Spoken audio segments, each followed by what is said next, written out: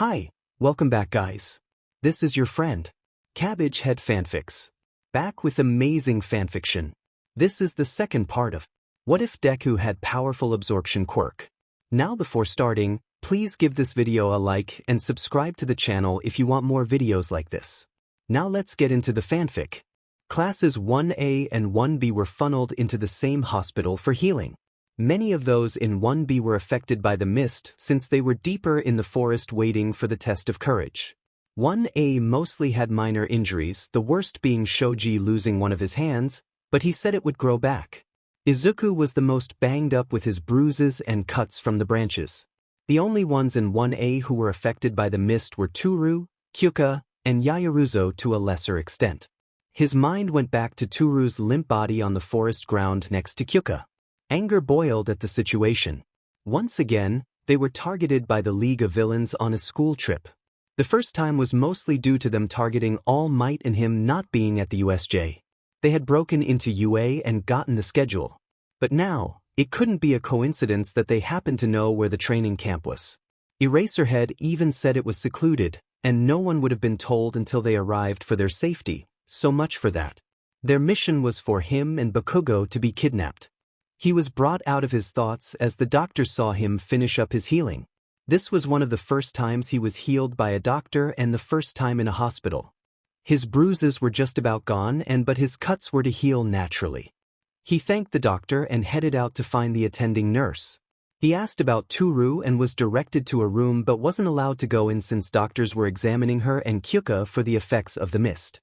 He found a small waiting area near her room and his friends were already there. Mina, Denki, and Hanta sat in quiet as they were lost in thought.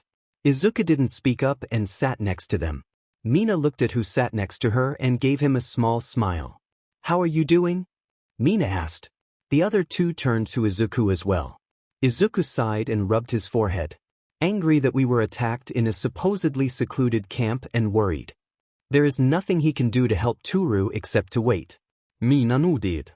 She sniffed and wiped her eyes. "Yeah, me too." Her voice wobbled.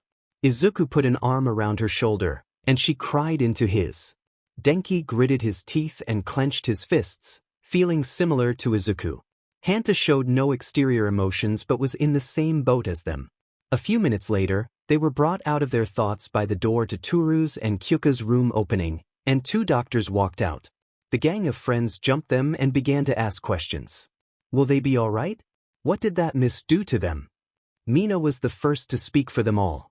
The doctors backed away slightly at the suddenness but composed themselves at a familiar situation. The older one spoke. "We drew blood and had a toxicology test on them both. It was a sleeping agent who knocked them out. It will have to run its course until they wake up. How long will it take? A week at most, a few days at least." He answered before they could ask. "Can we go in?" Izuku asked. The younger doctor looked at them and asked, "You are part of her class?" They nodded and she gave a small smile. "Please be quiet." And she waved them at the door. They gave their thanks and moved past them into the room. Denki opened the door, and they funneled into the room. Izuku stared at Toru in a hospital gown, covered in hospital bed sheets. She looked as if she was sleeping and looking at Kyuka. She was the same. Hanta pulled an extra chair from the corner of the room and set it next to the other two. Mina pulled Izuku to a chair, and he sat next to Toru's bed. They didn't say anything and just stayed close to their friends. "Have you guys told your parents yet?" Denki broke the silence of the room. "With what phone, dummy?" Mina snotted softly. "Right, I forgot." Denki chucked self-deprecating. "I'm sure the school has already taken care of that. I'm curious, though, how they will find us." Hanta said with reason. They all shrugged and began to trade stories from their time apart at the camp. They didn't have much to tell. They were on the trail, and then they noticed the blue glow of the fire and figured out something was wrong. When they heard an explosion go off by Bakugo and a glacier of ice followed it, they knew they were under attack. They backtracked and got lost for a bit until they found Izuku and the others. Denki, for his part, helped out Tokoyami and Dark Shadow when the quirk went feral when Shoji got hurt.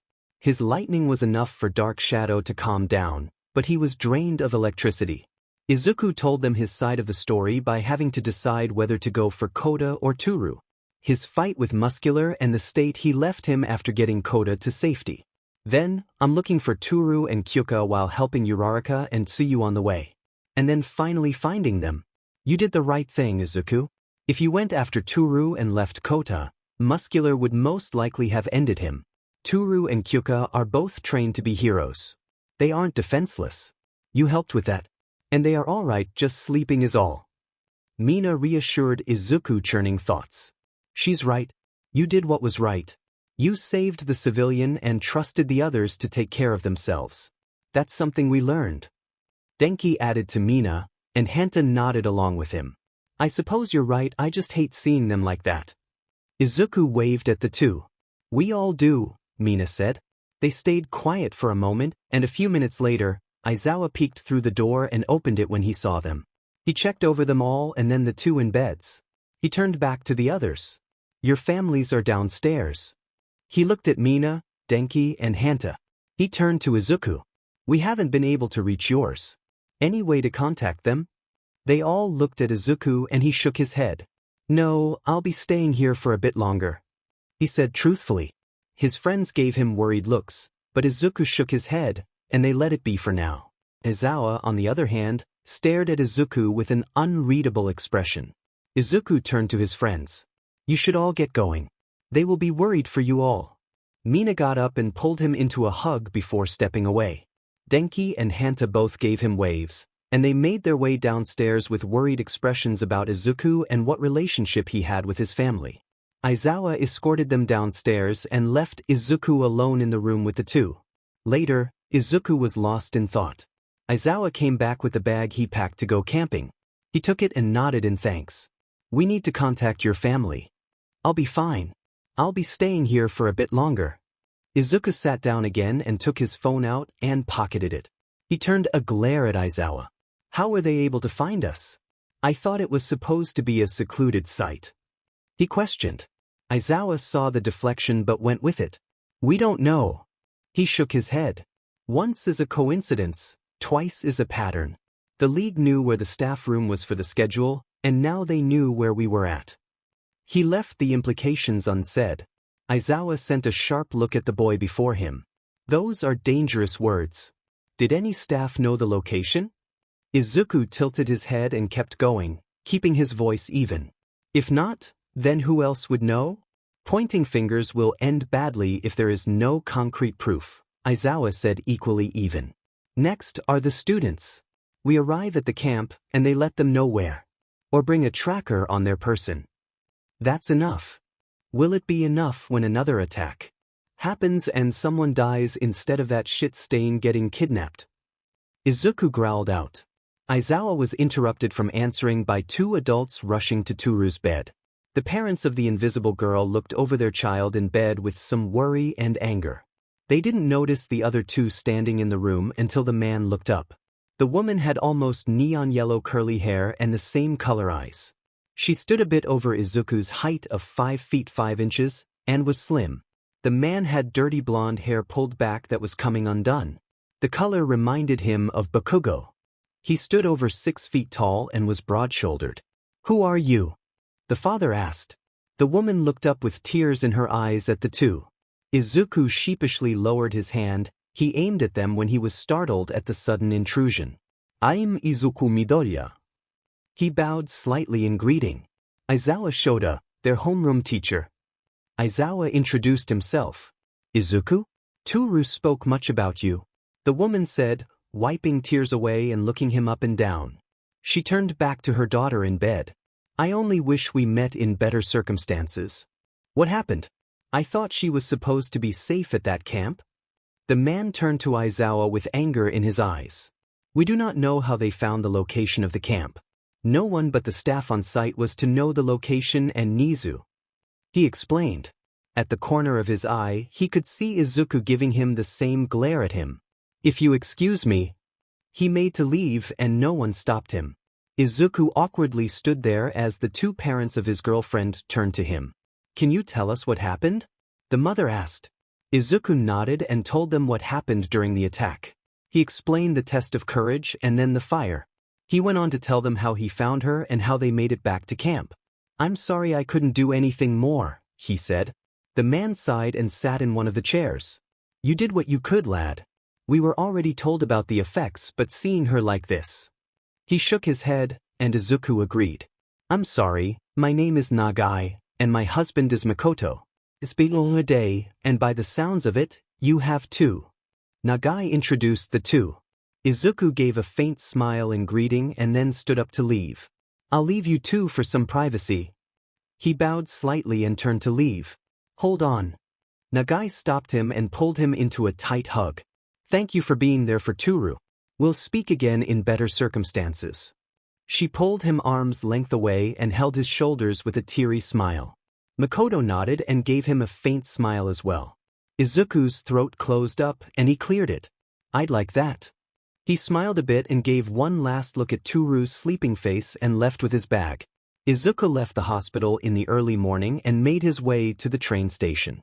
He boarded it alone with no one around. He arrived at the apartment around 3 a.m.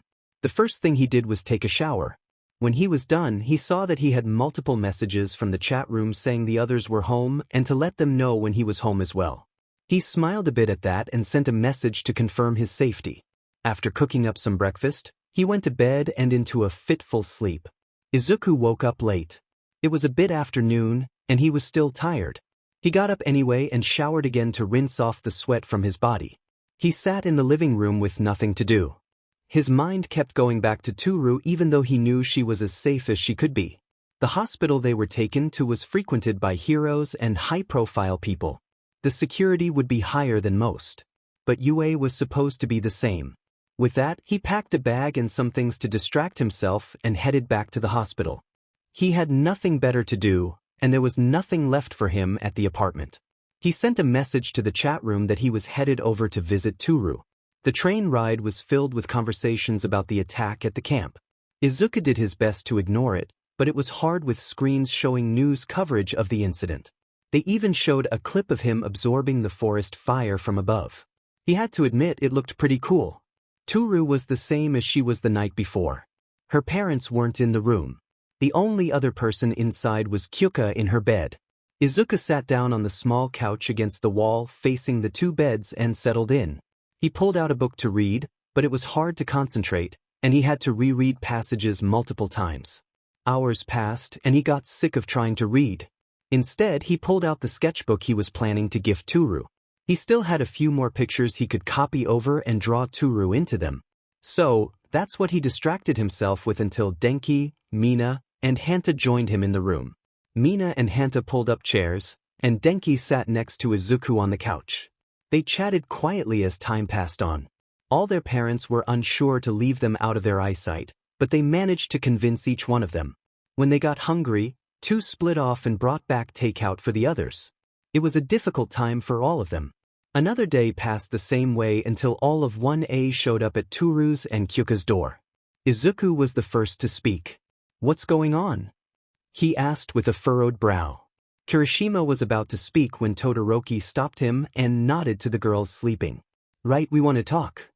Kirishima jerked his head for them to follow. They did so, and the rest of the class joined them in an empty hospital room. What's this about? Mina asked, and many of their class were also curious. I think we can help Bakugo. Yaoruzo put a tracker on the Nomu that was at the camp with someone from 1B's help. If we ask Yaoruzo to make us another device to find the tracker as she gave to the heroes, then we can save him from whatever they are doing to him. He said with passion. Izuku scowled at the mere mention of Bakugo and more so when they were having a meeting to go rescue him. Most of the class was shocked at the idea of going out and essentially committing vigilantism. His gang of friends frowned as well at Kirishima's idea. Izuku turned to leave. Midoriya, where are you going? Kirishima called out to stop him. I'm leaving. But you've known Bakugo the longest, don't you want to help him? He pleaded. Izuku whipped around with fury in his eyes. Kirishima took a step back, seeing the look on his face. Why would I want to help him? Let me ask you all a question. How many of you figured out why I loathe Bakugo? He turned to everyone else and most shook their heads or looked confused. So you spoke up. I have an idea, and I hope I'm wrong. If it's true, then I will have to question UA's reasoning. You're right, Kirishima. I've known him for 10 years. Let me tell you a story. Once, there were two boys, they were best of friends, brothers almost. Until one got a powerful quirk, and the other was deemed quirkless. The boy with the powerful quirk was praised that he could no wrong while the other boy was shoved down and beaten for being weak. The powerful quirk user began to have fun with his quirk and used it everywhere and especially on his old friend. For 10 years that continued as the quirkless boy was ignored and beaten by everyone while the powerful boy could do whatever he wanted. He had a powerful quirk after all. Until one day the quirkless boy got a quirk, and boy did he contemplate some horrible things to use it for. Instead, he trained it as best he could to try to catch up with the rest and instead turned in all the evidence the boy collected to the police. The school was shut down, and the powerful boy was arrested. The once quirkless boy managed to win, but he was covered in scars and distrustful.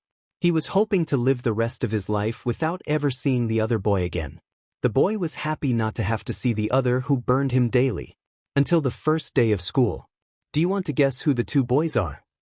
Izuku glared at the redhead, who looked sick to the core. The rest of the class wasn't doing much better. I was wrong. It was worse. Tsu croaked sadly. So, no, I don't want to go rescue Bakugo. He can go rot. Izuku sneered at the idea. You are lying. Bakugo is brash and rude at times, but he isn't like that. Yue wouldn't allow him to join the hero course. Ida stepped forward and challenged Izuku. Like you should be talking, you're still here? Izuku shot back. What's that supposed to mean? Uraraka asked shakily. Don't you dare. Ida stepped forward aggressively. Anyone with enough power can get away with anything, isn't that right? He looked over at Todoroki and he looked away. Ida's fist landed on Izuku's face but didn't do any damage. Izuku's eyes turned to Ida's furious ones. There were shouts of alarm from the others at the sudden attack from one of their own. Ida was pushed back, and Izuku lowered his hand from where it was on Ida's chest.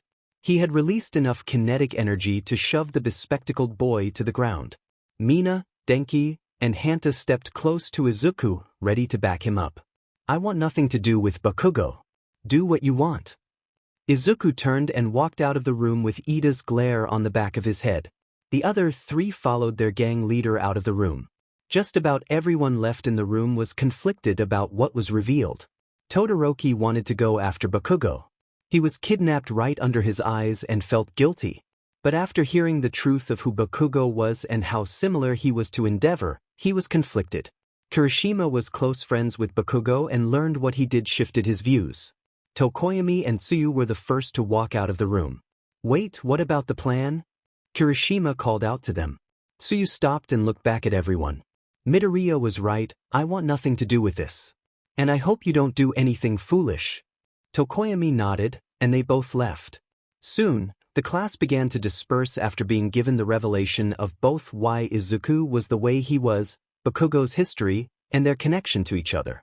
The plan Kirishima was building fell apart before it could see the field. Izuku watched the news on the TV in Toru's and Kyuka's room. Currently, All Might was battling against some villain in the Kamino ward. The same ward where Bakugo was, and the League was trying to capture him again. The raid to rescue Bakugo began while Yue gave a formal apology to everyone and made a statement. Bakugo was trying to escape from being encircled by the League. It was evident on the news helicopter, the villains Izuku encountered were still seriously hurt. The girl was stumbling and sluggish while the top hat villain was down one arm, and if his quirk was based around his hands, half effectiveness. The villain All Might was fighting was strong. He was holding his own against the number one hero. From what Izuku could tell, the villain had used different quirks. He could see when the villain's arm grew and then metal bolts grew out afterwards. Those two could have been connected, but when he forced Kurogiri to activate his quirk while unconscious, Izuku was sure that was the man who gave the quirks to the Nomo. Izuku frantically wrote down his theories about having multiple quirks. What could that mean for quirks? Were they part of a person or some attachment has grown on? Did the villain have a limit on the number of quirks he could hold? How many could he use at the same time? The mere idea of that kind of quirk fascinated Izuku to no end, and he was happy to have something to research. He turned back to the TV where Bakugo apparently blasted off the ground into Milady's hand and then she threw him like a rat. He barked out a laugh at the scene of Bakugo cartwheeling in the air. All Might had seen his student evacuate the area and began to unleash his full power against the villain. The camera couldn't pick up what the villain was saying, but it affected the number one hero. Some world-changing revelation shook All Might, and his true form was shown to all of the world. But to his credit, All Might didn't give up and finished off the villain with an earth-shattering punch. There All Might stood emaciated and unsteady on his feet. He was about to say something, but Izuku turned off the TV. He didn't care for the man. Izuku returned to playing with the idea of multiple quirks in a body. It was clear to Izuku that he wasn't working alone to create the Nomo. They had a humanoid appearance and were altered either by a quirk or science. Could adding too many quirks in a normal human transform them into Nomu, or was there a different process? So many questions and no way to answer them at the moment. Izuku responded to some messages in the group chat from his friends about the news. He went back to his notebook and kept going on theories and fun scenarios with multiple quirks. Another day passed with Izuku spending most of his time at the hospital with Toru and Kyuka. The other members of his gang joined him every once in a while, but they didn't stay longer than he did. On the fourth day after the camp, Izuku was detailing a picture for Toru when he heard a noise come from her. Izuku dropped what he was doing and went to her side. "Toru?" Izuku asked, next to her bed. She groaned and she smiled softly at hearing Izuku's voice. "Zuku," she hummed. "Toru?" Izuku asked gently and took her hand in his. His voice wavered, but he stayed near her. "Doing in my room?" she mumbled. Izuku laughed and remembered to call the doctor. He pushed the button and went back to Toru's side. "Not in your room, Toru." "No, I'm right." Toru raised her hand and placed it over Izuku's face. Izuku took Toru's hand and held it close to his face. A nurse ran inside with a doctor on her heels. "When did she wake?" the nurse asked and began to check her pulse and other simple tests while putting on goggles to see Toru. "Not 2 minutes ago," Izuku responded but stayed near her. "And Miss Jairu?" the doctor asked without looking up. Izuku looked over at her. "Nothing yet." He sighed. "Don't worry, lad. Miss Hagakure's awakening is a good sign for the others as well," the doctor said as Toru began to regain her senses. The medical professionals backed away to take note of their results, and Izuku got close. "Izuku? We're at the hospital? What happened?" she asked groggily. "The League of Villains attacked the camp and you were knocked unconscious by a mist. Do you remember that?" Izuku spoke slowly. She began to wake more and more as the seconds ticked by. "Yeah, I remember seeing a mist and running away, but we got drowsy and that's it." "Kyuka?" "In the bed 5 feet away. Everyone is all right, small injuries here and there," Izuku explained. "No one was hurt?" She pushed herself to sit up and Izuku helped her. "Bakugo was kidnapped and then rescued." Izuku shrugged. "She blew a raspberry." "Bakugo." Izuku glanced over to see the doctor and nurse stop at that and look over. Izuku bit his lip from laughing. "The doctors are still in the room." "Oh." Heat bloomed on her face and Izuku laughed and pulled her into a hug. "This is nice. I'm so happy you're okay." Izuku sniffed. Toru held Izuku back. "How long has it been?" "4 days, they were long days." Izuku pulled back and smiled. The doctor approached and Izuku stepped away to let them work. Toru answered questions that were asked and to see if she had any mental issues with the mist. Izuku sent a message to the group chat that Toru was awake and it exploded into chatter and frantic back and forward. Toru's parents were notified as well. Before any of Izuku's friends or Toru's parents could show up, Kyuka stirred awake similarly to Toru. Izuku did the whole process again and the same two came in from earlier and went to Kyuka. She was confused and groggy but began to gain awareness just as Toru did. When the doctors left after confirming Kyuka was well, Izuku sat between the two to fill them in on what they missed in the 4 days. Izuku sensed 3 familiar sources of energy getting close fast. Finished telling them the recap of the week when the gang of friends burst through the door and surprised the other two. Izuku watched Mina envelop Toru in a hug and then Kyuka quickly after. The other two were also ecstatic to see them healthy. Makoto and Nighteye slammed the door open, startling everyone including Izuku, who had to lower his hand again. The two shouted in joy and rushed to Toru's bedside. The others got out of their way and moves to Kyuka's side of the room to give them some privacy. After a bit of time, Toru called them to open the curtains separating the room. Mina peeked her head and pulled the curtain back. "Hey, nice to meet you, you must be her parents." Mina introduced herself with a beaming smile. The others followed suit by introducing themselves. Last was Izuku, who waved with a small smile. Toru waved him closer and he began to get nervous. Izuku stepped next to Toru's bed and introduced Izuku. "And this is Izuku, my boyfriend," she said with a smile. Izuku gave a small smile and nodded. Nighteye gave him a reassuring smile, but Makoto watched him with a close eye and scanned him up and down. "He doesn't seem too impressive." The man said, "Dad." "Makoto." Both the women admonished him. They were drawn to Mina, who barked out a laugh and covered her mouth quickly. Sorry. But Izuku is terrifying." She pointed at him and moved closer. "He is a bit short, but he is built different. Not swole but beefy. I'm not some prize bull you are selling." Izuku scoffed and pulled his arm away from Mina, showing him off. Toru was giggling on the bed as her parents watched the display. "He's terrifying?" Makoto asked. "Your quirk then?" "And brains, he helped us all with our quirks and improving how we use them." Mina nodded. "Izuku was the one who showed me to use my quirk as a focused mirror instead of just invisibility," Toru added. "You can protect my daughter then?" Makoto asked. "I will do everything in my power to do so. But she isn't some damsel in distress, we're all training to be heroes including her." Izuku said with all seriousness. "He's right, I don't need him watching over my shoulder. I can take care of myself," Toru said and took Izuku's hand. Makoto was about to open his mouth again, but Nighteye stopped him. "I'm happy to meet Toru's friends finally." She gave them all a warm smile and Izuku a nod. They chatted for a bit longer, then one by one the others had to head home when their parents called them home.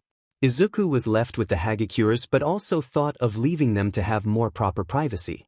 Before leaving, Izuku grabbed his sketchbook and presented it to Toru. She looked surprised and gently took it. "What's this?" Toru asked, and her parents watched in silence. "A gift, something I've been working on for a bit. I'll add to it when there is to add." Izuku smiled and motioned her to look inside. Toru gasped and her parents peeked to see what surprised her. They stood up and moved to see properly when they caught a glimpse of what it was. A front portrait of Toru with incredible detail. It was just black and white, but the detail of each curling hair and each eye was perfect. Izuku felt pride at having his work admired. "Green," Kyuka whispered and waved him over. "What is it?" "I like to draw, so I drew Toru." He smiled. "That's pretty sweet," she said with a soft smile. "Izuku, this is amazing. Better than the one you gave me." Toru pulled Izuku to her. "The first one was a bit rushed since I wanted you to have it. These, I took my time." Izuku motioned to the sketchbook. "It's amazing. Thank you." Toru pulled Izuku into a hug and he reciprocated. He enjoyed the warmth that she filled him with. They pulled away and Izuku motioned to the sketchbook. "That was just the first one." Toru understood immediately and grabbed it and flipped to the next page. It was a copy of their picture taken together in the clearing. Toru was next to Izuku with the others around the two. Instead of her floating clothes cueing in who was there, Toru's head was drawn in with any exposed skin as well. "This is incredible." Nighteye admired. She looked up at Izuku. "Thank you for this." She smiled. Makoto gave him a grudging nod. Izuku felt more pride fill him. He gave Toru a farewell hug and she gave him a quick peck on the cheek. He left the hospital just as a woman with hair similar to Kyuka and the same earlobes rushed into the hospital with a shaggy-looking man close behind her. Izuku smiled at seeing them hurry along.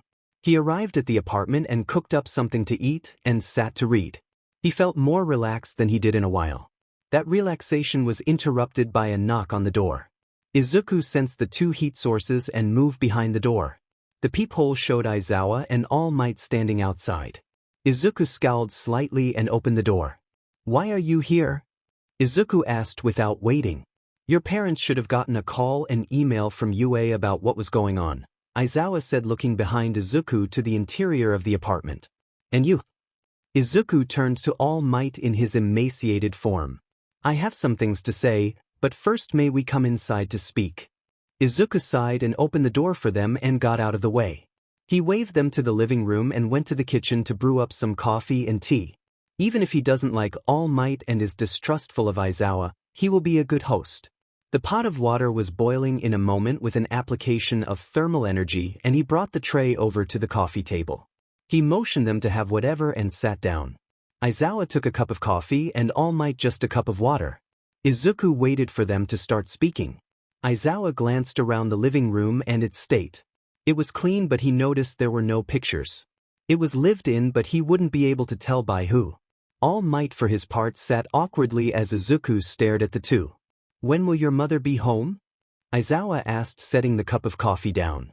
But what did Yue send out? Izuku leaned back. It's better to discuss this with her present. All Might added. Izuku stared at the two and let out a sigh.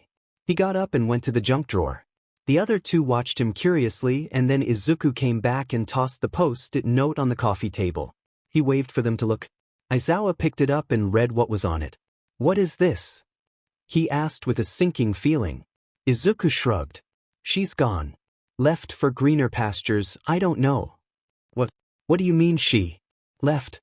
All Might looked alarmed. Oh, sorry, let me explain. So when I walked into the apartment, that note was on the counter and all her stuff was gone. He said sarcastically. When was this? When was the last time you saw and spoke to her? Aizawa furrowed his brow. I found the note the day after the internships were over. Last time I saw her was over a year ago. Last time I spoke to her, I don't know. That was months ago. Why didn't you say anything? Aizawa asked seriously. What for? She paid for the apartment for the next 3 years, and I get funds put into my account every week for necessities. What's different between now and before you? Nothing. Izuku scowled at Aizawa. She neglected you, that isn't right. All Might said softly. Izuku whipped his head to him. A lot of things aren't FN right. But I'm luckier than most. Tell me, do you know what the average quirkless person's lifespan is? It's 20.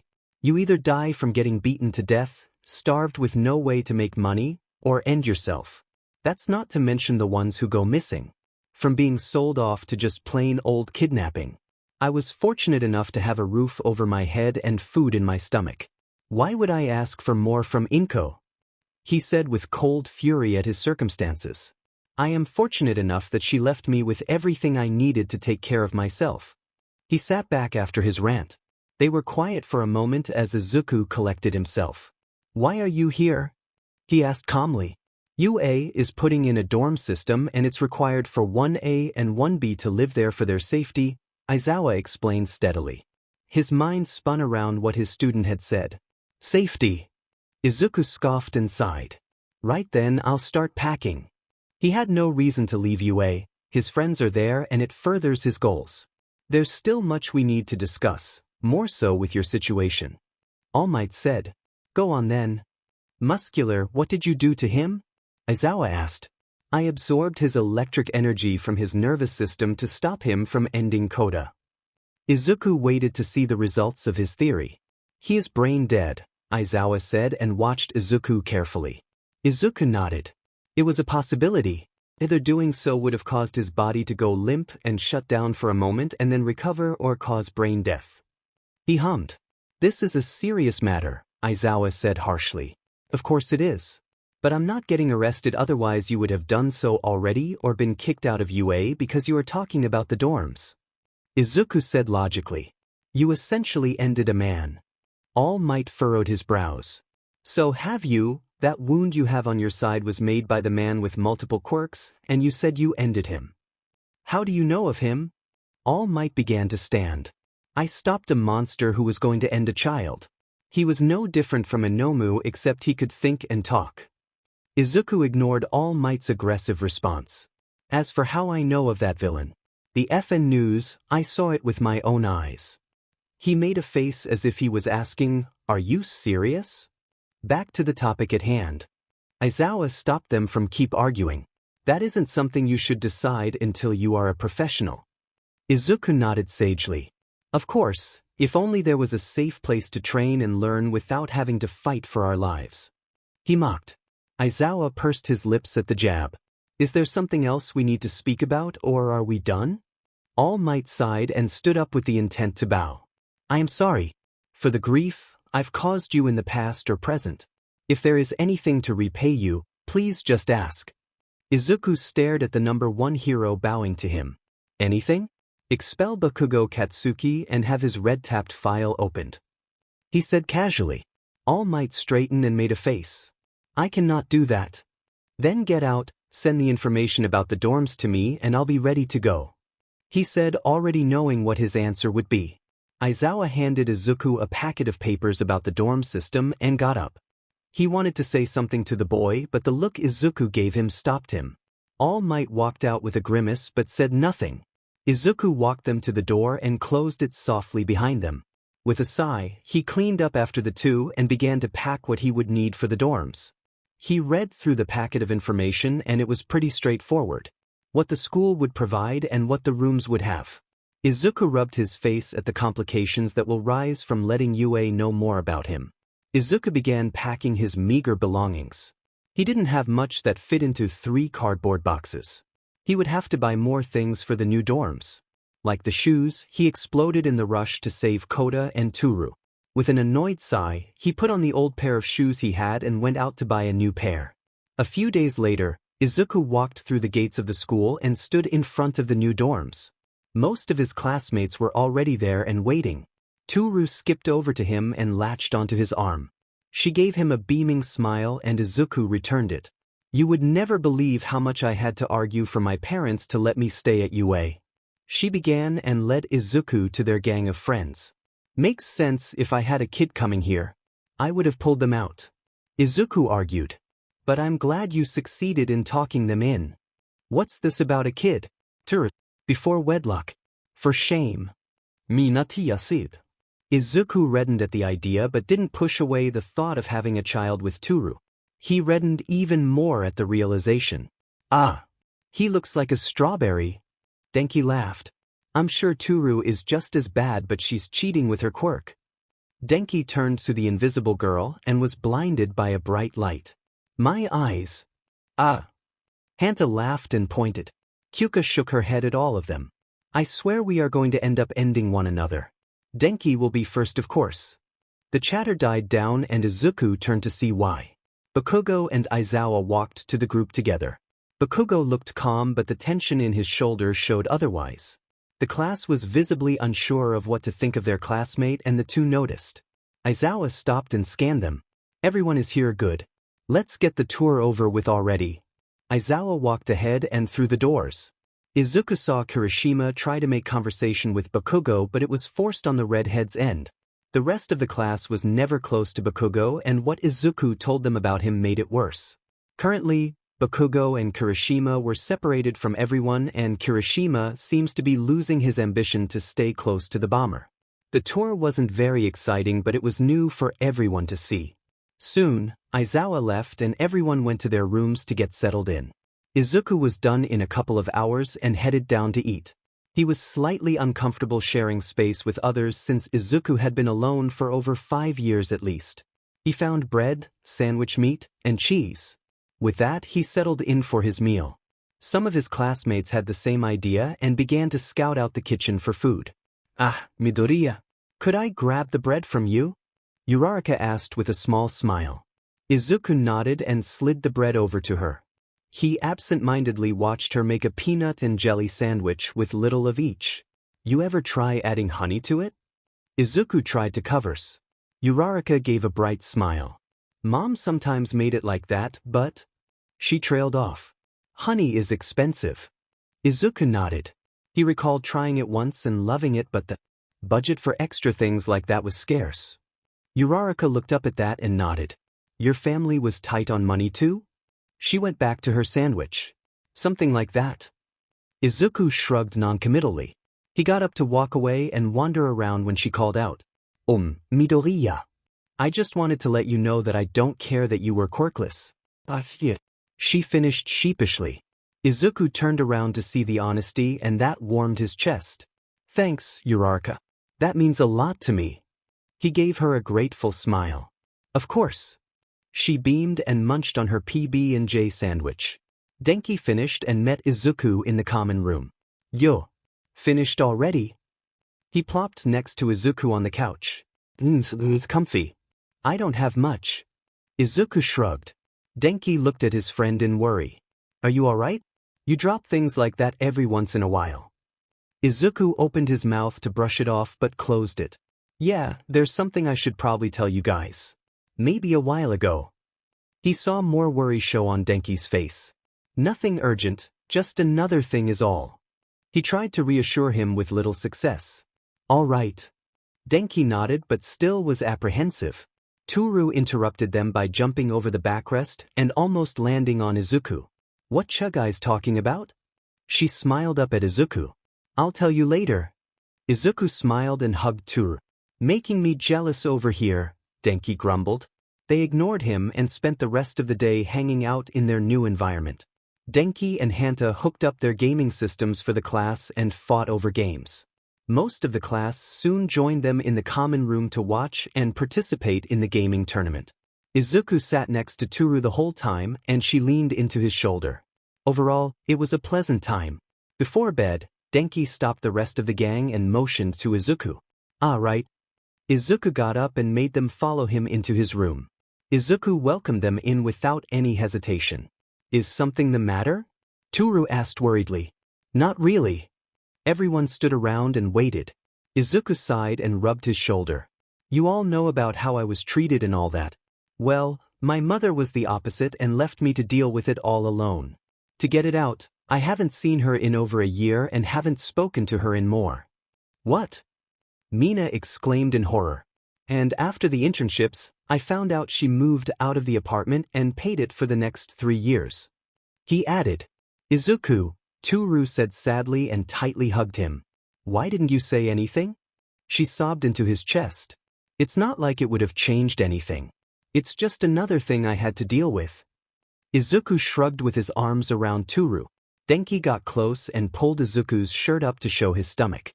You're not starving or anything, right? He poked. Izuku's cheeks reddened and he batted Denki's hand away. No, Inko deposits money into an account for necessities. That's why you knew how to cook so well. Mina huklid verkli. Man, that blows, Kyuka said sadly. I'm guessing Yue knows since they went to everyone's house for the dorms. Yeah, Aizawa and All Might came. And your dad? Not around? Hanta asked tentatively. Izuku shrugged again. Never met him. Maybe she ran off to find him. He said bitterly. Toru squeezed tighter to reassure him. It helped. Is there anything else that we should know? You know, just to clear the plate. Denki asked and got a mild glare from Kyuka. Izuku thought for a moment. Not that I can recall. The gang stayed for a bit longer in Izuku's room. Mina was the one who broke the silence. Let's have a sleepover. Izuku has missed out and we don't have school until Monday. She proposed. Toru jumped on the idea. Yeah, that's a great idea. Denki and Hanta both shrugged and nodded. Everyone looked at Kyuka. Well, I can't say no now. Everyone gave a quiet cheer and they filed out of Izuku's room to get supplies. While Izuku wasn't opposed, it would have been considerate of them to ask what he thought. That didn't stop the warm smile that showed on his face. He stayed there for a bit and wondered what he should do to prepare. He didn't know what people did at sleepovers or what they would need. He was brought out of his thoughts when Denki burst in with his arms full of stuff. Izuku rushed over to help him. Soon, the rest of the gang arrived with similarly filled arms, Mina's with more snacks than anything else. They made a large blanket and pillow pile that everyone sat upon. Hanta set up the small TV he brought. Mina passed snacks around and fought Toru when they wanted the same snack. Kyuka caught Izuku's unsure nature. You'll enjoy it, just relax. She reassured him. Izuku nodded tentatively. Have you had sleepovers? Only a few times and way long ago. They usually go about the same each time. She chuckled. Everyone got comfortable and Hanta put on a comedy show. Toru snuck under Izuku's arm and snuggled in with a bag of gummy worms. Mina pouted at her lost snack and resigned herself to gummy bears. Izuku looked around at his friends getting under blankets and laughing at the bad jokes on the TV. He looked down at Toru leaning on his chest and felt her giggles. Izuku felt ever grateful that he made friends with the people around him. He held Toru and felt himself relax in his new possible home. Izuku was the first one awake, and he was confused at waking up in an unfamiliar place. He sensed the area around him with his quirk and remembered where he was. He looked around at the sleeping forms of his friends splayed around his room. Denki was curled up with his blanket half off his body at the feet of everyone else. Kyuka's leg was on Denki's chest and her arm was under Hanta, who was sleeping face down. Mina was spread eagle and half of her body was draped over Hanta and her legs over Kyuka. Drool dribbled down her cheek to soak the back of Hanta's shirt. Izuku looked at Toru and felt heat rush his face and body. She was curled around his arm and her back was pressed tightly to his chest. Izuku's other arm was hugging her from behind and his legs were wrapped around hers. He was stuck and couldn't move unless he woke her and possibly everyone else. Without much else to do, Izuku relaxed again and slowly dozed off to the smell of Toru's shampoo. Mina. I think that's enough photos. Kyuka yelled at the pink girl. They look so cute though. Mina quietly squealed with joy. Look at Izuku's face, he looks so relaxed. He always looks at least a bit tense and like looking over his shoulder. Hanta nodded and the others agreed. What should we do? Slip out? Wake them. Guys? I know it would be pretty obvious to see if Izuku woke, but how do we know if Toru is awake or not? Denki asked. The four zeroed in on where Toru's face should be and they heard a quiet squeak. Mina slapped her hand over her mouth to keep quiet as she held in the sound of laughter. Toru, you little seductress you. Mina squealed. I can't get out without waking him, she said quietly as she could. Do you want to get out? Kyuka smirked. They heard Toru grumble and her clothes shifted as everyone awake chuckled. Izuku began to stir awake and the others quickly acted like they were waking up for the first time. Izuku opened his eyes and looked around at everyone in completely different positions than they were earlier. He caught the concealed smirk of Mina's and immediately realized they all saw him. His face burned at being caught in such a situation and the rest of his body got hot. Too, when he sensed Toru trying her best to act asleep as well. Ah, good morning everyone, Denki said with the most unconvincing yawn. Yeah, he's not buying it. Kyuka, said. Izuku began to pull away from his hold on Toru when he felt her hold tight to his arm and locked her legs to prevent him from moving for a moment longer, and then she let go and got up with him. Toru's hair was sticking up everywhere as she turned to Izuku's burning face. She gave him a warm smile and pecked his cheek. The best sleep I've had, she whispered to him. Izuku's face burned even hotter and he tried to hide away his face from the others, who began to laugh at his embarrassment. Toru helped calm him down by hugging him from behind and giggling softly as everyone else began to stretch and wake properly. Once Izuku was sufficiently calmed down, everyone headed downstairs to find breakfast. They left the mess in Izuku's room for later. The rest of the weekend passed with the gang of friends hanging around together most of the time. Sometimes they split apart to enjoy their time alone, but the majority was spent doing something everyone could enjoy. Soon, Monday morning came and everyone dragged their feet to class. I don't wanna, Mina whined for the nth time that morning as they walked through the doors of the classroom. Me neither, Denki whined next to her. Once everyone sat down, Aizawa came through the door a few moments later. Go get changed. And he walked out. Izuku rolled his eyes at the man, but did as he was told. Everyone met up in a concrete gym with a few teachers behind Aizawa. He explained what they missed out on since the attack on the camp cut their time short. Izuku thought about super moves he could make but realized most of his moves are super moves. Anytime he absorbs or releases a large amount of energy of any kind changes the battlefield. The combination of absorbing light and sound changes the environment to his advantage since he could still see with his sixth sense. Thermal absorption to the maximum would freeze anything in the immediate vicinity while adding to his core. Those were the two he immediately thought of and they were game changers. Aizawa was done speaking and everyone began to split off to make super moves. His gang of friends also split off to practice the moves that they already had, thanks to Izuku. He was still curious about Toru and her hidden super move, but he wouldn't pry. Young Midoriya, you seem lost. Do you need any help thinking up any super moves? All Might approached him tentatively. Izuku eyed the man for a moment. Your smashes, they are super moves, right? All Might was a bit surprised that the boy spoke to him without any venom in his tone and was more than happy to help. Yes, even though I use them frequently, they are super moves. Izuku nodded. Then I have plenty of super moves. I did ask Hatsum for some support items, I'll go see if she is done. Izuku turned to leave. Where are you going? Aizawa asked. Shouldn't you be working like the others? He said he had plenty of super moves. All Might shrugged. You're not going anywhere until you show me 3. Izuku rolled his eyes and glared at the man. He was far enough away so they didn't get caught in the crossfire. The immediate area turned into the coldest part of the planet without Izuku moving a muscle and continued to stare at the underground hero. Absolute Zero. He said the name he made up long ago. Next, he raised his hand, and a bead of pure thermal energy coalesced in his palm. It turned from bright white to blue. His eyes turned to All Might and the faint burn scars on his forearms from the same super move he made on the spot. Nuclear immolation. Finally, the bead disappeared, and the area turned into a dome of the void, and the sounds stopped working. Izuku could still see and moved quickly behind a tense Aizawa. He released his quirk and sound came again. Void domain. Aizawa turned in a flash to stare at the boy. Izuku stared back for a moment and turned to head to the support department. The two watched Izuku walk out of the room. They both were wary of Midoriya and his mental stability. One bad day and Aizawa wasn't sure if he could contain him. Maybe if he got the jump on Midoriya, but he was doubtful. He turned to watch the rest of his class and saw that the group of friends belonging to Midoriya all had a head start with super moves. Mina was covered in an acid suit and wafted waves of white mist that ate away at the concrete pillars before her. Kaminari was moving faster than a normal person should. Shiro had multiple copies of ectoplasm tied together with rapid movements. Jiru was focusing on sending narrowed sound waves that shook the earth.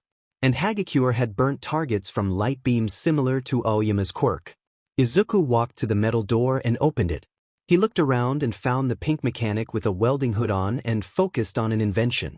Izuku walked over to her and absorbed the light around his face to see what she was welding. He was mildly surprised about the amount of light energy he was absorbing but focused on what she was working on and waited. He had no clue what she carefully worked on, but it was interesting. He could sense power loader eye him but paid no mind to the teacher. Hatsum finished and took off the hood and handed it to Izuku. He took it without hesitation and spoke. Hatsum, you finished what I asked? Emichim? She turned from her work to see who was beside her. Flu. I have. Come and see what you think.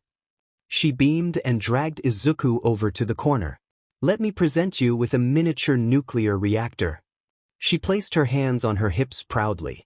Izuku grinned in delight and sensed the device the size of a small refrigerator. He could sense the small amount of nuclear material inside with a lot of energy contained in the material. But the best part was the electric energy contained and waiting to be used.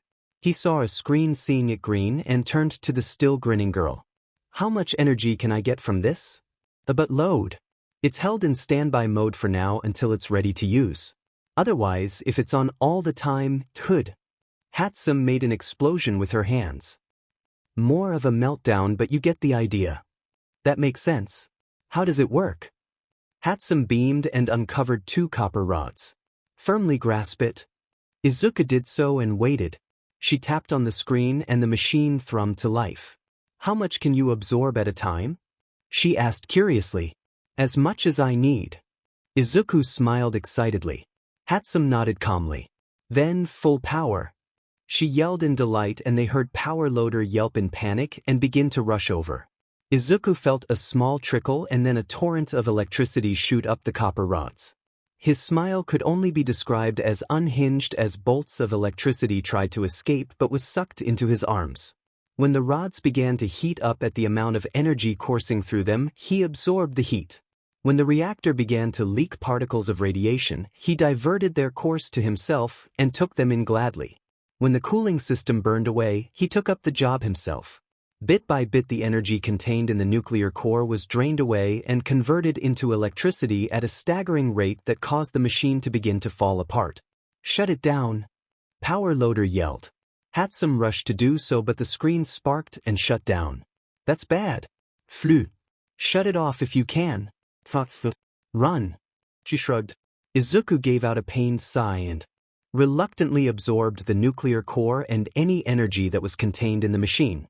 The nuclear reactor came to a dead stop and Izuku sighed.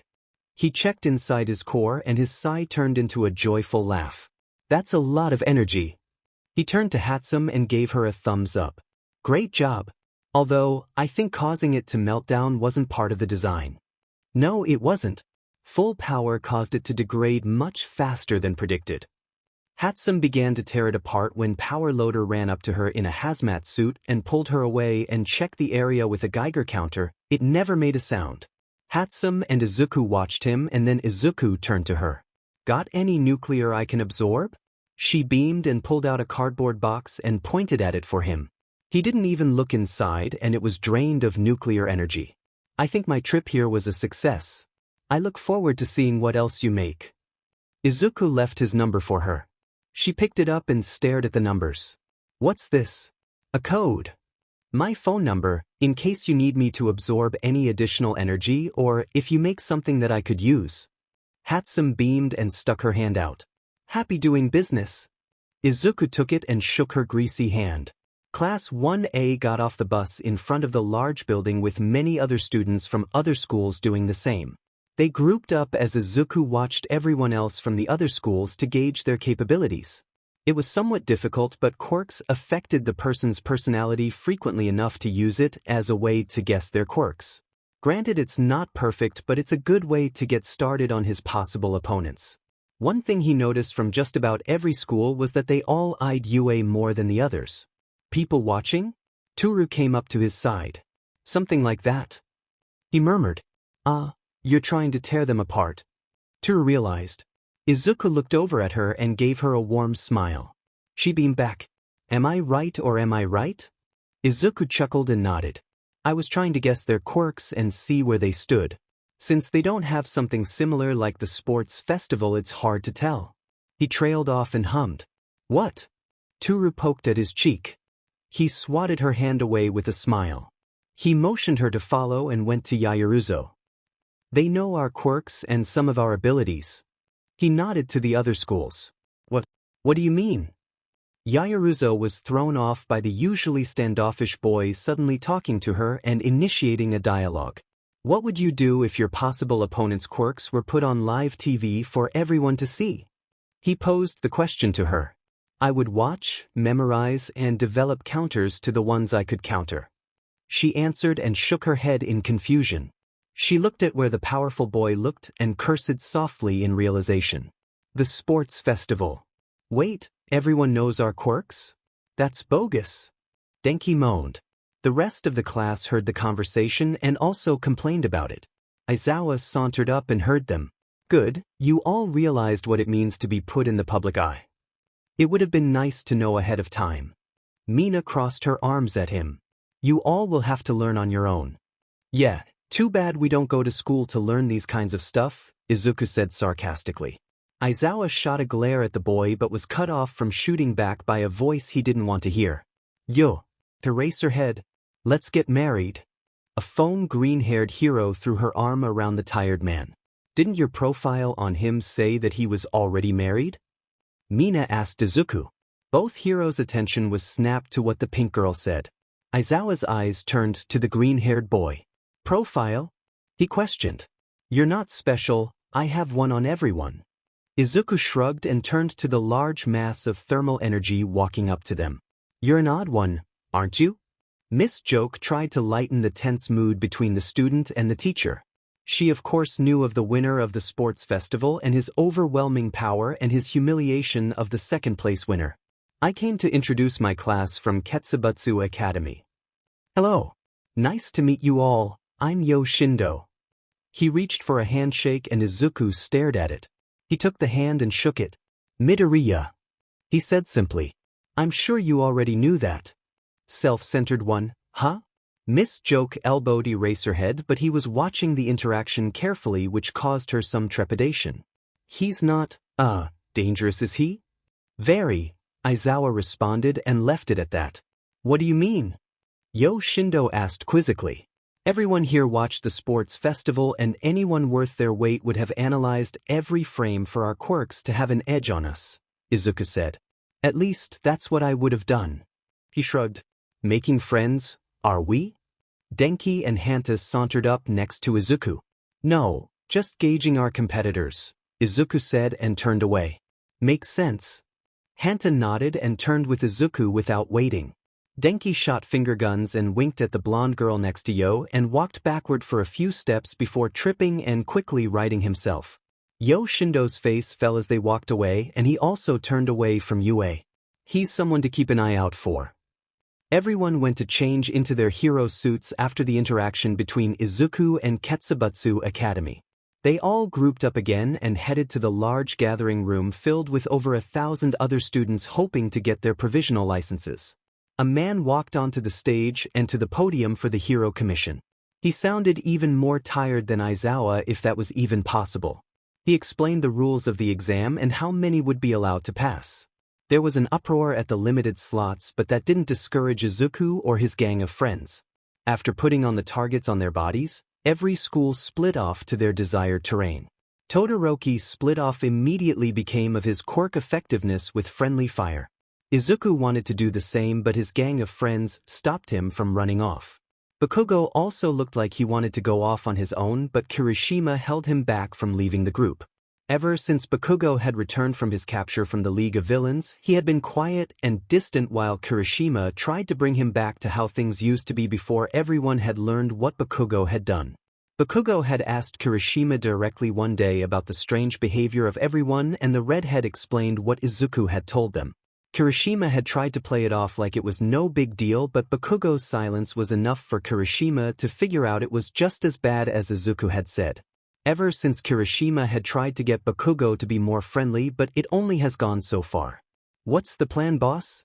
Hanta asked in his gruff voice reserved for Izuku. Izuku looked around at the rocky field.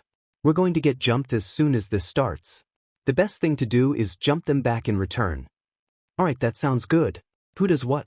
Or are we on the chaos train today? Mina asked. It's going to be hard to predict what will be thrown at us with so many variables. I say just stay together and work together as best we can. Izuku shrugged. Solid enough for me. Denki nodded. The buzzer went off and immediately a rush of students began to throw balls and their quirks at Yue. Izuku and Toru flashed them with a bright light that blinded many of them as Hanta began to tie some of them up and reel them in for a tag. Denki and Mina shot their quirks out to slow the tide of projectiles. Kyuka had her earlobes plugged into the ground for scouting and heard a voice. Izuku, it's that one guy you were talking to earlier. Kyuka shouted out a warning. Izuku leapt forward and burned many balls into nothing as he caught the smirk shot in his direction by Shindo as he slammed his hands down on the ground. Izuku sensed the massive kinetic energy surging everywhere and Izuku smirked back behind his mask. He absorbed it all and the smile on Shindo's face fell and confusion replaced it. He looked to Izuku and he shook his head and slowly placed one hand on the earth. The ground shattered and the whole arena shook at the impact of Izuku's display. The earth erupted beneath everyone's feet and they were thrown off balance. What Shindo tried to do was a pale imitation of what Izuku showed. Uno reverse speech. Denki cackled. Izuku had his target and dashed forward to Shindo who was just now recovering. He was shocked at the power the student of UA had displayed. He looked up to see the green eyes of the said students staring at him from above. He tried to get up and attack but a wave of electricity washed over in every direction, stunning them and rendering them immobile. Shindo tried to use his quirk but it was made useless by Izuku's presence. Any vibrations were nullified and the targets on his body were tagged and he was out. A few more battles ensued between those who remained on their feet and Izuku's class. A few tried to take Izuku down with their quirks or combat skills, but between absorbing every strike and him being able to immolate anything that tried to capture him, it was no use. A girl with ice armor charged at him with a war cry but the ice on her body melted away under an aura of intense heat and then batted away with a kinetic blast. Two others tried to trap him by telekinesis and get him off the ground, but a void domain cut their line of sight of their quirks, and they were disoriented by the sudden attack, losing their concentration. Two lightning bolts took them down and Izuku moved forward. The rest of Izuku's gang fared well with their teamwork. Hanta was ideal for capturing others and Denki to stun them. The girls acted in supporting roles by defending themselves from others trying to get close by using mists of acid, beams of light, and sound waves. Soon, they all passed and were on their way to the next phase. Toru and the other four walked into the waiting area to see Izuku already seated and waited for them. "You left us." Toru pointed an accusatory finger his way. "No, I didn't. I helped break the ambush and just got here before you guys," he explained. "Plus, you all can handle yourselves." "Hear that? The boss thinks we are capable," Hanta said smugly. "That's fair." Denki shrugged and went to the snack table with Mina on his heels. Toru plopped next to him and leaned on his shoulder until he wrapped an arm around her shoulders. "What do you think the next phase is?" Kyuka caught a water Denki tossed her and sat across from the two. Izuku hummed in thought. "We already did fighting with the addition to trim the numbers down. Now, I'm guessing it has something to do with rescue or helping civilians in some way. Or maybe we all have to work together to perform a raid. I'm not entirely sure." "5 whole schmeckles that it's a rescue thing," Denki said to the group with his arms full of snacks for the table. "The F is a schmeckle? Make it 10 and you got yourself a deal," Mina and Kyuka said at the same time. After some time, the rest of their class joined everyone else in the waiting room. They mostly stayed in groups but not all together. The one that was mostly alone was Bakugo with Kirishima nearby him. More and more hero hopefuls joined the rest in the waiting room for a while longer. Izuku people watched to see who would pass to the second phase. A few people caught his eye, but mostly one tall boy with a Shiketsu high school uniform often eyed Todoroki from across the room. Soon the last person to pass walked into the room and the TV in the room turned on. The last slot has been filled and the second phase will start soon. There was an aerial view of the terrain they were just in. Everyone watched as those who didn't pass were collected and removed from the area. The second phase will consist of disaster rescue. Multiple explosions rocked the area and leveling everything into rubble. There were cries of alarm and then the screen switched to show people in blue t-shirts covering themselves in fake blood. "Your objective is to rescue civilians from the aftermath. You owe me 10 schmeckles." Denki pointed with a laugh at Mina. The room's wall opened out and the second phase started. Yayaruzo took charge immediately. "All right, we need to set up a triage zone immediately for the civilians. Anyone with scouting abilities focuses on finding trapped people.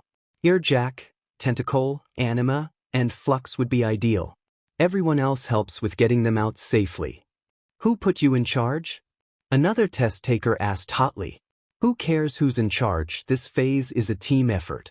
Your name gets written down on the participation trophy like everyone else," Izuku said loudly enough for everyone to hear as he began to look for people under the rubble. "Here got 2. He pointed down. Everyone jumped into action and spread apart.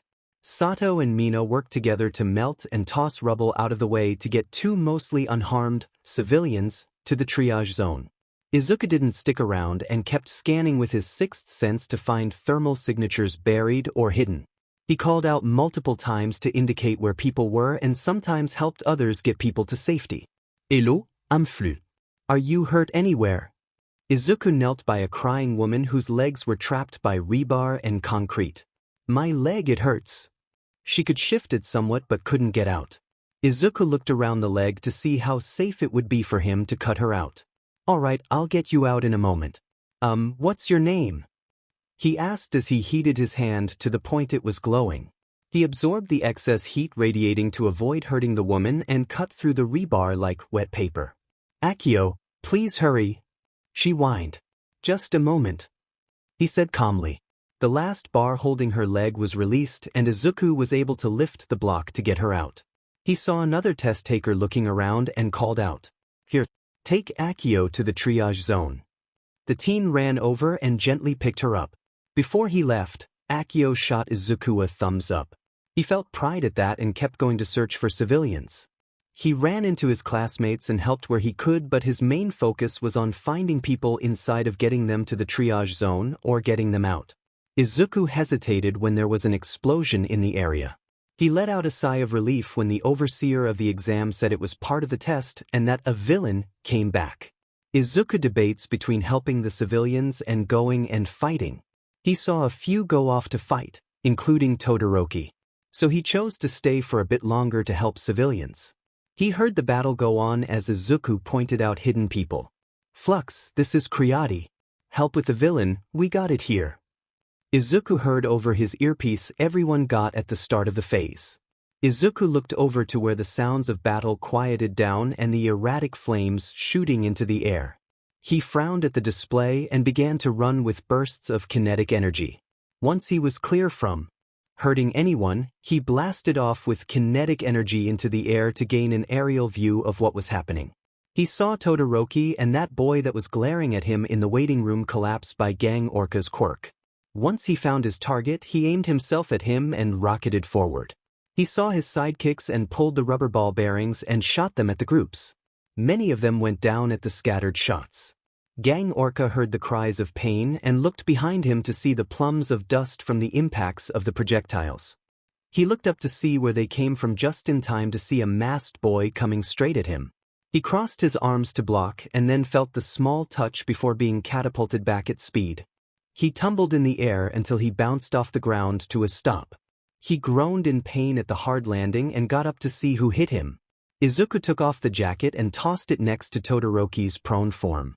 He was aware of Gang Orca's quirk and its effects, so he wasn't worried about the ones that were immobilized by it. He was also aware of his weaknesses and fighting style.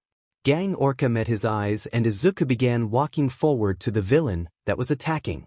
"Surrender," Izuku called out. "You puny hero, you dare?" Gang Orca said imperialistic tone. "That was a good strike. Too bad that's all you'll manage to get," he said in his normal tone. He screeched, launching a subsonic wave at Izuku to stun him. Izuku kept walking forward and the sound wave was absorbed into his core without an issue. Kugo Sakama, quirk, or sinus. Enhanced strength, speed, and durability with the added ability to launch subsonic attacks to stun opponents. Most effective underwater, even deadly. Weak to heat and dehydrated. You are one of my most liked heroes. Izuku never stopped walking forward as he spoke. "That's pretty impressive, but can you back it up?" Gang Orca was a bit unnerved at his profile being said out loud by the boy before him. "I can now surrender." The pants Izuku wore burst into flames, leaving him in his black suit underneath. The stone under his feet began to warp and melt. An intense heat washed out from him in every direction. Everyone in the facility felt the temperature rise. Cement blobs shot at Izuku, but they washed over his body in liquid glassy substances. Gang Orca stepped back at the impossible heat, but Izuku didn't stop his advancement. The earth under his feet glowed hot and acted closer to putty than solid ground. Izuku stopped as the suit on Gang Orca began to smolder. "Surrender," Izuku commanded and pointed two fingers with lightning arcing at the tips. Gang Orca began to pant at the heat and tried to pour the water he had on his head, but it evaporated before it could touch his skin. He felt his durable skin begin to burn and his heat-resistant suit began to burn. "I surrender." His voice was rough from being severely dried out. Izuku immediately stopped his release of thermal energy and began to absorb it back quickly. The ground around him solidified and the air cooled drastically. Gang Orca let out a sigh of relief and slumped to his backside. The facility quickly became colder as Izuku kept stretching out to absorb small amounts of thermal energy from the whole area instead of making it a frozen winter wonderland that spread. I guess I should have gotten something to tie you up with until the police came to get you," Izuku said awkwardly to Gang Orca on the ground. "Not a bad idea to add to your equipment, but I doubt anything would survive your power." Gang Orca chuckled and Izuku nodded at the statement. "That's not all you had stored in you, was it?" Izuku shook his head. "No, only a fraction." He didn't mention how small of a fraction. The speakers announced the end of the exam after they found the last civilian. Izuku gave a wave to Gang Orca and headed off to change and see his results. On his way to pick up his jacket, Todoroki had been able to sit up and the other boy was staring at Izuku like he was a monster. Izuku picked his jacket up and dusted it off before holding his hand out to Todoroki to help him up. He nodded and stood up with his help and then turned to the other boy and did the same Izuku did for him. The other boy looked at the hand and then at Todoroki. He took it with a wary smile and they made their way to the locker room. Yo! Flux, did you create a miniature sun? It was burning over here. Denki had his jacket off as well and some lingering sweat was on his brow.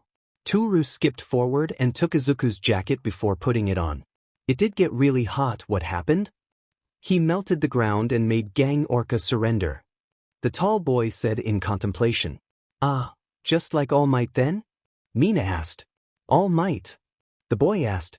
Na, ilike gong Orca. The most he got was first-degree burns. Izuku shrugged. All over his body, most likely, Todoroki muttered. Everyone that passed the second phase stood waiting to see their results of the exams. Many were anxious to see their name on the screen saying they passed and would receive a provision license. Toru stood next to Izuku wringing her hands and had a scrunched-up face in worry. Izuku set his hand on hers to calm her down and smiled reassuring to her. A few moments later, the screen lit up and everyone had their focus on it. There were many cries of joy and some cries of disappointment. Izuku found his name and felt the weight fall off his shoulders. He had passed and so had everyone in his gang of friends. Toru leapt for joy and threw her arms around Izuku's neck. He caught her and held her tight. Most of his class had also passed, except for Todoroki. Bakugo had also passed but it was by a close margin, 1 point lower and he would have failed like Todoroki. When everyone had calmed down, they went through the process to get their licenses and then board the bus to head back to the dorms. The atmosphere in the bus was at a high because of the success of everyone. They gave some apologies to Todoroki but he didn't seem to mind it as much. I made a mistake during the exam and it caused me to fail. I will do better next time. Todoroki said with conviction. What happened? It was that tall bald guy, wasn't it? Mina asked. He nodded. He took the UA recommendation exam but chose Shiketsu High School instead. He said I had the same expression my father had and didn't much like the man either and he grouped me up with him. He explained. Your father is an ass. Izuku nodded. Todoroki gave the faintest of smiles. You only went to my father's agency for energy, didn't you? Used him like a battery, a good battery. He sighed in remembrance. The gang snickered at their leader using the now #1 hero as a fuel source. The rest of the trip back to the dorms was quiet enough. The class had dinner together and relaxed in the common room. Izuku pulled out a book he had been reading and let Toru snuggle under his arm while watching TV like the majority of the class was. Izuku caught the eye of Yaoruzo trying to see what he was reading. He moved the back for her to see and her eyes gleamed. Midoriya, would you be open for me to borrow that once you are done? I have a collection you might like in return. Yaoruzo asked with hope. Izuku smiled and nodded. Alright, I have a few as well. The class subtly turned their attention back to the TV and rested for the rest of the dimming light. There were croaks from Tsuyu in contentment as she soaked in the thermal energy Izuku emitted for both Toru and himself. She hadn't spoken to Izuku but everything she had seen of him was good. He was only hard on those he didn't like. Tokoyami was in the same boat as Tsuyu and enjoyed Izuku's company but the group of friends was too rowdy for his tastes. The rest of the class also began to have an understanding of the powerful boy and his attitude to many things. All except for two, Bakugo and Ida. Ida still had negative feelings toward the green-haired boy for stopping what he had planned and to a much lesser extent Todoroki. Bakugo had been going to mandatory therapy to fulfill a condition to be allowed to join UA. He had his mindset changed a lot and didn't know what to do with the boy he had tortured for over a decade. Kirishima was reluctant to stay by his side but stuck with him when he saw Bakugo was trying to change. Kirishima nudged Bakugo to go and the blonde gritted his teeth. He walked over to Izuku. Can we talk in private? Everyone's eyes were on him except Izuku's. No. The green-haired boy said simply. His gang of friends looked back at Bakugo after Izuku's answer. They were very familiar with what kind of relationship the two had and they didn't like the blonde at all. Kirishima winced at the wall Izuku had thrown up as Bakugo tried to make progress. Bakugo clenched his fists even more tightly and asked again. It's important, please? He gritted out. Izuku stopped reading and looked at the red eyes of his tormentor. He stared with cold eyes in return and spoke. No. He turned back to his book. I want nothing to do with you. I wanted you out of my life, but you came back and I can't do anything about it, yet. Bakugo looked down and his face flushed red. I'm sorry. I'm sorry I hurt you for so long. I'm sorry for what I did, he said with his head bowed. Izuku looked up from his book again to glare at the blonde. You know I will never forgive or forget what you had done. So why are you apologizing? Bro, he's quiet. He turned on Kirishima and he shrunk under the intense glare. I want nothing to do with you. Izuku stood to leave. Bakugo yelled after him. I didn't know what I was doing. I didn't know it was wrong. I wish I never listened to the teacher's words. Izuku stopped and turned back. He gave Bakugo a pitying look. Do you know who the lawyers that red-taped your file work for? Bakugo furrowed his brow at the change of subject and shook his head. What do you think is going to happen when you graduate? You will be owned by whoever they work for. Going back to step one and listening to others telling you it's okay to do what you want. What are you talking about? Bakugo growled in confusion. You think they did it out of the kindness of their hearts? No, whoever they are, wanted a tool with a powerful quirk under their leash. After all, you owe them everything. He left Bakugo with a pale face and a cold sweat dripping down his neck. Izuku woke up with a weight on his bed that he wasn't expecting. He looked down and saw Toru curled against his chest. He furrowed his brows and looked at the closed and locked door. He was trying to understand how she got inside as Toru stirred awake. She looked up at Izuku's raised brow. Toru giggled and buried her face in his chest. While it's nice to see you, how did you get in? Izuku said, hugging her. Teamwork. She said, muffled. She looked up. I stole your key, Hanta made a tape outline, and Kyo asked for Yayamomo to make a copy for a favor. She beamed. You thief. He said warmly and held her tight. He remembered that they had school soon and groaned softly. She understood and snuggled in as deep as she could in his warmth. Izuku got up and so did Toru. She turned to him and gave him a peck on the lips before heading to her room to get ready.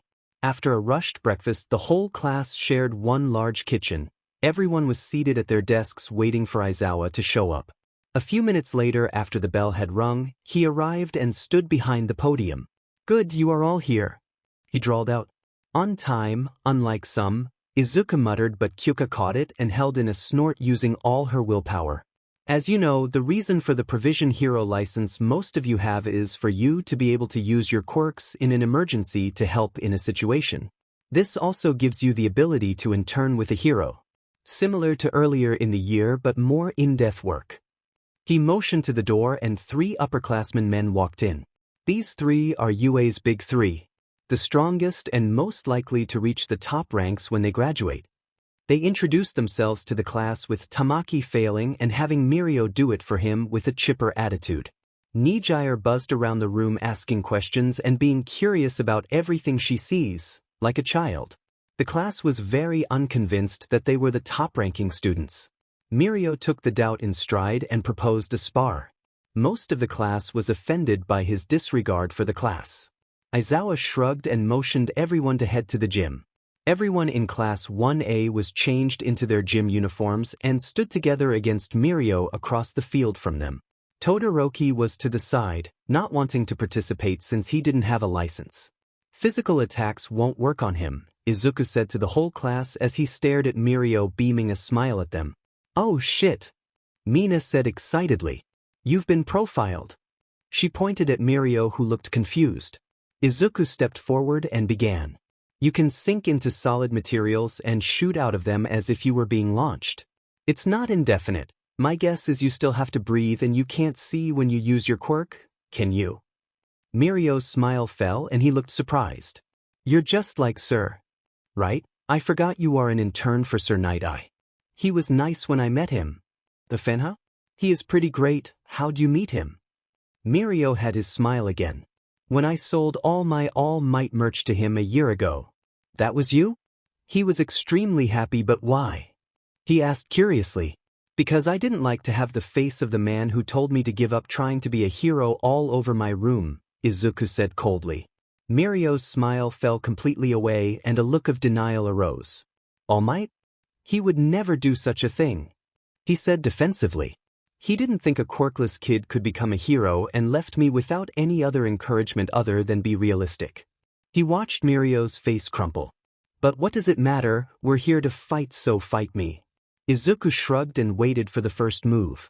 Mirio looked between everyone at the information the young man had just let out. From the looks of the green-haired boy's friends, he wasn't lying. His friends gave Mirio sympathetic looks. He turned back and focused on what was before him for the time being. He could ask the number one hero who gave him his legacy about it later. Alright then. Here we go. Mirio charged forward with a cracked smile. Izuku didn't move and let Mirio come to him. Just as he had said, Mirio sunk into the ground and shed his clothes as he did so. In an instant, almost his whole class was down. Kyuka and Toru tried to use their quirks on him, but it had minimal effects. While he didn't like seeing Toru and his friends laying in pain, he knew it was a training exercise. But what caught his attention was the immense speed and strength Mirio had displayed that he had never shown before. Izuku was the last one standing as he stared at his friends moaning on the ground. Denki gave him a thumbs up and he calmed just a bit more.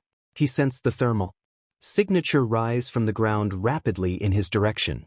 He finally turned his head to meet eyes with Mirio as his fist was extended and gently placed against his stomach. You're stronger and faster. Something isn't right. Izuku shook his head and was more sure of himself as Mirio's eyes widened just a hair. Mirio quickly sank back into the ground and struck at his back, but the same thing happened. His fist came to a dead stop and Izuku turned to meet his eyes. The kinetic impact launched Mirio back into the ground and he sunk into it. He arose from a few feet away. It seems we are at an impasse. You can't hurt me and I can't hurt you, Mirio said with everything from the waist up showing. He heard a bark of laughter from behind Izuku and saw a few snickering. You're partially right, you can't hurt me. A lightning bolt struck at him and he quickly sunk into the earth. Mirio tried again at striking at his exposed back, but nothing came of it. He felt an immense heat wave and he felt his hand burn. He cried in pain and sucked in a breath. It was a mistake as his lungs burned as well. He sunk into the ground to get away. He felt the ground begin to heat up and got away from the area to a cooler place. Izuku switched between thermal and electric to sense where Mirio had gone, since using his thermal sense was useless as the ground heated up. He watched Mirio rise from the ground on the other side of the gym, gasping in air and coughing harshly. Do you surrender? Izuku asked as he asked many others. Mirio smiled at the challenge and sunk back into the ground to attack. Izuku shrugged and released even more thermal energy into the immediate vicinity, causing the ground to melt and the air to boil. His clothes burned away, leaving him in his black quirk clothes. Mirio was about to rise under Izuku to push him off his feet, but sunk again at coming close to the molten concrete. Mirio rose from a distance and witnessed the globe of pure heat as Izuku stood in the center of it. I can't do much, huh? I would think this is a tie since you can't catch me, Mirio called out. Sure, you can call it a tie. The heat disappeared and the molten concrete solidified under Izuku's feet. It was cracked and uneven. Can we fight? Nighteye called out and flew closer with her quirk. Izuku sensed the new energy and absorbed it from under her feet. She lost her propulsion and crashed into the ground. She sat up in confusion and flew up again. She looked around to see what had happened. She saw Mirio and Tamaki staring behind her and turned to see Izuku observing the energy her quirk produced. She felt an innate fear of seeing her power in someone else's hands. What is your quirk? Where does this energy come from? Izuku asked, not taking his eyes off the glowing spiral in his palm. When she didn't respond, he turned to her. Nighteye? It's my vitality and my quirk converts it to that, she said softly. Izuku grunted in dissatisfaction. Then it's not useful to me. He aimed his palm into the ground and shot a bit of the energy to experiment. It was slow and made a small divot in the ground. I can't control it either, definitely unusable for me. Her quirk isn't useless, Mirio said harshly to Izuku. Izuku turned to him and furrowed his brows. Of course it isn't. No quirk is truly useless. I said it was useless to me. I can't control the spiral and I would need her as a source. It's unrealistic for me to use this ever in the future. For her, well, she's the top 3, isn't she? He shook his head. Mirio deflated at the misunderstanding. Sorry. As for you, something is different from what I have seen during last year's festival and now. Izuku eyed Mirio, shifting uncomfortably. My quirk evolved. He lied. That's a lie. If it did, you wouldn't say it like that. Everything you have been was enthusiastic and happy, but tell me your quirk evolved with that tone isn't right. Izuku eyed him. You are very like him. Mirio chuckled uncomfortably. Then I can't say, he said with a clenched jaw. Izuku hummed non-committally and turned to greet his friends. He smiled warmly as Denki and Mina reenacted the fight badly. Why didn't you use your mist? He asked Mina. She stopped and blushed purple. I panicked and was too slow. She looked away sheepishly. Tamaki finally got close to the group. With his eyes downcast, he gave a paper to Izuku. From Fat Gum. He said quietly and turned away. Izuku didn't ask him anything more since he was sure Tamaki would clam up even more than he was at the moment. He opened the slip of paper to see an invitation to his agency as an intern. He closed his eyes and recalled what he had on Fat Gum in his profiles. The man was a good hero with a great attitude. A protective streak and a quirk that suited his personality very well. He let the invitation go and Toru snatched it to read it. When should I go? Izuku asked no one in particular. Tomorrow after school, Tamaki said quietly and walked away. Izuku was sure he would either have to go find him or Tamaki would be waiting outside his classroom door. He shrugged and made to leave with his friends. Mirio and Nighteye stared after him and the scars covering his shoulders and what was revealed on his back. Mirio clenched his singed hand and thought about what he had said about All Might. I need to go talk to him. Izuku hugged Toru goodbye and waved to his friends as he walked out to the front gate. He found Tamaki walking in the same direction and met up with him halfway there. The upperclassmen looked up briefly to make sure it was Izuku and then turned their eyes lower. The absorber had looked up his profile from the past year and rewatched the third-year sports festival so he could get a grasp of what kind of person Tamaki was. While having a powerful quirk with the ability to use it masterfully, the older boy had borderline crippling anxiety. It was exemplified by the way the third year's shoulders slouched and his eyes didn't stray far from the ground in front of him. Would you be more comfortable if I stayed quiet, or can I ask questions? Tamaki was quiet for such a long moment that Izuku thought he chose the former. What do you want to know? He said 5 minutes later. Why did Fat Gum invite me? They got closer to the train station. Tamaki looked up again to see what Izuku's face was showing. He took the look of curiosity as a front for Izuku mocking him and looked down again. He is probably interested in replacing me with you, he said morosely. Izuku's eyebrows shot up at his words and then furrowed. I doubt that. You are a very capable student and soon be a hero. Even if you have your disadvantages, from what I've seen, you are very good. Tamaki looked away from the perceived taunting. He just wants someone without my disadvantages. He said even more morosely. Everyone has disadvantages, no one is perfect. Not even your sunshine child of a friend and especially not me. Tamaki hummed at that and turned back to see where his steps would land. Izuku guessed that's all the boy had in him for the time being. He stayed quiet for his benefit and followed Tamaki into a train headed to Fat Gum's agency. On the trip, he recalled the information he had on Fat Gum. Everything he had read and researched about the hero said that he was a good man and a good hero. While not ranked too high, he is capable of his job as a hero. He could see the connection between Izuku's quirk and Fat Gum's as they both could absorb kinetic strikes. Fat Gum used his fat to absorb them and redirect it as a powerful strike at the cost of his body fat. The train stopped and Tamaki began to move out and Izuku followed. It wasn't long before they arrived at a building. The older boy walked in and held the door for Izuku. There was a loud voice that came immediately after Tamaki walked in.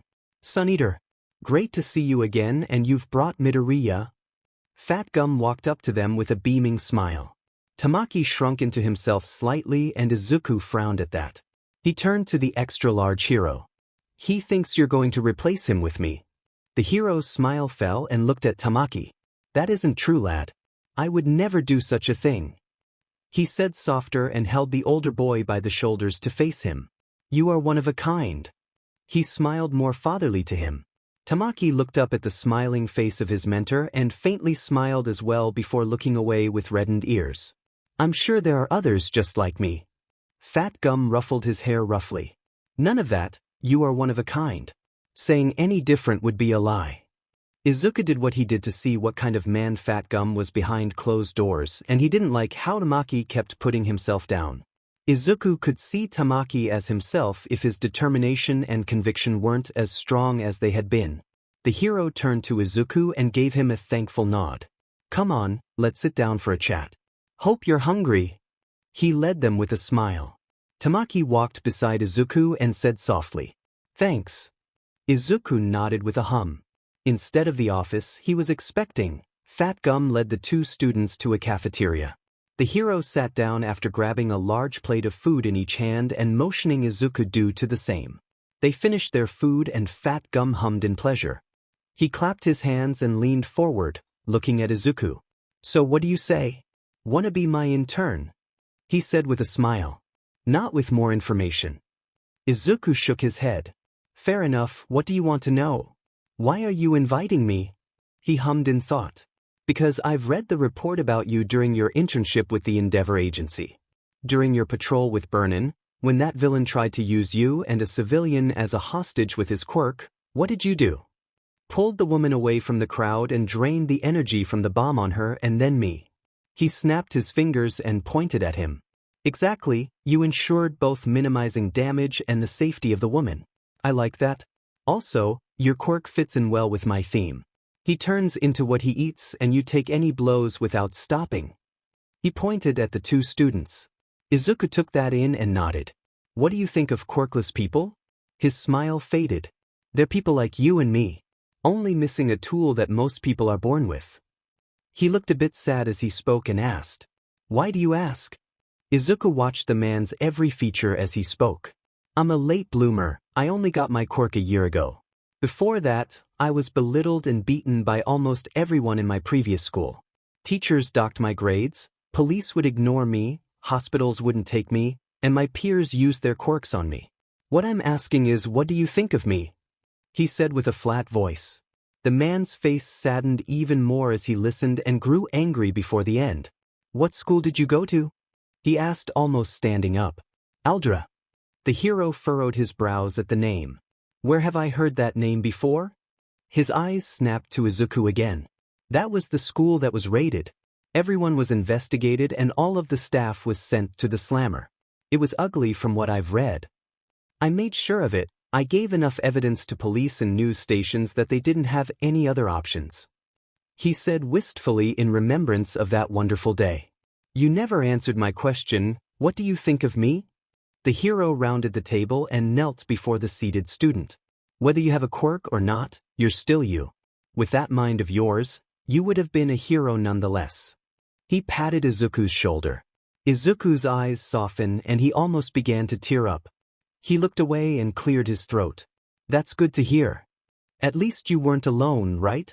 You had your parents? The hero tried to reassure the boy. Izuku sighed and shook his head. My mother abandoned me long ago and I've never met my father. I was on my own for dash. That's all he got out as Fat Gum yanked him into a hug. The hero sobbed and fat tears rolled down his face as he squished Izuku into his body. You went through so much. He practically yelled. Izuku couldn't respond as he was beginning to suffocate with his face pressed against the man's pliable chest. Even as his oxygen ran out, it felt nice to be embraced by the man. When he couldn't hold it anymore, he zapped the man lightly to let him go. He took in a lung full of air immediately after being released. He was grabbed by the shoulders again and made to face the hero. If you ever need help, I'll gladly do what I can. He said seriously with tear stains on his face. Izuku felt himself relax. He smiled and nodded. Thank you, Fat Gum. That means a lot. He was the first adult to offer any help and Izuku was grateful. After a bit of time to calm down, Fat Gum spoke again. Would you like some time to think about my offer? No need, I'll join. Izuku smiled at the large man. He threw his hands into the air in celebration. Wonderful! This means a feast. Tamaki finally moved from his awkward position at the table. He listened to everything Izuku had said and was also saddened by what he said. They had food brought to the table and they ate a bit more. Fat Gum was happy to have a new intern and the feast before him. Fat Gum led Izuku to the office while Tamaki went off to change for the day. The hero signed what he needed for Izuku and handed it off to him. He explained to Izuku what he would most likely be doing while under his care. For the most part, Izuku would tag along with either Sun Eater, Fat Gum, or both. They finished up what they needed and they parted ways until the next day. Izuku made his way back to the dorms with his paperwork. Izuku, how'd it go? Toru was the first to greet him as he walked through the dorm's doors. Pretty good. Izuku smiled back. Yo. Denki and Kyuka said at the same time as they battled in the game. Mina shuffled to the side to let Izuku sit next to Toru. He took the seat gratefully and let out a sigh of relief. Everything okay? Mina asked. Izuku looked confused why she would be asking. Yeah, why? That sigh didn't sound alright, Toru added. That's just a guy thing, I think it starts like that and evolves more and more, Denki said, not looking away from the screen. Sato, who was intently watching the match on the screen, added. Oh, kinda like when Dad gets up with a grunt even though he could bench all of us put together. Careful, Izuku. The leading cause of children is premarital handholding. You're a dad making dad noises. Minati yasid. There were scattered chuckles in the common room at her words. Izuku was lost in thought as he imagined him being a father. He was brought out of his thoughts by Toru staring at him intently. She quickly looked away with heat on her face, but she didn't let go of his arm. Later in the night, Izuku was at his desk working on his quirk notebook when he heard a knock at his door. He got up and opened it to see a set of floating clothes. Just as he was going to turn his thermal sense on, Toru slipped under his arm and dove under his bed covers. Izuku's brow creased in both amusement and question. He walked over to his bed and the still person under his covers. He tugged on the covers and Toru held tight and pulled back. Her face peeked out and stuck her tongue out at him. Get your own. Those are my own. Izuku chuckled. Then come and take them from me, she said, covering her head again. Izuku was about to try and tug on the covers again and stopped. Toru? Do you want to sleep in the same bed? His face burned slightly at the realization of why she would barge into his room late at night. Do you not want to? She asked with her voice muffled by the blankets. Izuku remembered the first night at the dorms and the sleepover they had. I don't mind, he said softly. The bed covers were opened up by Toru. She was sporting a light blush with a soft smile. Izuku crawled into the bed with her. He shuffled around and settled. Immediately, Toru took one arm and put it around her and she shuffled under his arm. She smiled shyly at him and leaned up to peck his lips. Good night, she said. Izuku had to clear his throat twice before speaking properly. Night, Toru. The next day, Izuku headed back to Fat Gum's agency for his first day. Sun Eater was already there and gave him a nod in greeting. Izuku changed into his hero suit and went to meet up with the hero. Fat Gum greeted the two students happily and showed them their routes for the day. Izuku would tag along with Sun Eater for the day. They made their way out and began the day. Anything I should keep an eye out for that you've noticed in the area? Izuku asked. Sun Eater hummed in thought and shook his head. Just the normal stuff. Also, what's your code name? Flux. He put on his half mask. Sun Eater nodded and they began to walk down the sidewalk. Sun Eater was recognized by some civilians waving at him as he passed by. Izuku introduced himself when they asked and they continued with little trouble. For 2 days, Izuku and Tamaki patrolled the area with small-time criminals popping up randomly. On the third day, the two students joined Fat Gum on his patrol of the city. So what do you think of your future so far? Fat Gum asked around a mouthful of food. It's what I expected and I'm pretty happy with it, Flux said while looking around. That's great to hear. Here, have a bite. Fat Gum tossed a snack into Izuku's hands without taking no for an answer. There was a commotion ahead of them and two gangs were close to coming to blows when they arrived. Many tried to flee when they saw the group of heroes, but Fat Gum blocked them and they were trapped in his body fat. The hero laughed at the ease of the capture, but one of the thugs used his quirk to escape from the hero. He didn't get far as Flux blocked him from escaping by aiming his pointer and middle fingers at him with lightning arcing around them. He skid to a stop and Sun Eater took that opportunity to capture him with his tentacles. Great teamwork, Fat Gum called out from a bit away. Izuku smiled under his mask at the praise and helped Sun Eater to handcuff the thug. Izuku turned when he sensed one person come out of the crowd. He shoved Sun Eater down and the gunshot went off. Izuku absorbed the impact of the bullet and grabbed it before it fell to the ground. He was shocked to see it wasn't a bullet but a small syringe. His eyes locked onto the shocked man's face. "Gun! Get down!" Fat Gum shouted to everyone. Izuku aimed his hand at the gunman to shoot a lightning bolt at him, but he was in front of the crowd and he could miss. He cursed and blocked another bullet he aimed at Tamaki. The man began to sprint away from them and Izuku caught up to him with bursts of kinetic energy through his feet. He heard the thug say something mocking, but Izuku ignored him in favor of tackling the man and sending a shock through his body. He screamed in pain, but Izuku grabbed his hands to subdue him. A small blade extended from his wrist and slashed Izuku's hands. He cursed and let go with bleeding hands. One weakness of his quirk was that if he was slashed he could get hurt. Stabbing, on the other hand, he could absorb the impact and move away from the tip of the blade pushing into him. The man laughed and pulled something out of his coat. Flux didn't wait to see what it was and shot him with a bolt of electricity that caused him to convulse and fall limply onto the ground. The syringe he held was crushed in his hand. Fat Gum ran up to his in turn and saw the cuts on his hands. "Shit, you okay, Flux?" Fat Gum asked. Izuku briefly looked down at his bleeding hands and back at the villain to make sure he didn't move. "Probably needs stitches." "You got shot too," he pointed out. He moved to handcuff the unconscious villain and noticed the broken glass from the syringe. "What's that?" "Not sure. I didn't think it was a good idea to let him do whatever with that." He saw Sun Eater run up to them and headed for Izuku. He pulled out a small medical kit and helped Izuku slow the bleeding. The absorber took off his jacket and held his arms up to slow the bleeding. Blood dripped down his arms and to the ground. "Thanks, Sun Eater," Izuku said, sitting down on a set of stairs in the alley. "You got shot too, didn't you?" he asked and pulled his eyes away from Izuku's heavily scared shoulders. Izuku remembered the odd bullet and nodded to his jacket. "In a pocket, careful. It's not a bullet."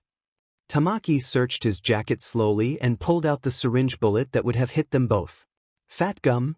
He gave it to the hero after looking it over. "That doesn't look good." The hero grimaced and pulled out a small plastic bottle to put it inside. "Let's get you some help."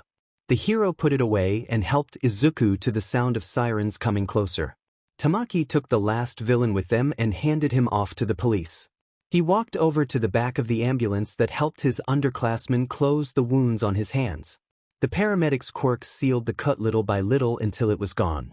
A scar was left in its place and then he moved on to the other hand. "Thanks for stopping the bullets. What kind of upperclassman am I to let you do that?" he said self-deprecatingly. "I could take them without injury.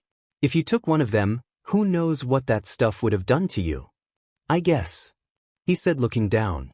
He's right. Some heroes work alone because they can. Others work in teams to cover their faults. Fat Gum patted Sun Eater's shoulder with a smile. "What of the bullet?" Izuku asked, wiping his arms clean of blood. "Handed it off to the police to have it investigated and screened. Never seen anything like that." He shook his head. A few days passes as Izuku continued his internship with Fat Gum and Sun Eater. Any day the hero gave Izuku off was spent with Toru and his friends. It was more often to see Izuku with Toru at his side than not. While away, Mina teased Toru for missing her other half.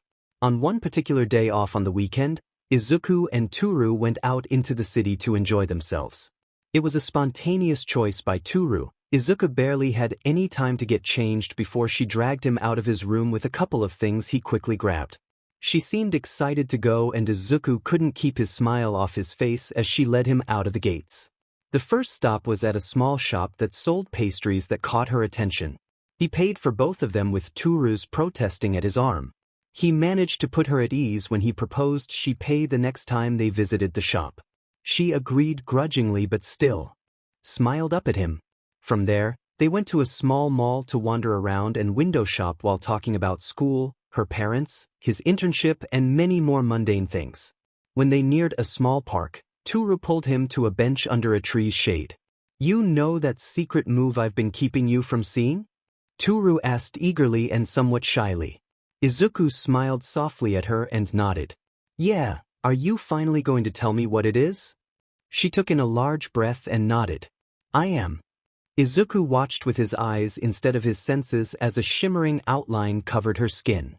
Slowly, Izuku could see her. She had pale skin with yellowish-green eyes and hair very similar to her mother. She had a beaming smile as Izuku's breath was taken away.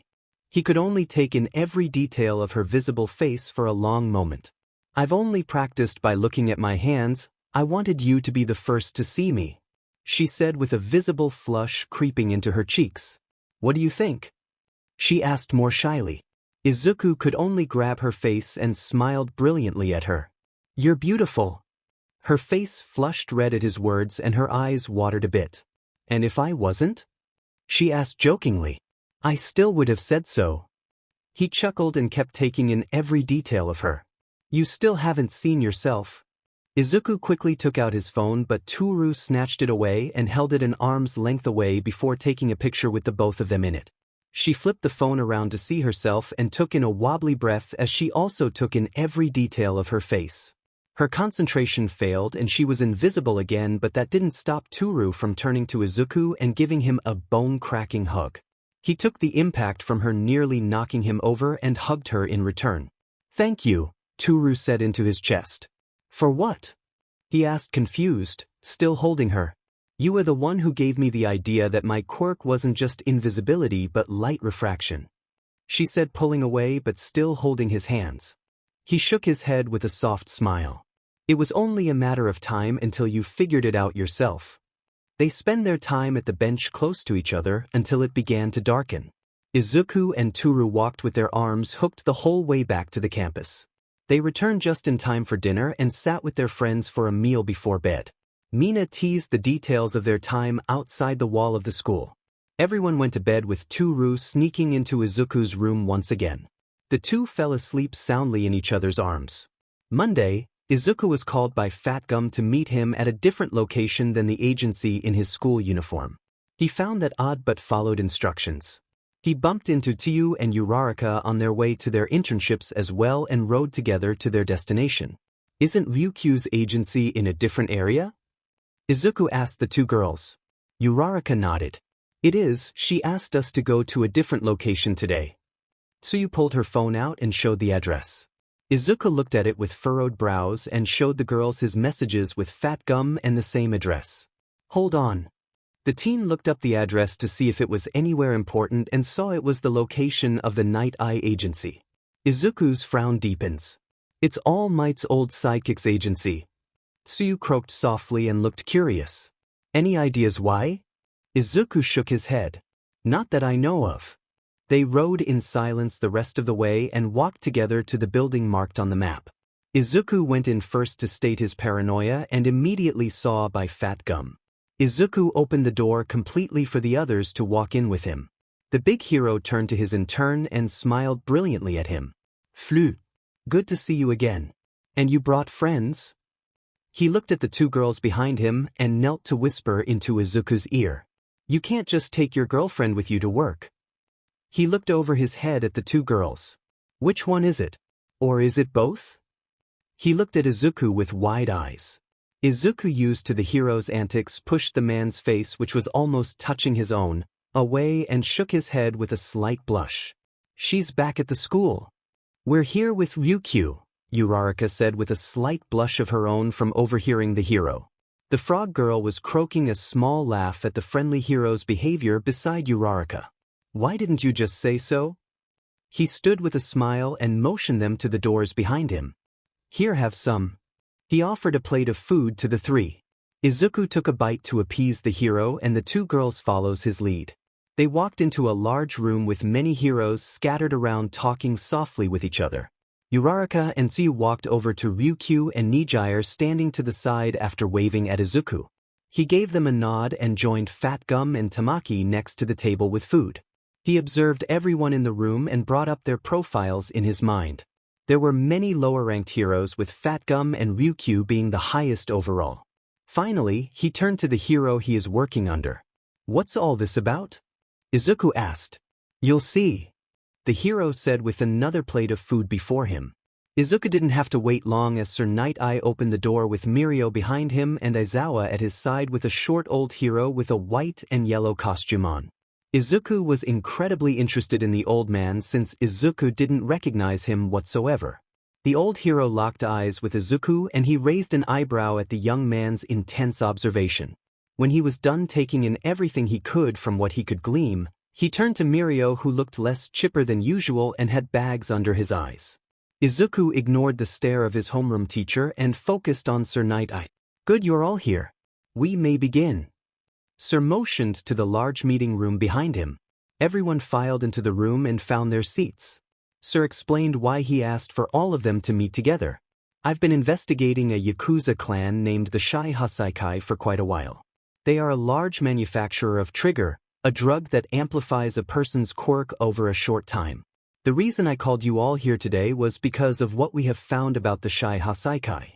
A week ago, Fat Gum's interns, Flux and Sun Eater, encounter a thug with a unique drug that he attempted to shoot at them. Thankfully, neither were exposed to it. But the lab found out about the fluid. Its main ingredient is human blood." There were many looks of disgust and confusion. "What does this new drug do?" Rocklock asked. Sir took in a long breath and said, "It damages the quirk factor of the person exposed to the drug." There was an uproar of horror at the hearing there was such a drug. Izuku's mind spun up idea after idea on where that drug could be useful. His immediate thought was to use it on every prisoner in Tartaru and get rid of every threat that is wasting money just containing them. His mind came back to the thought of whose blood was in it. "Do we know whose blood is in the drug?" Izuku asked out loud for everyone to hear. All eyes turned to him and nodded in agreement with the question and turned to Sir. He pushed up his glasses and then spoke. "We believe it belongs to Eri, supposed daughter of Overhaul, head of the Shai Hasaikai clan." The screen flipped to a picture of a girl of 5 with a hospital gown and bandages covering her arms and legs. "A child? How dare they?" Fat Gum roared in fury. Many other heroes joined in the uproar. Izuku's blood boiled at the idea of Eri being used like a blood bag. He looked up at the screen again and only saw desperation and fear about her future. He noticed Mirio flinch when Sir mentioned Eri. Izuku continued to stare at the upperclassman until he looked up to lock gazes with the absorber. Izuku could see the evident shame as the blonde looked down. Izuku absorbed the sound of the room until everyone looked around and saw his raised hand. He stopped his quirk when he got little sound energy and asked Sir, "We are here to plan a raid on the compound and stop their manufacturing of trigger and this new drug, right? Why not save Eri and stop the production of the quirk-erasing drug when there was a chance?" Izuku's eyes snapped to Mirio, who looked even more ashamed at the moment. "Why are children here? This is no place for them," Rocklock stated, looking between Izuku, Uraraka, and Tsuyu. Izuku ignored this since he knew Rocklock's profile and his proclivities about the safety of children. Instead, his eyes kept locked onto Sir's, waiting for an answer. The hero stared back at Izuku's eyes. "If we took that chance, the Shai Hasaikai would have gone underground to continue their production of trigger. We could not have risked that chance." Izuku spoke immediately after. "Trigger will always be manufactured by others, but this new drug could be stopped completely since the child's blood is the main ingredient. I doubt they are taking the blood humanely with the clear terror on her face." He pointed at the screen, another flinch from Mirio. "The risk was too great if we were to take the child." Sir shook his head again. Fat Gum stood up next to Izuku. "We're here to plan a raid. The sooner that child is safe the better," he said, anger lacing his words. Izuku sat down with Fat Gum, both their emotions boiling with the same thoughts going through their heads about Eri's suffering in that compound. They continued with the raid planning and learning about the 8 bullets and their profiles. Izuku paid close attention to everything he was shown. When they finished, The heroes dispersed to their agencies and the students gathered up downstairs. Izuku was still seething at having to wait for the raid to help Eri. They had little to no information about her, and Izuku wanted to interrogate Mirio about why he looked so ill every time Eri was brought up. Why did you react the way you did every time Eri was brought up? Izuku stared at Mirio. Everyone's eyes turned to him. On my patrol, Eri ran into me. She was trying to run away from overhaul. He said with his eyes downcast. You let her go. Izuku seethed. What was I supposed to do? Mirio yelled out. With your speed, get Eri to safety and take out the head of the Shy Hasaikai. Izuku yelled back in fury. From what I've seen, you are a nightmare to any physical fights. No one can touch you if you don't want them to, and there are no obstacles for you. He finished with a hiss and glare. That's enough. Aizawa said loudly and used his quirk on everyone. Once everyone stopped and sat down again, he turned on Izuku. I'm tempted not to allow you to participate. For what reason? Your personal feeling? That's not very logical of you. I have not broken one rule of yours or UA's. He said calmly and stared into Eraserhead's eyes. You have towed the line for a long time, and this doesn't include what you did to Muscular. He glared at his student. It was that or a dead child.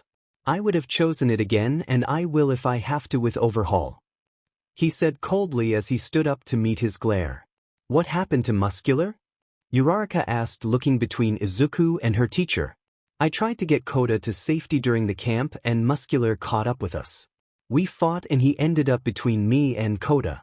Anything I used on him might have hit Koda, and he was too close to intercept from ending Koda. So I absorbed his electric energy and he ended up brain dead. Everyone seated gasped in horror. I would do it again if it meant Koda's safety. He turned his glare at Mirio, who looked sick at everything he had said. This is not helping your case, Aizawa said. Doing what's necessary to save Eri isn't helping my case? Izuku spat back. I do not trust you in this operation or any other. And I don't trust UA to keep us safe. Don't. Aizawa's glare sharpened. The two continued to glare at each other until Tsuyu spoke up. Midoriya is right, he has only done the right thing every time he needed. If it was between my younger siblings or that villain, I would have been all right with what he chose. Uraraka looked uneasy but nodded with her friend. I'll be participating in that raid, Izuku said with finality. One way or another. He pushed past Aizawa and out of the front doors to leave. He walked to the train station alone and thought of what he had learned that day. What he mainly thought about was Mirio and what kind person would let Eri go into Overhaul's hands to make things easier later on. His opinion on Sir was also lowered when he continued to have it his way only. When he met him over a year ago, he knew he was ridged but not to the point where it was only one option. Then he thought of Aizawa and UA. He wants to continue his studies and graduate UA, but their attitude towards him is making it difficult to stay. The biggest reason he is staying is because of Toru and his friends. He knows it's not completely safe at UA, but with the League of Villains still around. Where is 33. Rescue. Izuku returned to the dorms ahead of the others he left with. It was close to dark when he opened the doors to the common room where most of his classmates were. He had calmed down for the most part, but his thoughts kept going back to earlier that day and most importantly, Eri. He greeted his friends when they waved to him, but his tight smile was a dead giveaway to his emotions. Toru pulled Izuku to the open sofa and he sighed as he sat down. Sorry, just learned some things during the internship that bothered me a lot. He said looking down. And I don't think I'm allowed to tell you guys, not until it's past. Everyone nodded their heads and knew what their leader meant. They all had learned in school that sometimes there would be things they wouldn't be able to tell each other or loved ones due to security. Toru hooked their arms together and leaned on him. The other began to talk to him about what he had missed while he was gone. It wasn't much, but Izuku was grateful for their efforts. A few days passed with Izuku gritting his teeth with each day that passed with Eri still getting hurt in the Shy Hasaikai compound. He went to his patrol with Fat Gum every day, but Izuku could tell the hero was getting close to exploding due to the wait for the raid. Sun Eater looked more depressed than usual, and it was clear to see it was due to Mirio being down from guilt. How much trouble would we be in if we raided the compound ourselves? Izuku asked one day out of the blue to Fat Gum. He looked surprised at the question and shook his head reluctantly with a small smile. As tempted as I am to say, let's do it, and charge in there. We would risk the chance of letting many of them get away and then regroup somewhere else. That's not to mention, we would need to find Eri with everyone against us.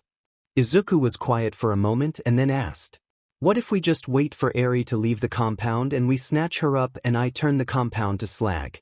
He said darkly. Fat Gum froze and so did Tamaki. They both turned to stare at Izuku. Tamaki remembered what his underclassman revealed about his fight with Muscular and how it ended.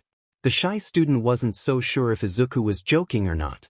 Fat Gum was similarly thinking of what his file said about him and his previous, unstable, nature. Heroes and only when it's necessary, not when it's the easier solution. Fat Gum lectured softly and stared at his plate of food. Izuku only hummed non-committally to him and kept eating his snack. It was a sunny day when the raid was to start. Izuku stared at the compound through the screen as he waited with Fat Gum, who was also anxious to start already. Tamaki had already eaten what he needed for his quirk and stared with the same anxious energy as Fat Gum. They had been briefed already about every important member of the Shy Hasaikai, including the 2 members of the League of Villains that joined for a reason the heroes weren't sure of yet. The police gave their go-ahead and the operation started with a knock on the door. It burst open with the help of one of the members of the 8 Bullets. Flux jumps up with kinetic energy and absorbed the impact of one of the police officers who were launched back from Rikia. He landed softly and Eraserhead caught the other one before he was injured. Ryukyu transformed into her dragon form and fought head-on with the Yakuza lieutenant. Everyone else was ordered to rush in through the busted open entrance and proceed with the operation. Flux ran alongside the others as they followed Sir Nighteye to a dead end where it was revealed to be a secret door after a push of a button. More Yakuza members charged out, but they were dealt with quickly by Bubble Girl and Eraserhead. They were stopped again at a dead end at the end of the corridor they ran through after the staircase. Lemillion phased his head through the wall in front of them and then pulled back and punched the wall to reveal the rest of the passageway. They soon stopped again due to the room warping around. Izuku recognized Mimic's quirk and was beginning to grow frustrated at the idea of losing Eri and letting Overhaul continue his experiments. Izuku reached out with his senses to see if he could find where Mimic was hiding. Flux, what are you doing? Eraserhead all but growled at his student for walking off. The room began to violently move around to stop Flux when he got closer to a wall. He jumped up and dug his fingers into the wall with the help of thermal energy melting a handhold. A kinetic shockwave shattered the thin wall and revealed Mimic's shocked face. He tried to sink in deeper to run away from Flux's angry eyes, but he was frozen when Eraserhead erased his quirk. Flux quickly shattered the stone around Mimic's body and zapped him until he was unconscious. He tossed the limp body down to Fat Gum and he handcuffed him with quirk suppression cuffs. Great job, Flux. Fat Gum praised his in turn. Now, let's move on before they get away. Everyone nodded and they made their way down the corridors. Tamaki split off to stop 3 other members of the 8 Bullets and Flux assisted him by shooting a lightning bolt at the biggest of the 3 who Flux thought would give Sun Eater the most trouble. The rest of the group ran along with a few petty clan members trying to stop or slow them down. Fat Gum was pushed to the side when 2 of the 8 Bullets stepped in. Izuku's eyes lit up at the opportunity before him. Fat Gum, I can take them. You think you're a match for me? Let's see then. Kendo roared and punched the short teen multiple times with his quirk. Izuku took each punch and absorbed the energy with an eager smile that chilled most people who saw it. I'm not leaving a new intern alone here. Go on, we've got it here. Fat Gum said and stepped next to Izuku. The rest of the raid ran ahead while Izuku stared at Kendo and the man with a gray robe behind him. Flux stepped forward after throwing his jacket to the side. Kendo took this in stride and threw a barrage of punches at the smaller teen. Each impact was negated and absorbed into his core. He continued to step forward while accepting each punch. Now, this is a good challenge. Kendo roared in joy. Hekiji Tengai was wary of the young hero whose face didn't change. Something is wrong, get back. His shield was covering the 2 of them. Izuku's smile only grew wider at the energy before him. He placed his palm against the yellow dome, stopping him from getting past to save Eri. He started slowly by taking a small amount of the shield before him. Under his hand, the bright yellow dimmed in its light. The man who conjured the dome looked in horror as the dome began to dim more and more. He poured more of his energy into reinforcing the dome, but he felt shivers at the smile hidden behind his mask of the boy who took it all in. Mine, Flux said gleefully and yanked all the energy thing I had. The Yakuza man collapsed to the ground, shocking Kendo. What did you do? He asked, stepping away slightly at the unknown.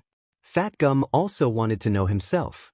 I think I caused him to go into quirk exhaustion from taking all the energy he produces at once, Izuku said, interested in the outcome, and then played with his new energy by shaping a globe of yellow energy in his hand. Magnificent! He whispered to himself as he studied the energy. Then locked eyes with Kendo, who looked unsure for the first time in a long time. How many of your punch can you take? All of them. Kendo tried to rile himself up again. He charged forward and continued his barrage of punches. Fight me. The next punch that landed felt wrong, and the next thing he knew was that he was across the room and his arm was shattered. You took about 70 of your punches, Flux stated as he walked up to Kendo's prone form. Do you yield? Kendo groaned in agony as he clutched his arm. He looked up to meet eyes with the forest green eyes that stared down at him. I was never a challenge, was I? No, you were a source of energy like your comrade over there, Flux said coldly and handcuffed his legs to save him from suffering the pain of moving his arm. Fat Gum stared at his in turn and approached him. You weren't joking about turning this whole compound into slag, were you? I have a lot of thermal energy, Izuku said by explanation. Let's catch up, he said as he heard a rumble from ahead. Flux and Fat Gum walked into a large room in full battle. Eraserhead was drunkenly fighting against someone with an alcohol bottle in hand while trying to keep Overhaul from using his quirk. Lemillion fought against Overhaul, but he was handicapped by trying to protect Sir, who was bleeding profusely to the side. Another man was running off with Eri in hand while keeping an eye on the battle. I'm getting Eri, Flux said and blasted off to cut them off. Fat Gum cursed and ran to help Eraserhead so he could focus more properly on Overhaul. Flux flew above the battle between Overhaul and Lemillion. The Yakuza head saw where he was going and was able to use his quirk to erect a wall of spikes to impale him in midair. A wave of sound energy that rattled everyone shattered the stone spikes, and a blast of kinetic caused the debris to open a path for Flux. He heard Overhaul roar in anger, but his focus was on Eri's scared wide eyes. Chronostasis turned around with a gun in hand at the sound of his leader roaring in anger. He saw why Overhaul was enraged and he was headed straight for him. He aimed the quirk-erasing loaded gun at the student and fired once, thinking it would be enough. He landed before him and the girl in his arm and held where he was shot. The member of the 8 bullets smirked, but his smile fell away when the green-haired boy pulled the intact syringe and examined it before his eyes snapped to him.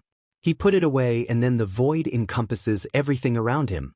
He wasn't able to hear or see, and his only saving grace was that his legs were already spread out and balanced.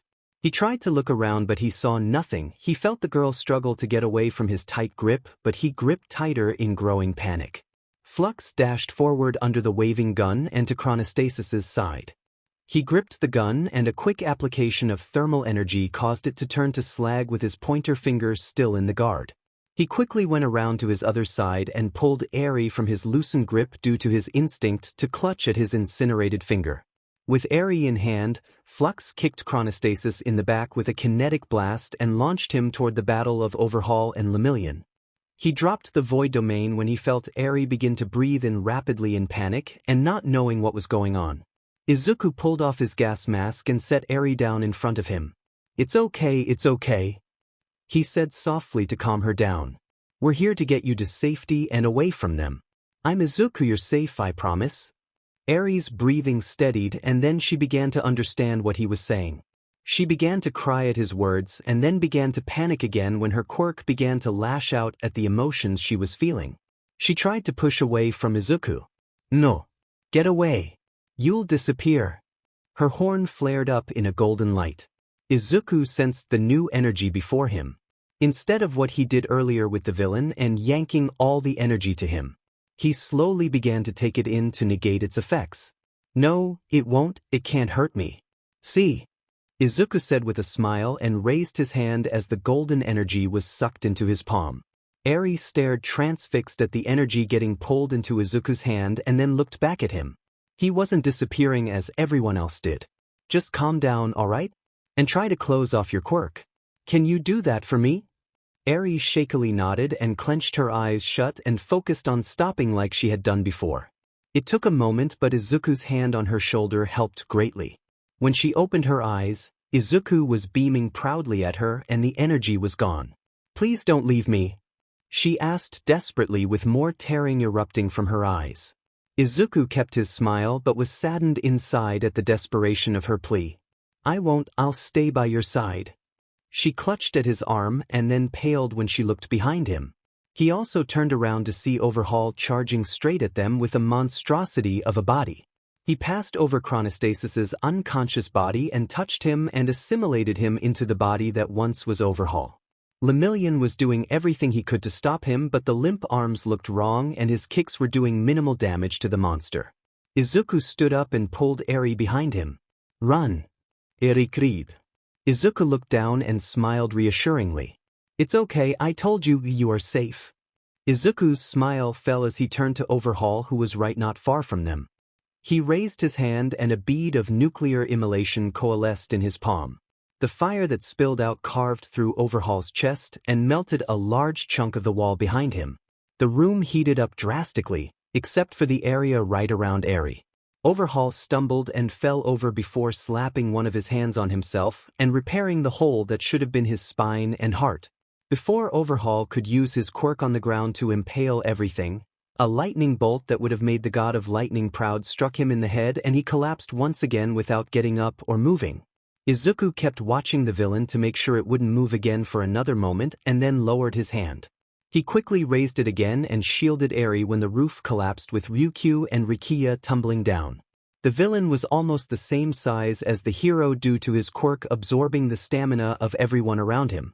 Originally, his quirk was touch-based, but it had been enhanced due to the trigger he took earlier.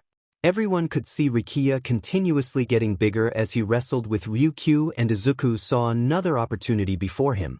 He sensed the energy just under his range and he pulled it. He felt the third new energy settle into his core and he was ecstatic at the possibilities that opened up before him. He began drawing Rikiya's energy to himself. The villain was enjoying himself in the battle but felt something wrong immediately. He began to shrink as his energy was sucked away. He whipped his head in the direction where it was headed and he met eyes with a smirking green-haired boy. He didn't get a chance to fight him as he felt exhaustion settle in and darkness take him. Everyone underground watched as Rikiya collapsed face down trying to reach Izuku, who stood shielding Eri from anyone that got too close. The little girl, for her part, stared in awe as Izuku took out some of the strongest Yakuza leaders with little effort. Ryukyu looked confused at what happened before her but quickly moved and placed quirk suppression cuffs on the man. Izuku knelt again at Eri's side and smiled. Let's get you out of here. She nodded and was picked up by Izuku. She clung to him as they made their way closer to everyone else. Fat Gum looked slimmer but still big as he ran up to his intern and Eri. She held tighter as the big hero approached more carefully as he got close. Flux, glad to see you're alright. Hello Eri. You can call me Fat Gum. He smiled brilliantly at her. She nestled closer to Izuku and warily watched the hero. He's okay, I worked with him to get you out. She turned at Izuku's voice and relaxed just a bit. Fat Gum nodded with a softer smile and guided them to the exit. Izuku held Eri tight as they passed through the corridors that were her waking nightmare. They slowed when they passed an open metal door with a child's bed inside. Izuku asked her if she'd like to grab anything and she shook her head while covering her face in his jacket. They moved on. They reached the surface and the flurry of activity around them as clan members were being thrown into police vans with paramedics and firefighters at the ready to help where they were needed. They moved to the paramedics and Izuku hesitated when he realized he would need to let Eri go. Fat Gum, I'll be staying with Eri, he stated. The hero looked between Flux's set face and Eri's hands clutching to his jacket. That would be for the best. I'll meet you at the hospital later. Fat Gum nodded and moved to the ambulance to tell the men what was going to happen with Eri and Izuku. They board the back of the ambulance and Eri reluctantly let herself get checked up by the gentlewoman as they rode to the hospital. Izuku declined a checkup since he wasn't hurt in any way during the raid. His mind did go back to Sir Nighteye and Lemillion, who were both injured. Sir was out of the fight from the beginning when Izuku arrived, and Lemillion looked like his arms were shattered for some reason. He was curious about his classmates, but he didn't see them in the brief walk to the ambulance. Izuku focused back on Eri on his lap as she held tight to him. He worried about what will happen to her if they decide to separate her from him and she loses control of her quirk again without him being near. Eri looked up at Izuku's face and he smiled reassuringly as they rode in relative silence. She leaned against his chest and Izuku placed his arm around the child to comfort her as much as he could. Eri held tightly to Izuku as he walked into the hospital to have her looked over. Once she realized where they were going and who would be there, she began to sob. Izuku stopped walking and knelt in front of her with worry filling his face. "What's wrong? I don't want to see doctors, they hurt me." She sobbed and began to back away. "The doctors you've met aren't doctors. They are supposed to help and heal you, not hurt you. And if they ever try to hurt you, I'll stop them. How about that?" Eri looked unsure as she peeked behind him to see further into the hospital, but then her eyes turned to his softly smiling face. "You promise?" "I do promise," he said, beaming at her. He held his arms out to pick her up and she settled into them immediately. They caught up with the nurse that was escorting them to a room and continued their path to it. After a bit of walking, they stopped in front of a room and the nurse opened the door for them. Izuku walked in carrying Eri and sat her down on the bed while he pulled up a chair close to her. Eri looked around the room with wariness. Seeing this, Izuku offered his hand for her to hold and she did so instantly. Izuku stayed at her side the whole time as a few doctors came in to examine her for anything they could help with and heal. She began to get anxious at the doctor looking her over and Izuku noticed her horn begin to glow softly. He raised his hand to stop the doctors from continuing and interposed himself to have Eri just see him. He began to absorb the wisps of energy that leaked off her horn and held her to his chest. "It's already, they aren't hurting you. If they did, I would make them disappear. You're safe," he continued to say as her breathing calmed down and her horns stopped glowing. Maybe it would be for the best for one doctor at a time? He looked over his shoulder at the three that were looking her over. The three looked at each other and nodded. That probably would be for the best. The one on the right said and stayed as the other two left. Izuku stayed with Eri on the bed as the doctor who stayed looked her over and cleaned her up. They replaced the bandages on her limbs and got her a new gown that wasn't stained. Eri had her face in Izuku's chest as they removed the bandages and he stroked her hair to distract her. Soon the doctor was done and Eri lay under the bed sheets and was dozing off. Izuku had gotten off the bed and was in her line of sight. "Izuku?" Eri asked. He turned to her. "Yeah, Eri. What's going to happen to me?" She pulled the sheets closer to her face and asked tentatively. Izuku paused and thought about it. "I'm not entirely sure, but I will make sure you go to a good place." She was quiet for a long moment. "Can't I stay with you?" she asked hopefully. Izuku froze and thought about the logistics of doing such a thing as taking care of a young child while at school. "I'm not sure, but I will try and ask." He did think of the benefits of Eri staying with him due to her quirk and her attachment to Izuku. He could safely teach her how to control her quirk and with the benefit that she trusts him. He had to admit, he was beginning to grow attached to her as well. Eri nodded and slowly drifted off to sleep. Izuku stayed in his chair with his jacket hanging to the side. He pulled his phone out and messaged his friends about the situation and his condition. They sent a barrage of texts back and he answered them all. He sat there in the room with Eri asleep thinking about Eri's request. He was unsure of watching over a child her age and being responsible for her, but he was sure he could help with her quirk. After all, he had studied quirks for all of his life, and he even her energy in his core to experiment safely before she tried something. Thinking of her energy, he analyzed it in his core with his other energies. It was a quirk energy like the explosive energy from the man on his internship. It was unique and mostly likely only obtained from the person's quirk. Not like thermal or light, which was everywhere. The new energy was oddly contained, unlike lightning which always wanted to escape and spread. Aries' quirk energy moved slowly inside his core as he felt at it. Slowly he brought his hand out and released a small amount of it. It escaped his hand and shimmered in the air before dissipating. To Izuku, it was pretty. He looked around the room and found a pen. He snatched it and used the energy on the writing tool, but nothing happened. He examined the pen to see if there were any differences and he didn't find any. He tested its durability, its flexibility, and its ability to write. Izuku frowned and then thought about how some quirks only work on biological objects and not inanimate ones, like healing quirks. He looked around again and found a plant on the windowsill. He went to it and used a drop of energy on it and watched it carefully. Nothing happened. He frowned again and felt at the plant. He threw his hands up in the air when he felt it was plastic. For the moment, he gave up on the experiment and sat down again. Just as he did, he sensed a large thermal signature open the door just a bit and Izuku raised an eyebrow at the smiling face of his boss. Fat Gum waved for him to come and Izuku got up to do so. He closed the door quietly behind him and looked up at the hero. "How's she doing?" he asked first. Izuku shrugged. "Alive but not well mentally or physically. Malnutrition and multiple scars across her limbs," he said in one long and angry breath. Fat Gum's face screwed up in a snarl at the thought. "They will rot in prison. Better off if they were dead. It's a waste of resources to keep them alive," Izuku said with a neutral tone. Fat Gum stared at him for a moment and then said, "We aren't judge, jury, and executioners. It is the job of heroes to stop the villain and we did so." Izuku looked away and hummed non-committally. He nodded at the statement and kept the rest of his thoughts to himself. He looked back to the hero and asked, "What of everyone else?" "Sir was unconscious when I last saw him and Lemillion looked in bad shape too."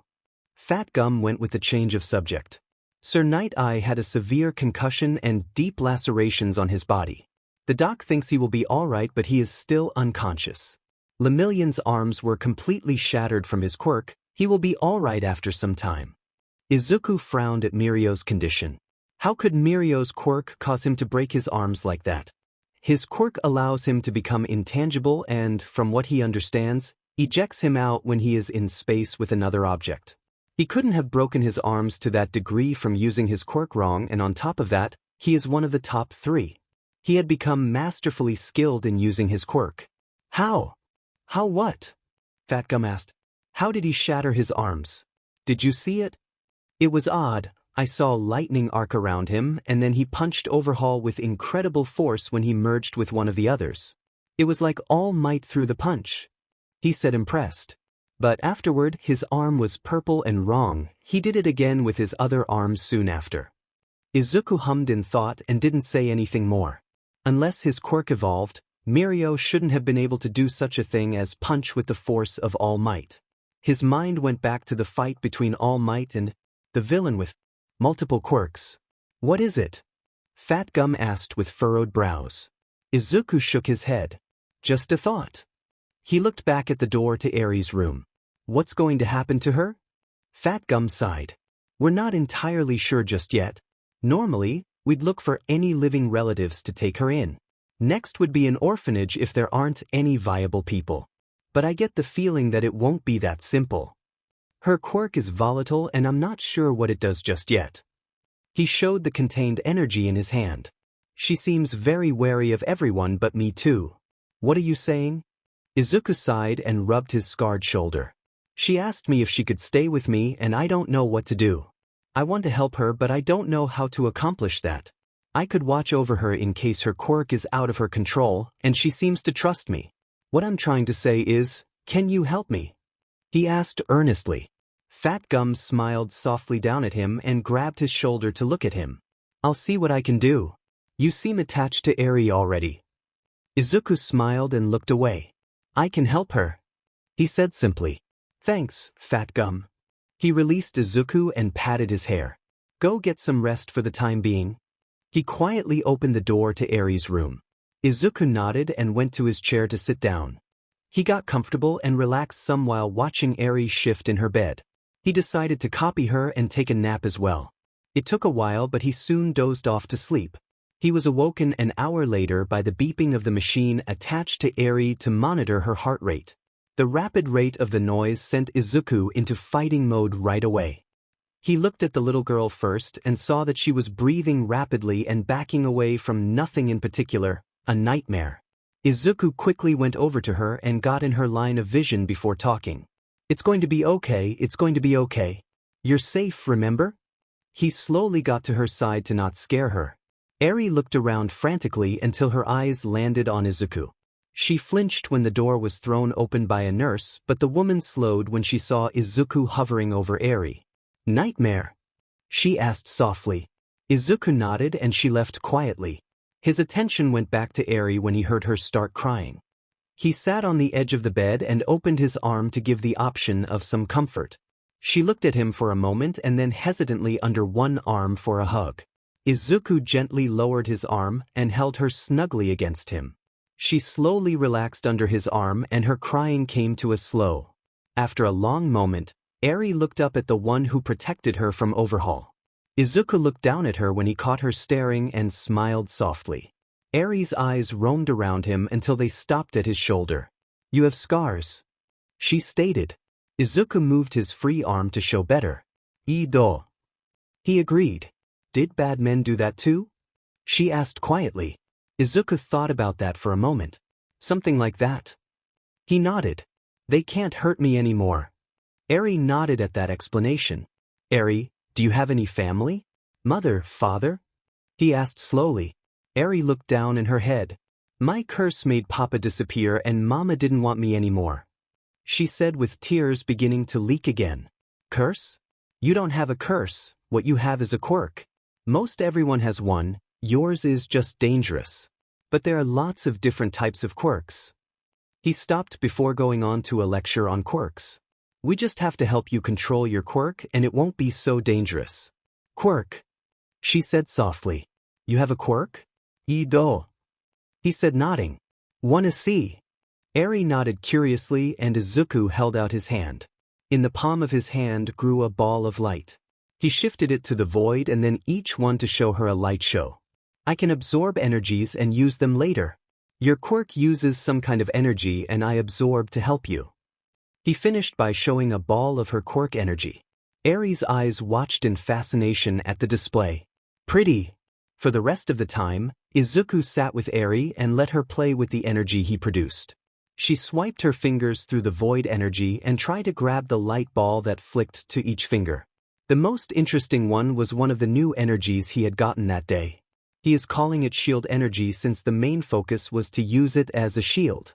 When he projected the energy, it naturally shaped a sphere with a hollow interior. He was sure if he expanded the energy, it could cover his whole body. It was an added defensive move to the power set.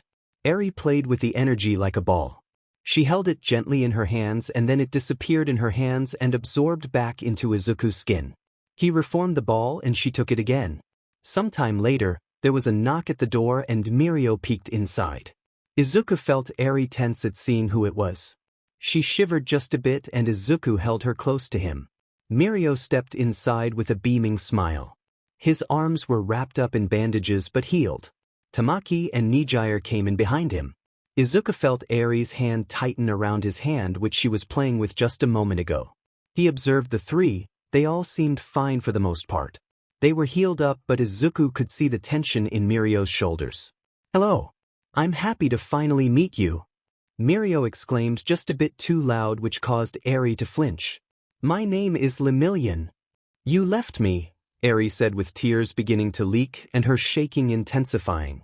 Mirio's smile broke but he tried to hold it on his face. It reminded him of All Might on the rooftop so long ago. "Mirio, I think it's best if you leave," Izuku said. His smile broke entirely and he stepped forward to explain himself and Eri flinched again. Izuku used his new shield energy to form a dome around the bed they were on. Mirio bumped into it and backed away. The shield was absorbed and Izuku stared harshly at Mirio. Mirio finally nodded with his teeth clenched and turned to leave. "Better work on that quirk of yours, it would work great with the one you were born with." In the end, Izuku's eyes switched to Nighteye as her shoulders tensed. Mirio whirled around again and stared at Izuku but his face remained neutral. "I'll see you later, Tamaki." He turned dismissively from Mirio and to the ever-quiet boy beside Mirio. The three looked at each other and had a wordless conversation before leaving, with Mirio giving one last look over his shoulder. Izuku watched them with his sixth sense, but his focus was on Eri, who was crying. He rocked her back and forward in an attempt to soothe her. "Why?" she sobbed. Izuku looked down at her. "Why what? Why did he leave me?" she asked softly. "Because he thought it was the right thing to do, but it wasn't. He should have done more to try and help, but he let you go," Izuku said harshly, looking at the door. Eri was quiet for a long moment and then asked, "What would you do? Burn Overhaul into ash so he could hurt anyone else ever again? And then take you to safety?" Izuku said immediately, his mind going back to Muscular and how he would never hurt anyone again, even if there would be another prison break. "But ending is bad," Eri said. Izuku nodded. "It is bad, but I'd rather do bad things to help good people." Eri took that in and stayed near Izuku's chest and the warmth he radiated. He formed another ball of energy and handed it to her. She took it and played around with it in her hands until she began to drift off to sleep again. Izuku stayed by her side for as long as he could. "You promise you will come back?" Eri asked with tears cropping her eyes. "I will, but I'm sorry I have to go so soon. I have school and they aren't letting me stay. I will be back to visit until the hospital decides to let you leave too," Izuku said while looking her in the eye to reassure her. He thought for a moment and then he took off his jacket and placed it next to her. "Hold on to this for me. After all, one way to make sure I come back is to come back for my jacket," he finished with a smile. Eri took the jacket in her small hands. She looked up and nodded with more reassurance. "Okay." With that, Izuku patted her head gently and turned to leave out the door. It was the next day after the raid. Izuku had stayed the night in Eri's room like he had stayed in Toru's room when she recovered. The girl had a few nightmares during the night and one quirk outburst that Izuku had taken care of easily. When Eri realized that she wasn't in Overhaul's lab anymore, she calmed down. Eraserhead came in before the sun had set to see Eri and his student. The two had spoken while the little girl had looked warily at the unshaven man. Izuku told her he was a hero and she calmed down, but she still stared at the underground hero. The two spoke about what Izuku wanted with Eri and what Nizu thought about it. They were already thinking of taking Eri to UA before Izuku asked Fat Gum for his favor. Aizawa explained what they had planned and how he was going to be her main caretaker for the fact that he could erase her quirk. They added Izuku into the plan when Fat Gum spoke to Nizu about his favor. Nizu decided it would be an added benefit to Eri's mental health to keep Izuku near her while she reigned in her quirk. It was even more beneficial when Izuku told them about him being able to absorb her quirk energy to negate it just as easily as Eraserhead. They still haven't told Eri about what was the plan going forward. Izuku traveled to the dorms with Tsuyu and Uraraka after they had been released the same morning. The two girls asked about Eri and how she was doing on the train ride. He told them readily about her well-being. Izuku had grown to trust the two over the school year with Tsuyu's blunt nature and Uraraka's earnest behavior. The friction between Izuku and Ida didn't affect her attitude towards Izuku, which he appreciated. When the three walked through the dorm's front doors, they were immediately greeted by the class who was in the common room. Izuku was mobbed by Toru and the others in the gang of friends. "Great to see you again," Denki said with a beaming smile. "Toru over here was checking her phone every 5 minutes, so much she missed you," Mina teased with a giggle as she looked him over. Toru ignored her in favor of burying her face in Izuku's chest while her arms were wrapped around him tightly. Izuku automatically did the same to her.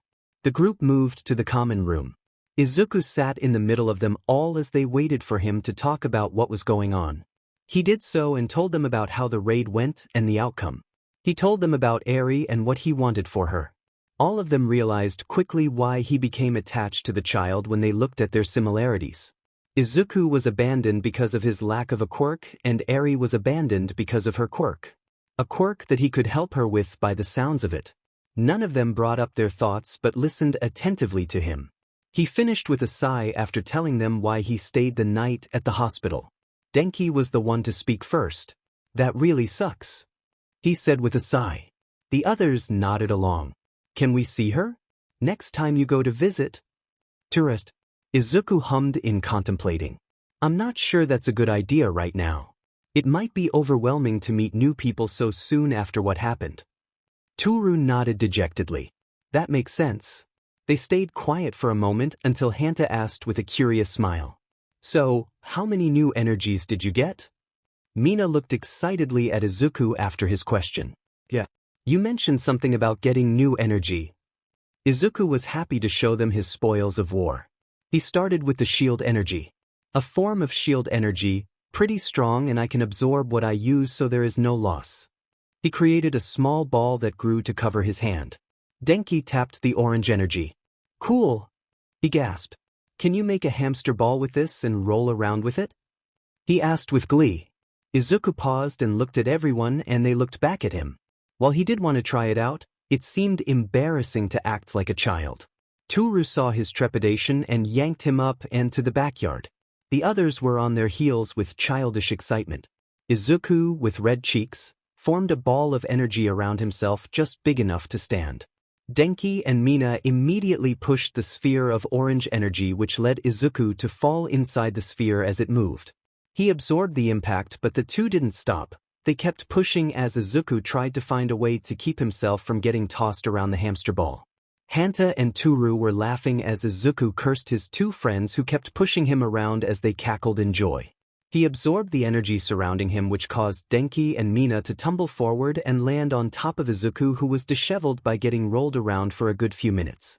He groaned as Denki pushed himself off of Izuku and Mina off of Denki.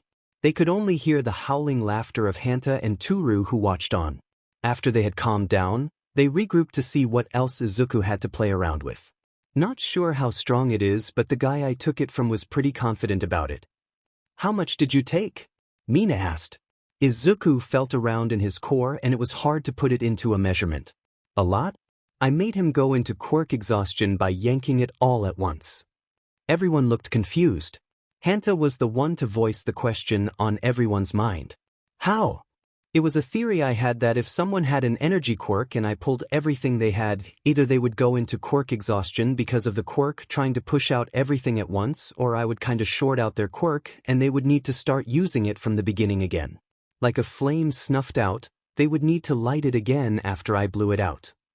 He rambled on into his thoughts while he rolled around a globe of shield energy in his hands.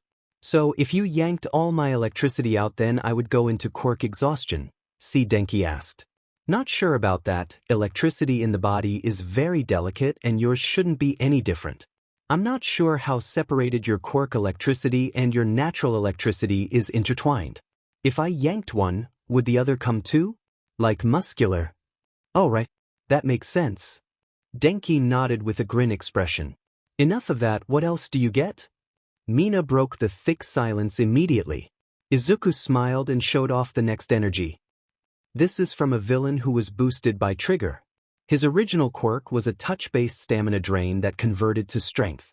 With Trigger, it became ranged and I was able to snag some of it, and now it's new base energy that I can absorb from others. He released some of the orange light energy from his hand. I haven't tested it out much, but I can sense the same energy in all of you guys and everyone inside too. Denki leaned forward and swiped his hand through the energy. He sat rigidly as he took some of the energy. Whoa, that's like 10 cups of coffee. He sat up fully alert. Denki, that could have been dangerous. Izuku admonished his friend but looked on curiously as he saw the energy he released merge with the rest of his stamina. A boosting effect. He said to himself in thought. Let me try. Let me try. Mina asked eagerly. Izuku reluctantly let some leak out of his finger where Mina swiped her hand across. The same effect happened to her and Mina sat up with a splitting grin. No more sleep. This is not a replacement for sleep. I'm not sure how it would affect you if you did. Izuku released some more stamina energy when Toru pinched his arm when she wanted to try it as well. He looked at her with narrowed eyes, but Toru's pouting face broke Izuku immediately at seeing it. And then this energy, Izuku said while holding it away from everyone in his palm. It radiated golden white light. For the brief moment he released some of it. It's Aries quirk energy, but I don't know what it does. It doesn't affect non-organic material as far as I could tell, and I'm wary to try it on a person when she said it made people disappear. Let's find a plant. Mina bolted from her seat with boosted stamina still in her body. Yeah. Denki nodded eagerly. Hanta looked to Izuku. Never give them that stuff again, he said seriously. He looked at the three who absorbed some of the stamina energy and had to agree. Toru was vibrating in her seat while hugging Izuku's arm, Mina was running from one place to another looking for a plant, and Denki was shooting off sparks at a constant rate. He decided Denki had enough before he shocked someone by accident and pulled gently at his stamina until he was back to normal. It was evident when the effects wore down when his quirk eased up and he sat more relaxed. That was a rush. Denki said with a hand to his head. That'll be great to boost someone before fighting. Izuku nodded with him at the application and thought about what else he could use it for when Mina almost slammed a potted plant on the table they sat at in the backyard. Plant! Mina declared while hopping from foot to foot. The dwindling stamina Izuku gave her was taken away and she slumped. No fun. Toru pouted again when her excess stamina was drained as well. Alright, just one drop of that energy. Izuku detached himself from Toru just in case and placed his hand over the plant. The golden white energy flowed out and touched the plant. Before everyone's eyes, it shrunk to a younger state of its life cycle. Oh! Izuku could only say. Everyone stared at the plant that was at least a few weeks younger than it was just a moment ago. Time travel energy? Mina was the first to shout out. No. I don't want anything to do with time travel. That stuff freaks me out. Hanta put up his hands in surrender and backed away. That's so cool, Toru said, leaning forward to examine the plant. Izuku didn't listen to any of them as he was lost in his head while mumbling to himself about the applications of such an energy. Before he could lose himself any further, Denki zapped his arm. Oh, what? Izuku rubbed at the spot and mock glared at Denki. For his part, the electric user smirked. Just making sure you didn't go comatose or something, he said with a shrug. I'll make you go comatose, Izuku mumbled back. He turned his attention back to the plant and hummed in thought. He sighed in frustration and rubbed his face at what he had thought. I have to tell Aizawa to make sure they know how dangerous Aries' quirk could be. More so to make sure there is enough security around her just in case. The other four moods dipped at that realization. If it was known that Aries' quirk could reverse time on a person, who knows who would try to snatch her up. Izuku had to admit having her come to UA would be the best even though he didn't fully trust them. Since the beginning of the year when he found Katsuki sitting at that desk in their classroom, he began to doubt UA's logic and reasoning. From there, the USJ happened with him ending up with a psychological evaluation because he decided to put a stop to the most dangerous villain in that building. Then the training camp happened with the League of Villains knowing where they were located. That alone screamed red flags in terms of security. He would have thought of going to another school like Ketsubutsu Academy or Shiketsu High School after that, but he couldn't leave the only people he thought of as friends and Toru. He even liked some of his other classmates, and leaving UA would mean he would be back to step one like the first day of UA. Any of you have his number? Izuku asked, looking at his friends. They shook their heads in the negative.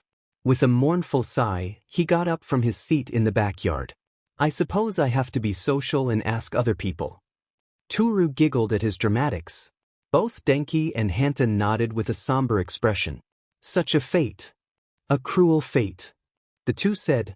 They chuckled and followed a grinning Izuku inside.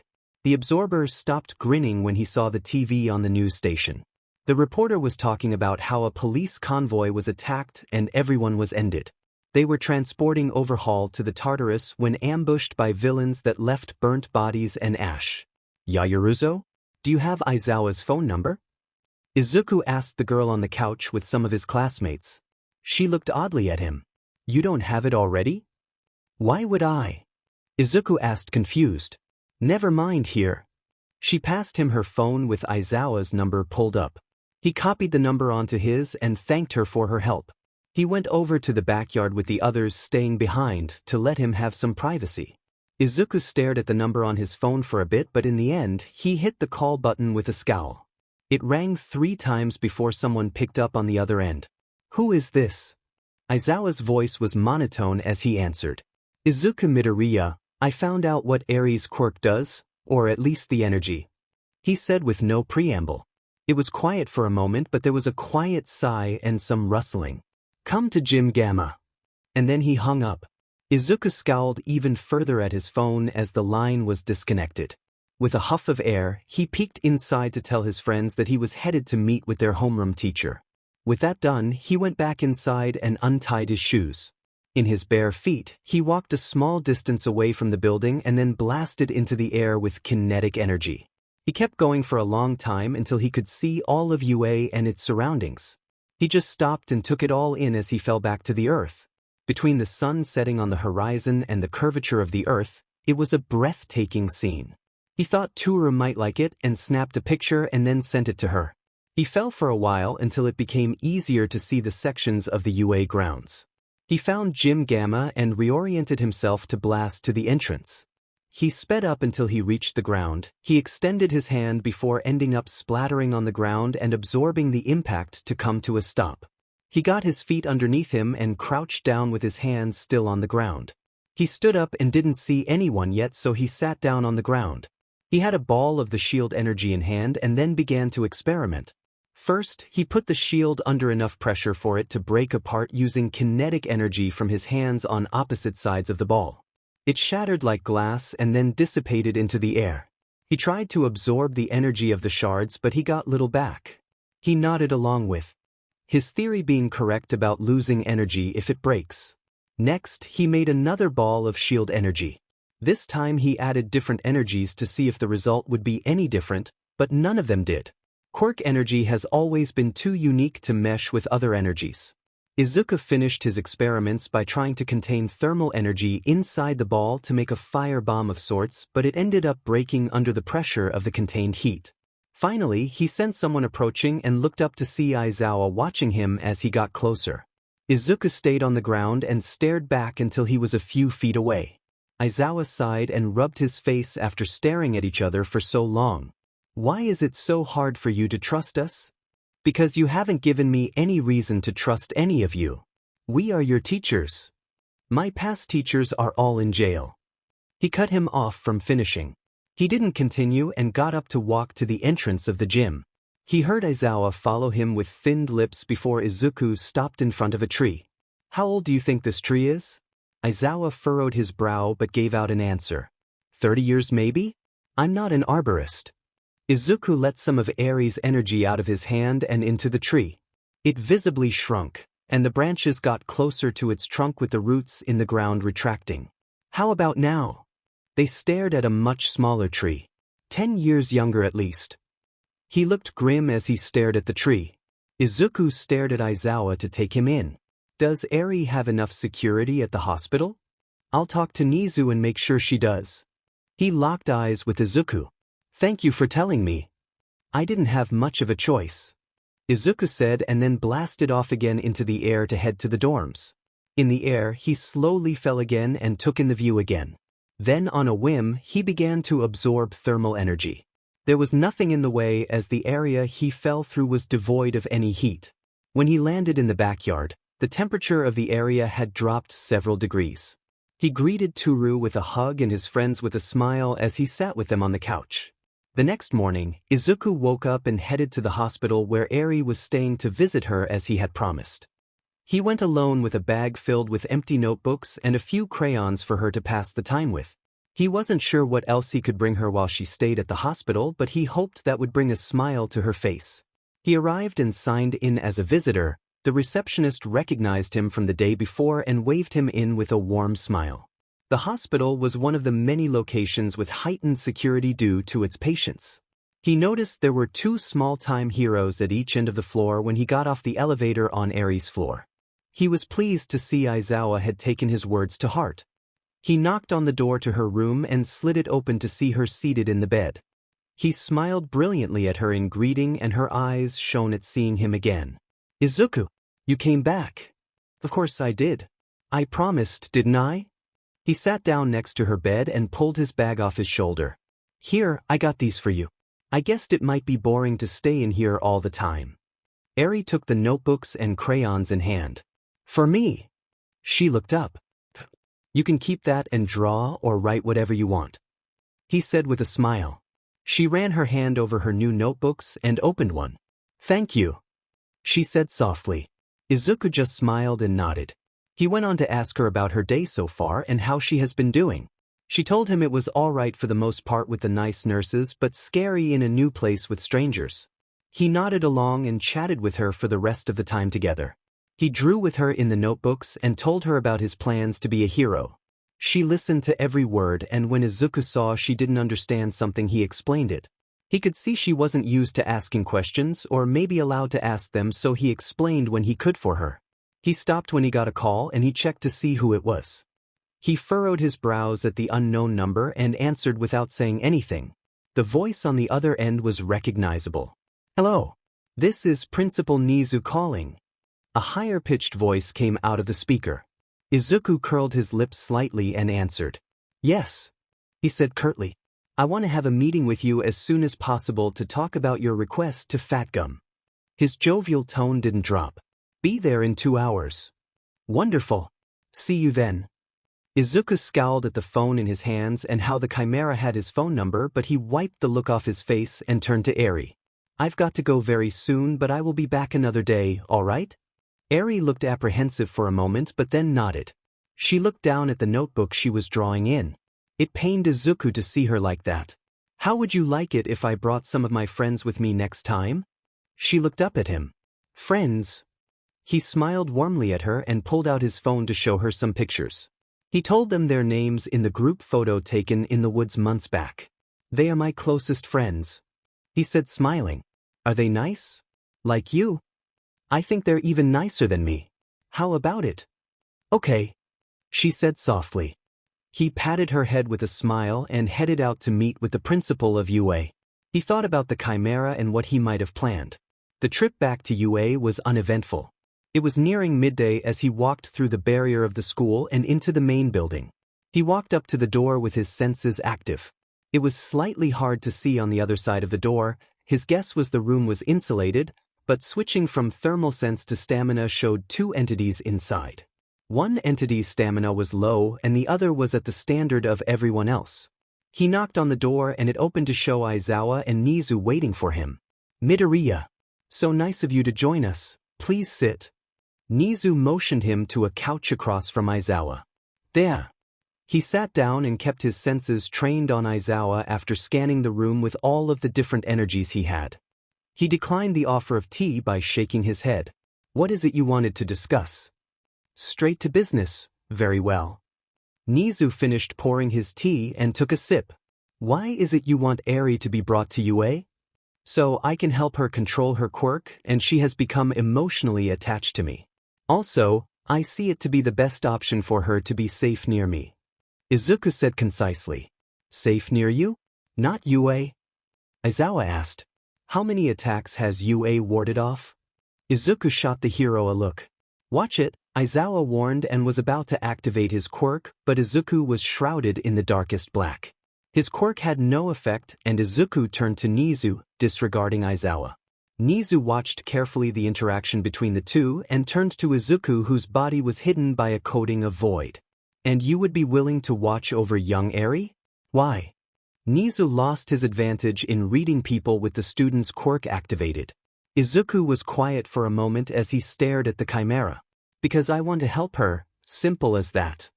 And it was the truth. Izuku wanted to help Eri have a normal life away from the abuse and torture she had to endure. Nizu hummed in thought and sat back in his chair. "Very well, I will take this into consideration." He paused and asked, "Is there anything else you would like to talk about?" It was a shot in the dark to gain the boy's trust. Izuku stopped from getting up and stared at Nizu through his shroud of the void. He watched him even more closely with his quirk, sensing his thermal energy rise with his emotions. His electric energy was quite different from everyone else due to Nizu's quirk, high specs. Izuku could see the equivalent emotion to anxiousness as to humans on Nizu. How is it that Mirio Togata has another quirk?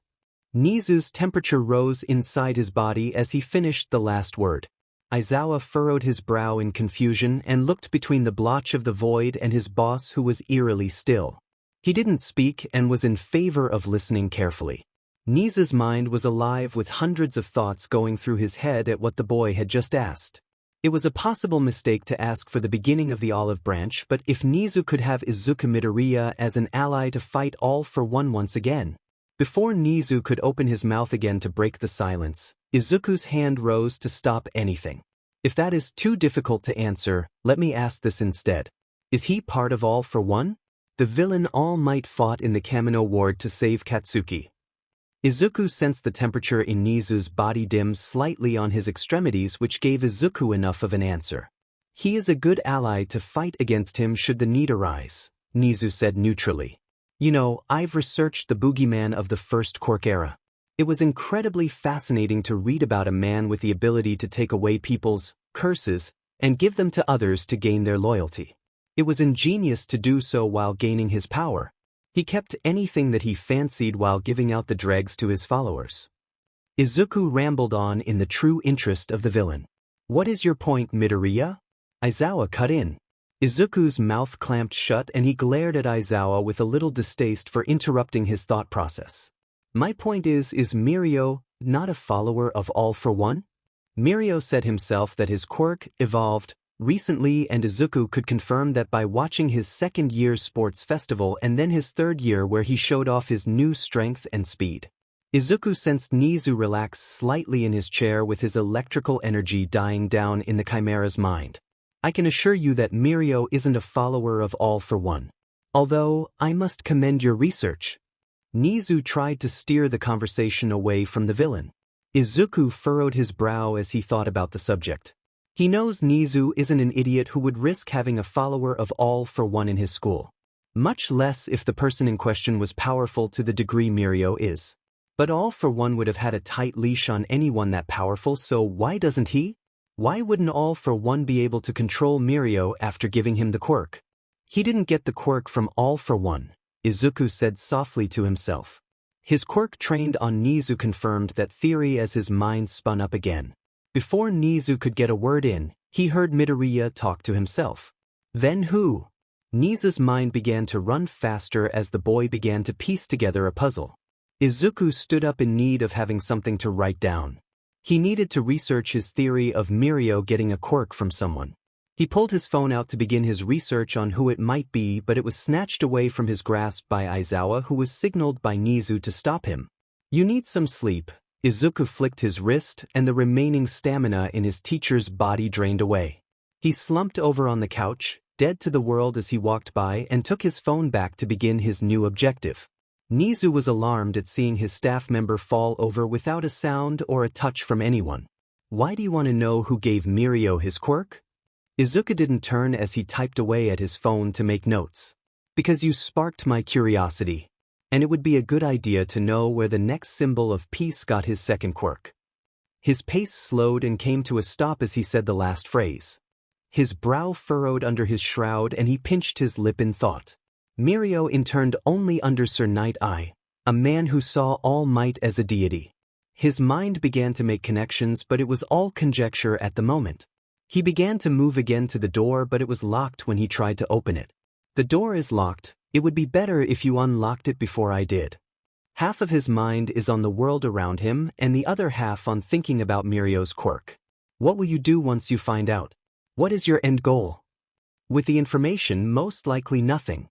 But I like to know everything I can about everyone near me, and most especially the most powerful people, so if they step out of line. Well, you saw how that ended with Katsuki, so much for that. Izuku said with his lip curdling at the thought of the blonde. As for my end goal? He paused and thought about his various plans. I have a few. Now the door. The door clicked and Izuku strolled out and headed to his room to write down his thoughts. Not once did he remember to turn off his shroud. Nizu rubbed his snout in frustration after Midoriya had left. Nizu had a few ideas to gain his trust, but after speaking to him, he knew none of them would work. His thoughts on having him become a ward of the school would only lead to misfortune on their part should they misstep. Nizu understood the distrust of the boy. He experienced the same problem when he escaped the lab. Nizu had watched Izuku Midoriya carefully since the beginning of the year when he appeared to have a quirk even when his file had said he was quirkless. It is quite ironic that they spoke but all for one's followers when they were thinking he was one himself at the beginning of the school year. Now he found a close circle of friends with whom he could lower his guard while elevating their power with his quirk theory. He had seen the bottom two shoot up from 19th and 20th rank in the classroom to 16th and 17th, with the others in his circle rising as well. That's not to mention their power with their quirks. Nizu sighed and pulled out a cigarette to smoke as he watched one of the few people able to stop Midoriya asleep on his couch. It was obvious to him that he gained more energies from how easily he dealt with Eraserhead. Nizu pulled out a ball he played with while thinking and threw it at Aizawa's head to wake him up, but it bounced off without him stirring. He could only guess what Midoriya did to Eraserhead. Izuku walked back to the dorms with his mind in the clouds. He didn't pay any mind to anyone who gave him odd looks due to his void shroud that he forgot to turn off. He walked into the dorms and everyone went quiet at seeing a humanoid shape made of void. For Izuku's part, he didn't even notice as his thoughts were still on Mirio and where he got his quirk from. Nizu all but confirmed it during their conversation not long ago. He was brought out of his thoughts by someone stepping in front of his path to his room. He saw it was Ida and he was in a combat stance. Izuku's lip curled slightly at the obnoxious boy. "Who are you and what are you doing here?" Ida asked. "What?" Izuku asked with a scowl at the boy. He looked down at himself and saw the void covering. Oh. He dispelled it. Forgot about that. He looked around to see the classmates in the common room relax their tense postures at seeing a stranger walk into the dorms. He waved as an apology for scaring them and moved to walk past Ida. He stopped Izuku again. "What kind of sick joke was that?" Ida asked with distaste. "Simple. Mistake," Izuku muttered absent-mindedly and walked past him with his mind going back to Mirio. He felt like there was a connection between Mirio and All Might through Sir Nighteye. But his thoughts were brought back to Ida as he stopped him again. He didn't hear what he said, but it was something along the lines of his negligence of quirk use. He scowled again and used his quirk properly to silence the surrounding area around him and walked past Ida, ignoring his waving arms. Izuku opened his room and sat down at his desk where his laptop was, and he grabbed an empty notebook to begin his research. First, he went to watch Mirio's past sports festival from every year to truly get an understanding of his quirk. He already had an outline of Mirio's quirk and how he developed it, but now he was looking at his history and who he associated with. Tamaki is one of his oldest friends from what Izuku gleaned with their time together under Fat Gum, with Nighteye joining the two at UA. All of them became close friends due to their supposedly weak quirks in their first year, but after 2 more years, they grew to become the big three. Mirio's internship began with Sir Nighteye in his first year, and the hero mentored Mirio ever since. But the question is, why would Sir invite Mirio as an intern if Sir's way of doing things was meticulously and with long planning while Mirio was more headstrong? Granted, Mirio has learned more of Sir's way of doing things, but he isn't an investigator like Sir is. Izuku stopped writing and leaned back in his chair with a sigh. He was startled when he felt a kiss on his cheek and turned around to see Toru and the rest of his friends in his room. His sound absorption stopped and he looked at them with surprise. Mina and Toru were on Izuku's bed with Toru seated against the headboard while Mina was lying face down reading a manga. Denki and Hanta had brought beanbag chairs and were reading comic books or had manga in hand. They looked around when the sound worked again. "What are you guys doing in here?" Izuku asked, still startled from seeing them where he thought he was alone.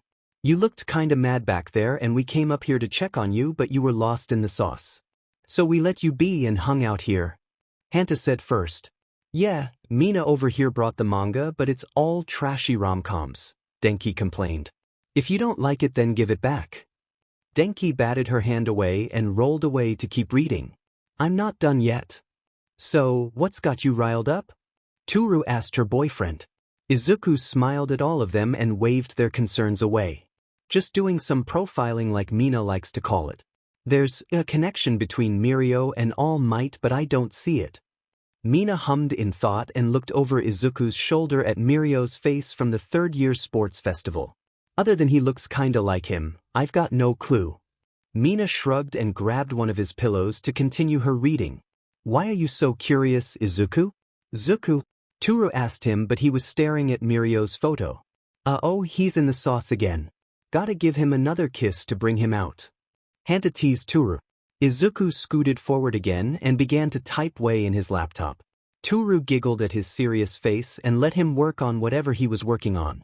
She sat on his bed and then snatched one of Izuku's pillows from Mina. She leaned back on it to continue her reading. The longer Izuku stared at Mirio's face, the more he could see the similarity between him and All Might. The blonde hair, bright smile, high spirits, and his catchphrase. It all was just like a younger version of All Might. Izuku searched back to when Sir and All Might went their separate ways, and it was over 5 years ago, the same time as All Might took a break for the first time in years, and his appearance began to diminish. Sir wanted a copy of All Might because he saw that the symbol of peace's time was coming to an end. Izuku stopped writing and furrowed his brow. Unknowingly, he also stopped muttering, which caused his friend to look at him. What is All Might's quirk? Izuku already knew everything he wanted to know about the man, and he was becoming very aware of the similar powers between Mirio's evolution and All Might's quirk. You all right there? Denki asked worriedly. I'll be back, Izuku said to them and leapt out the balcony to blast off to the school library. He heard shouts of alarm about his actions from his friends, but he paid them no mind. He quickly arrived at the library of UA and he began by going to the terminal to search what he was looking for. He typed in the search bar the year All Might graduated and quickly went to find the yearbook. He pulled it out. It was worn down by the many students doing something similar to what he was doing. He sat down with the book and flipped it open to find Yagi Tashinori's smiling face with his hero's name right under it.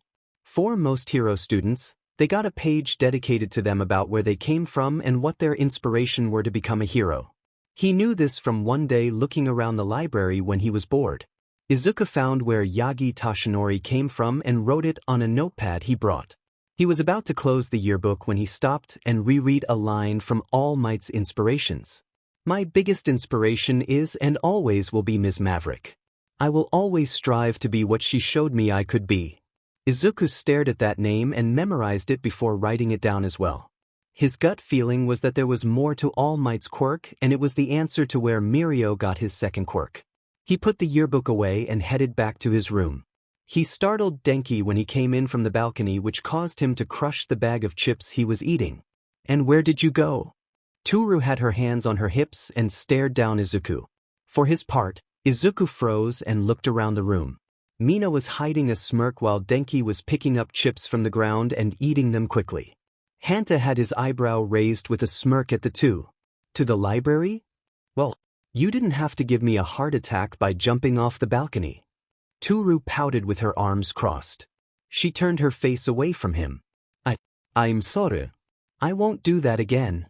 Izuku said apologetically. Toru peeked at him and nodded with satisfaction. Good. I don't want to see you jumping off high places again.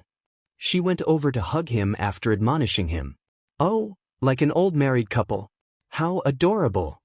Mina cooed with both hands clasped together in front of her. Izuku blushed at the mention of marriage with Toru, and the rising heat on her face gave Izuku the sense she was in the same boat. They separated and got back to what they were doing before, with Izuku at his computer and Toru snuggling under his bed covers. The absorber rubbed his face to get his mind back on track from Mina's remark. First, he wanted to search for the school Yagi Tashinori graduated from before UA. He had the school district and he went from there. It took him a couple of hours to find where Yagi Tashinori went to school before UA, since they all had been closed down or renamed for one reason or another. His way of finding it was to search the digital yearbook of each school of the year he should have graduated from. There were many schools in the district. But his dedication bared fruit when he found a scrawny young man's photo with the matching name. The same blue eyes and golden blonde hair had a plain smile in the yearbook photos. The school he went to close down for unknown reasons. Izuku began to scour the internet for any additional information that contained Yagi Tashinori. Before he could continue, he heard a tapping noise and Izuku looked up to see Mina, Denki, and Hanta waving at him from his doorway. He looked confused and looked over to where Mina was pointing with a beaming smile. Toru was under his bed sheets asleep, and it was dark out the window. Izuku kept quiet and waved to his friends. When they left, Izuku glanced over at Toru, who was drooling on his pillow with a smile. He smiled warmly at her and then got back to work to find the truth about All Might's quirk. The rest of the gang closed the door quietly and tiptoed downstairs. It was nearing 10 at night when they decided to leave Toru and Izuku. What do you think got Izuku going on his research? Denki asked when they were one floor down. Not sure, but he looked determined, that's for sure, Mina said. Did you see what he was looking at? Denki asked. The three were making their way to the kitchen for a late-night snack before bed.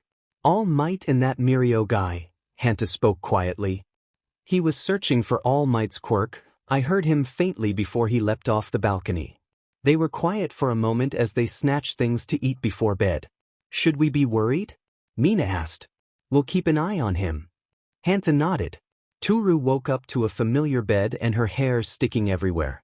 She groaned softly before rolling over to hug Izuku, but she found nothing. Confused, she felt around until she raised her head with one eye opened slightly to look around. She found Izuku immediately right where she last saw him, at his desk. He had bags under his eyes from the lack of sleep, and he was writing furiously while looking up at his computer screen frequently. He was quietly mumbling to himself to prevent waking her up. Zuku? Have you been there the whole night? She mumbled while rubbing her eyes clear of sleep. He was startled from his work and looked over to Toru staring at him with disapproval. It's fine. The stamina energy helped to keep the sleep away. How did you sleep? He asked with a smile. Toru pursed her lips at his behavior and skipping sleep. Good, but it could have been better. She pouted. Izuku ducked his head. Sorry, I lost track of time. He said apologetically. Anyways, it's fine. It's the weekend. He tried to appease her. Still, you shouldn't cut out sleep entirely like that. I know. I just... He waved his hand at the open notebooks that were filled with new notes. Did you eat at least? She didn't get an answer and she intensified her glare. Izuku! She almost shouted. I forgot. Toru got up from his bed, she arranged her hair so it wouldn't bother her, and straightened her wrinkled clothes before grabbing Izuku by the arm and dragging him to the door. After breakfast, you will sleep. Wait, Toru. Give me a chance to put my notes away at least. Izuku pleaded. She squinted her eyes at him and crossed her arms. He quickly grabbed everything on his desk and put it inside a complex-looking box that opened after some button pushes. He pushed the heavy box back into his closet and closed it. Izuku turned to see Toru with an eyebrow raised at his actions, and he waved her concerns away. He was then dragged downstairs to the kitchen where a few of his classmates were already seated and eating. Toru sat Izuku down and began to grab ingredients to cook a breakfast. When Izuku tried to get up to help, he was glared at until he sat back down. He sullenly sat as Toru cooked him breakfast. His mind wandered to what he had found out last night. Yagi Toshinori was either a late bloomer like Izuku was or he got his quirk just like Mirio did. It was a newspaper that was uploaded and Izuku had found it was before Yagi's time at UA. The paper did have much but one small article on a young man who fought off a few thugs with a pipe and then was arrested for vigilantism. He was later released when it came out he was quirkless and didn't break any laws. The name was Yagi Toshinori. He had discovered that in between his third year of middle school and first year of UA, he got his quirk. Just like Izuku, but he wasn't so sure that he was a late bloomer like he was. He let that matter drop from his research when he couldn't find any more information on Yagi Toshinori. The next topic was interest, Ms. Maverick. She was a mid-tier hero before Yagi graduated from UA.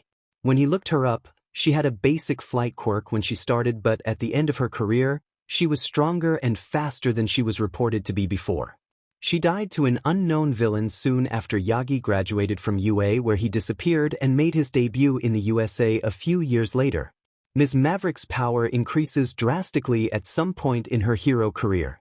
It was too similar to the other two to be a coincidence, especially when they were all connected. The information began to get harder to find as he went farther back to when Maverick got her power-up. So instead, he looked up heroes who died with the added parameters that their quirk evolved before they died. He was brought out of his thoughts when Toru set a plate of eggs and sausage with toast before him. She beamed proudly at her work, and Izuku gave her a thankful smile before eating her well-done food. She sat down next to him and ate her plate of food with him. They ate in relative silence and enjoyed having one another close by. When he finished his food, he let out a long yawn that Toru had caught. She quickly washed the dishes and marched him up to his room to lie down for a few hours. He tried to protest that he wasn't that tired, but once he had laid down he was drifting off to sleep. Toru sat next to him in bed and brushed his messy hair back, and he slipped away. She giggled and got comfortable before grabbing the book she dropped the night before to continue her reading next to a softly snoring Izuku. Classes 1A and 1B were funneled into the same hospital for healing. Many of those in Izuku furrowed his brows. Why would they postpone it? Hero work is unpredictable, and it's our job to control that unpredictably to make sure people are safe. Sure, the raid was a lot for first years, I'm guessing, but that doesn't mean we should take a break. Fat Gum sighed. I agree, but it's out of my hands now. I see. Thank you for having me for the short time we worked together. Enjoyed it. The smile could be heard as he spoke. Of course. I would be happy to have you back anytime. They said their farewells and hung up. Izuku leaned back in his chair and let out a long sigh. He did enjoy working with Fat Gum and Tamaki to a lesser extent. The hero was what heroes should be and not what more and more heroes are becoming. Izuku sees too many heroes who work for fame and glory in the hero business rather than working on helping people as they should be. That thought reminded him of Stain and what his ideals were before he was taken away. Izuku shook his head from the darkening thoughts and got up to eat something. Heading downstairs, he was met by some of the class in the common room playing games or relaxing on the sofas. He saw Toru and Mina chatting animatedly with Uraraka and Jairu while the guys from his gang were playing on a console hooked up to the TV. Toru saw him and waved at him with a smile. Mina caught the action and teased Toru as the invisible girl pushed Mina's face away as retribution. Izuku smiled back and waved while heading to the kitchen. He made a simple meal of a few sandwiches and sat down to watch from the kitchen as the guys made a tournament within the game. When he finished, he joined them on the couches and continued to watch. Denki tried to rope him into playing, but he declined. He continued to egg him on until he gave up under peer pressure and gave it a try just to end up losing immediately. Hanta sent Denki a dirty glare as he was the one to trounce Izuku without giving him a chance. The rest of the night continued that way until it was time for sleep before the day of class the next day. The class was back in the concrete gym for more super move training. Izuku was sitting down and experimenting with combining energies and seeing their results. He already had his 3 main super moves, and adding more to his arsenal would be for the best. He had an idea for a new energy he could obtain, but he was restraining himself from sprinting right at the person in question. For now, he merged a few energies to see the results, and most of them were less than satisfying. Thermal, electric, kinetic, light, sound, nuclear, stamina, shield, rewind, and bomb were his current options, but more was always good. Izuku got up to find the person in question but was stalled by Yagi approaching him with a smile. Young Midoriya, how goes your training? Yagi asked. The previous #1 hero was hopeful to see the bridge repaired between the two, but Izuku's next words dashed that hope brutally. Just fine, Yagi, Izuku said coldly. Is everything all right, my boy? Yagi asked, confused. Izuku turned back to the emaciated man and observed him for a moment. Why did you tell me what you did on the rooftop that day? He asked neutrally. Yagi sighed and rubbed his neck as he looked away. I said what I thought was best. Did Ms. Maverick tell you the same? Izuku asked with his head tilted. His eyes bore into Yagi as he froze in his motion. Izuku put his hands behind his back and continued to watch Yagi very carefully to see if his research was right. Yagi felt cold as he processed the words and then looked up sharply at the young man who was watching him with a blank expression behind his half-mask. What do you mean by that? Izuku turned his head to continue watching Yagi as he began to pace around the retired hero. Did Ms. Maverick tell you to be realistic in your dreams to become a hero? Or was she more encouraging to a quirkless teen who wishes for a break from the life that continues to beat him down?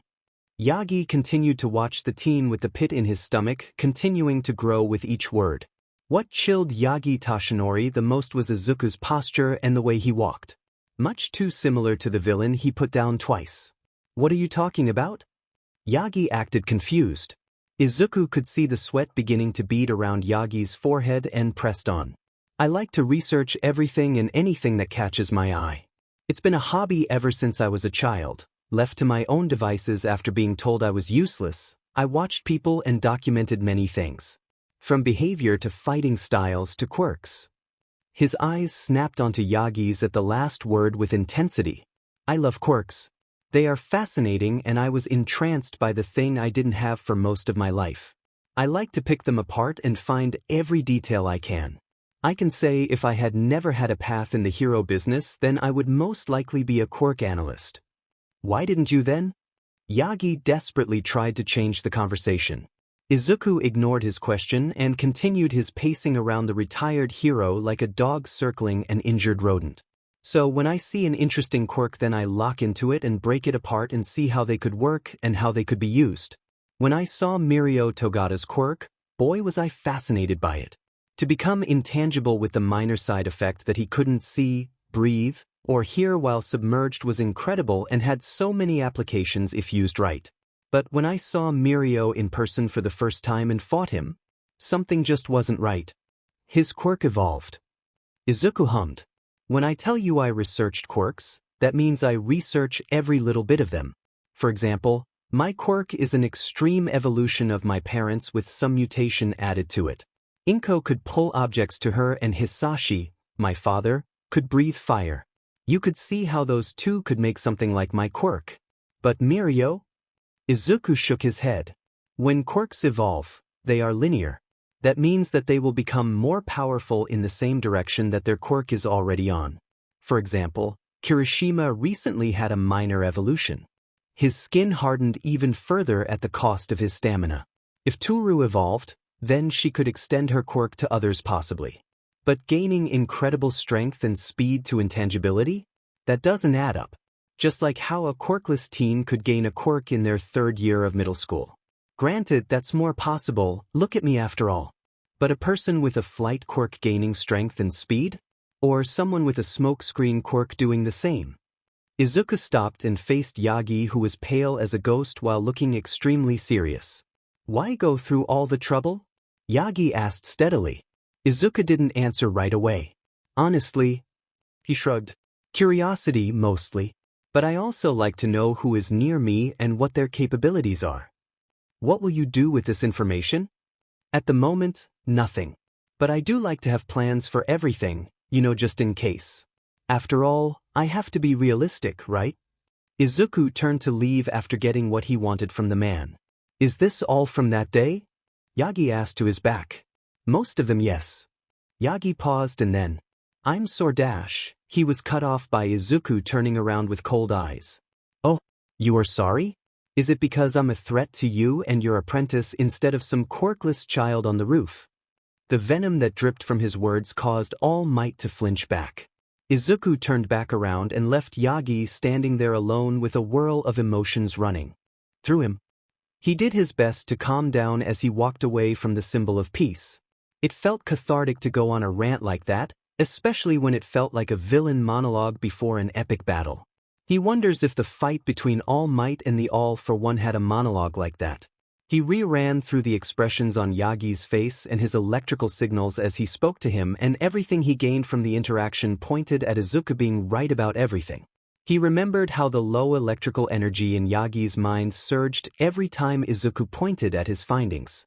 By the time he found who he was looking for, he had calmed down enough not to snap at someone unnecessarily.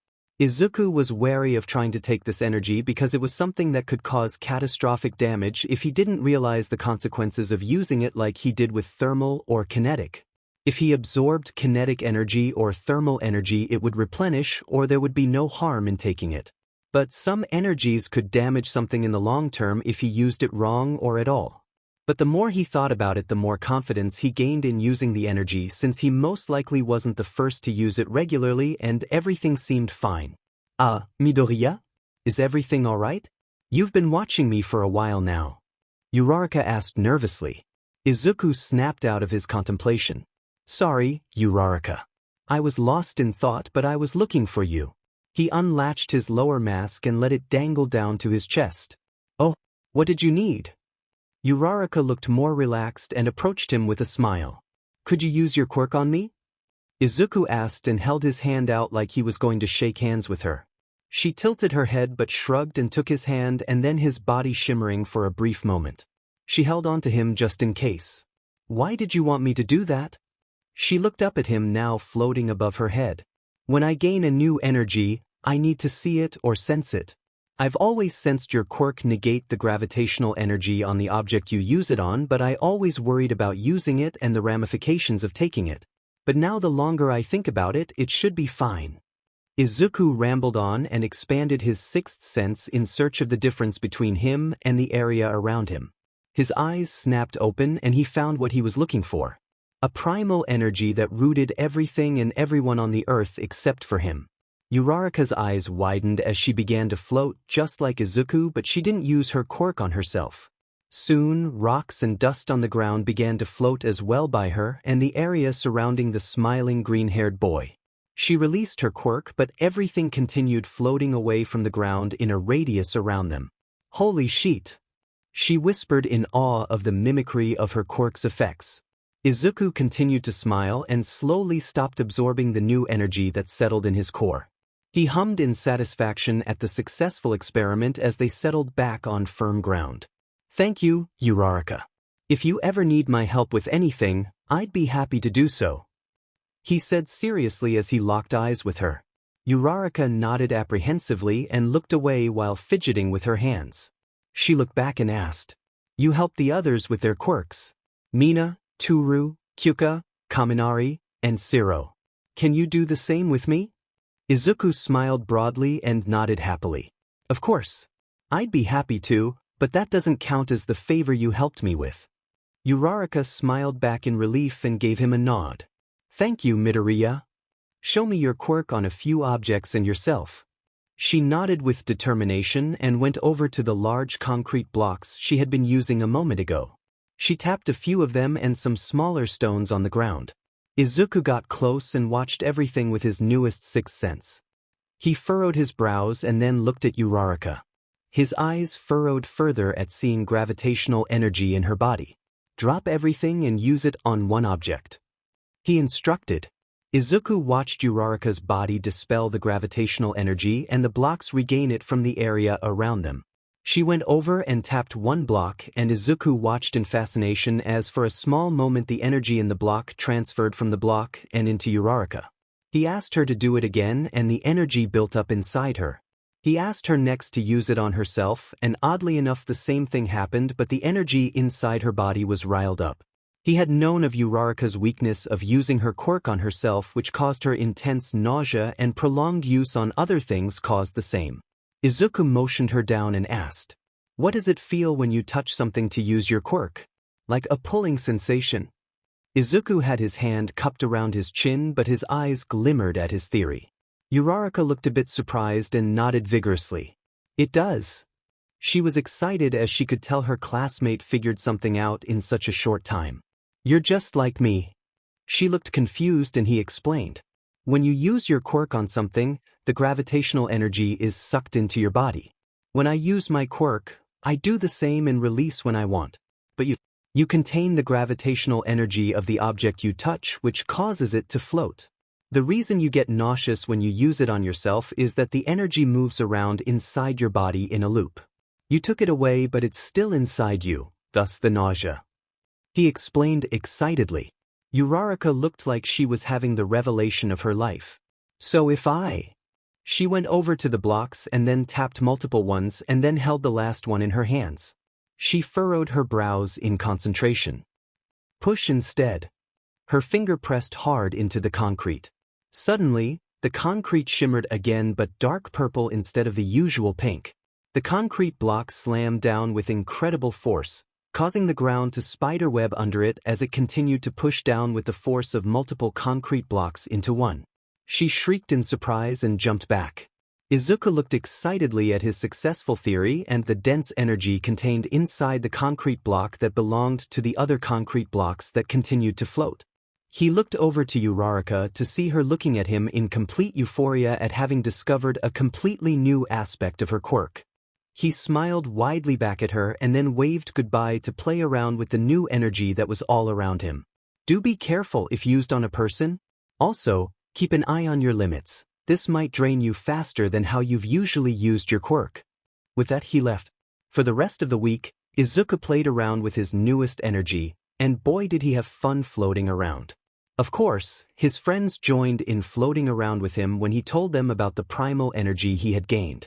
He practiced using gravitational energy to fly to some degree.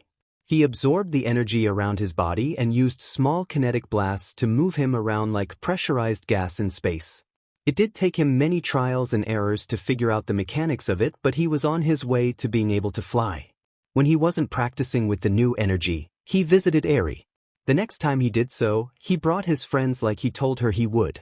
He invited Uraraka and Tsuyu as well since they were part of the raid and were eager to meet the girl. Eri was very shy in the beginning but slowly calmed down at their easy personalities. Tsuyu was very drawn to the girl. Since she was the same age as her sister, they hung around her when they got the chance and she grew more relaxed around them as time passed. Eri was still most comfortable around Izuku when people were around. She began to regain her health bit by bit every time Izuku visited her. Back at the school, Izuku was trying to use gravitational energy to stop clones of ectoplasm by sending them crashing into the ground with controlled bursts of increased gravity. It wasn't precise like his lightning or fire beam and was more like a ray that increased gravity where he aimed. It was extremely effective in downing anyone that got near him and a great non-lethal attack. He was taking a break when Denki approached him with a grin. "Hey Izuku, I've got an idea." Izuku stopped drinking his water to eye his friend with suspicion. "What? Have you ever seen any old animes?" "Not really." "Why?" "Well, in some, there is a training method that they use by working out in a high-gravity area. I was just wondering." Izuku paused, unsure. "Denki, I don't think that's a good idea." "Oh come on. We'll start slow and I'll walk into the range." Denki looked excitedly and motioned him to stand. "What are you two doing?" Sato asked. "Something stupid and dangerous, probably," Izuku said. "I'll be fine. Izuku can increase the gravity and dash." "I'm in." Sato cut him off with a serious face. Izuku shook his head at the two and sighed in resignation. He scorched the ground in a cone shape with the narrow where he stood and then increased the gravity in front of him by a small degree. "Go ahead." He waved in front of him. The two grinned like idiots and stepped inside the cone. They buckled slightly but stood straight after a second. They moved around to get used to the increased gravity and then grinned at Izuku. "More!" The two shouted in unison. Izuku pursed his lips but obliged by increasing the energy output. The two stained to keep upright but they slowly did so. Denki activated his quirk and strengthened his body with electricity, and Sato brought a bag of sugar to his mouth slowly as he fought against the increased difficulty. When they were done with their preparation, they tried to spar but it was at a quarter movement speed at most. Soon, more of his classmates joined in to watch the two try to spar but they were more interested as to see why they were so sluggish. Denki was sweating buckets as he gave up his fight against Sato and made his way to exit the increased gravity. When he did, he stumbled out and took in a breath. "That was intense," he gasped out. Sato followed him and fell to his knees next to him. "I feel like I benched, squatted, and curled a truck." "What's with them?" Toru came up to Izuku. "They were inside the increased gravity for training, I guess?" He shrugged. "Increased gravity, you say?" Kirishima appeared next to Izuku in a flash. Kirishima, Shoji, and Ojiro were next in the field, and they struggled just as much as the other two in their attempt to fight against the primal energy that was gravity. Kirishima cheated a bit by hardening his joints, but the weight was still on his shoulders. Shoji manipulated his arms slowly around while Ojiro went through a fighting routine with difficulty. By the end, they were all in a similar state as Denki and Sato when they got out. "You guys done having fun?" Izuku asked with a raised brow at the five on the ground.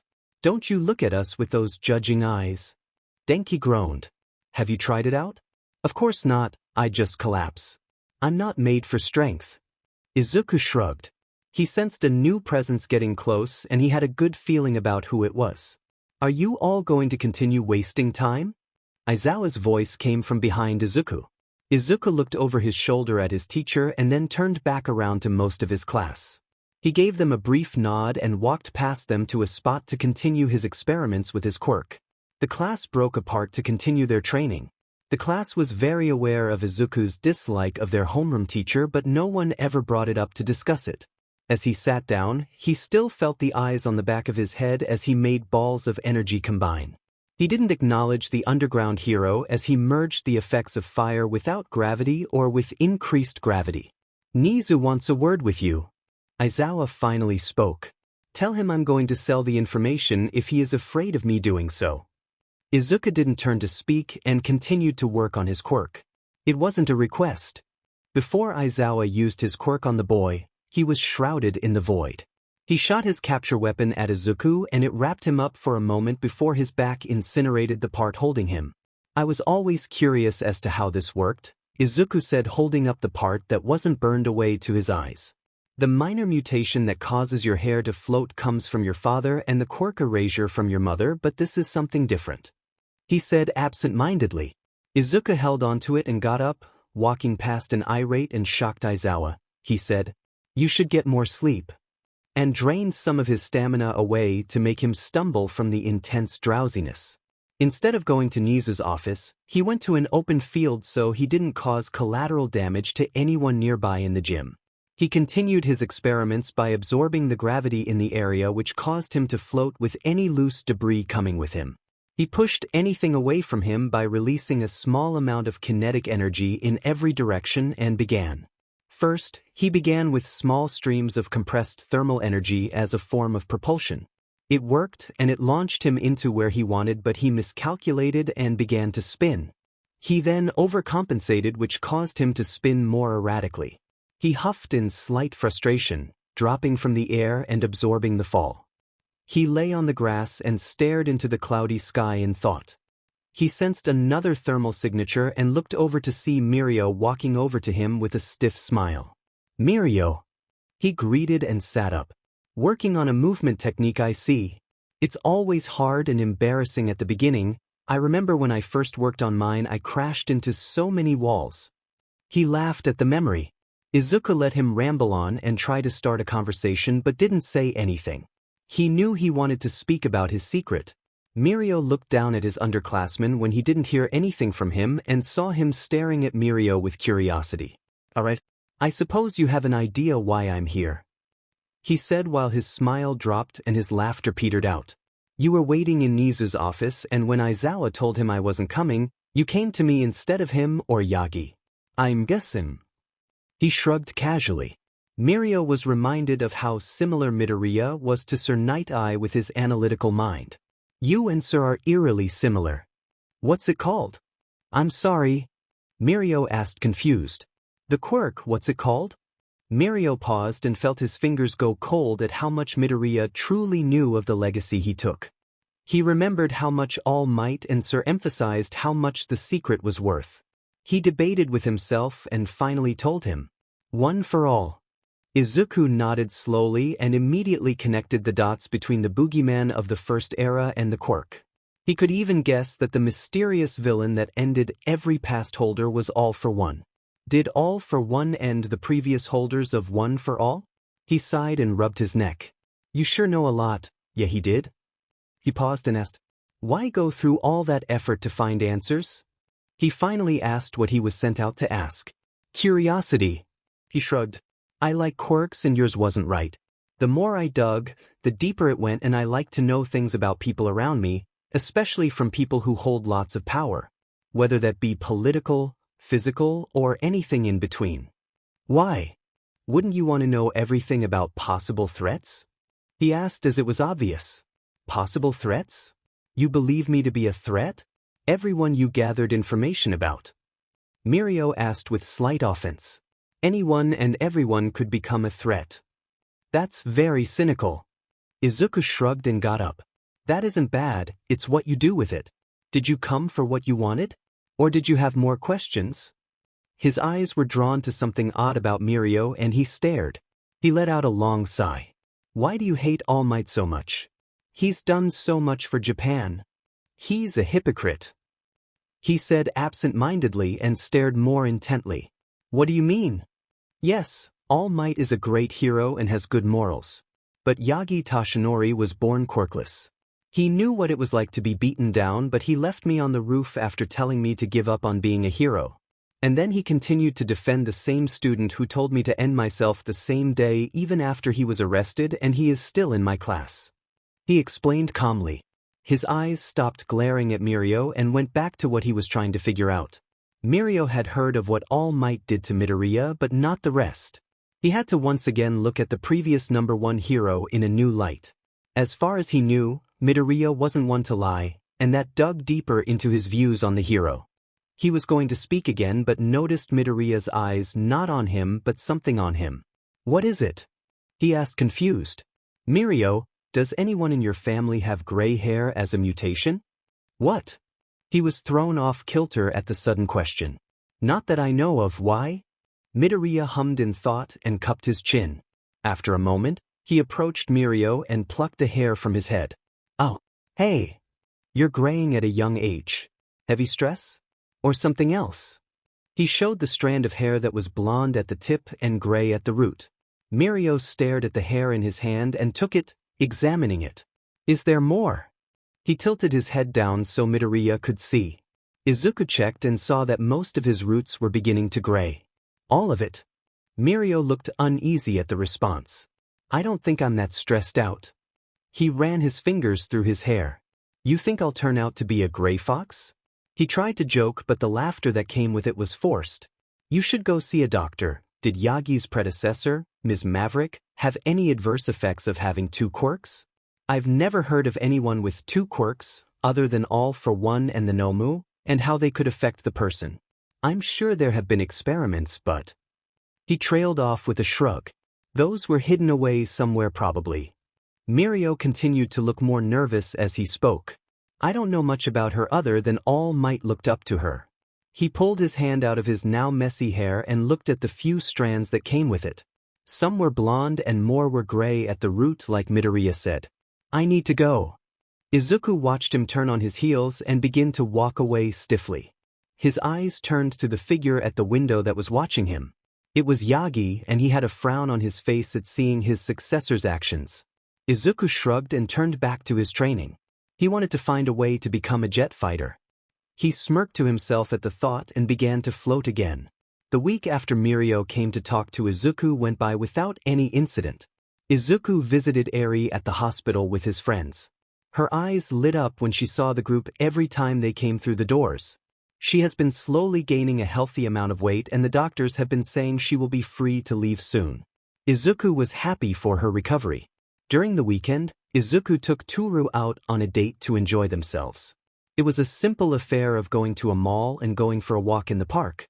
It wasn't anything special, but the two enjoyed their peaceful time together.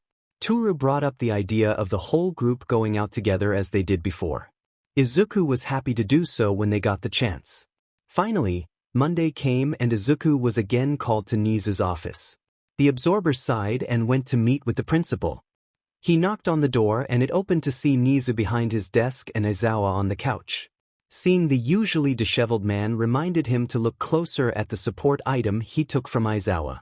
"Midoriya, komein. Would you like some tea?" Nizu greeted jovially.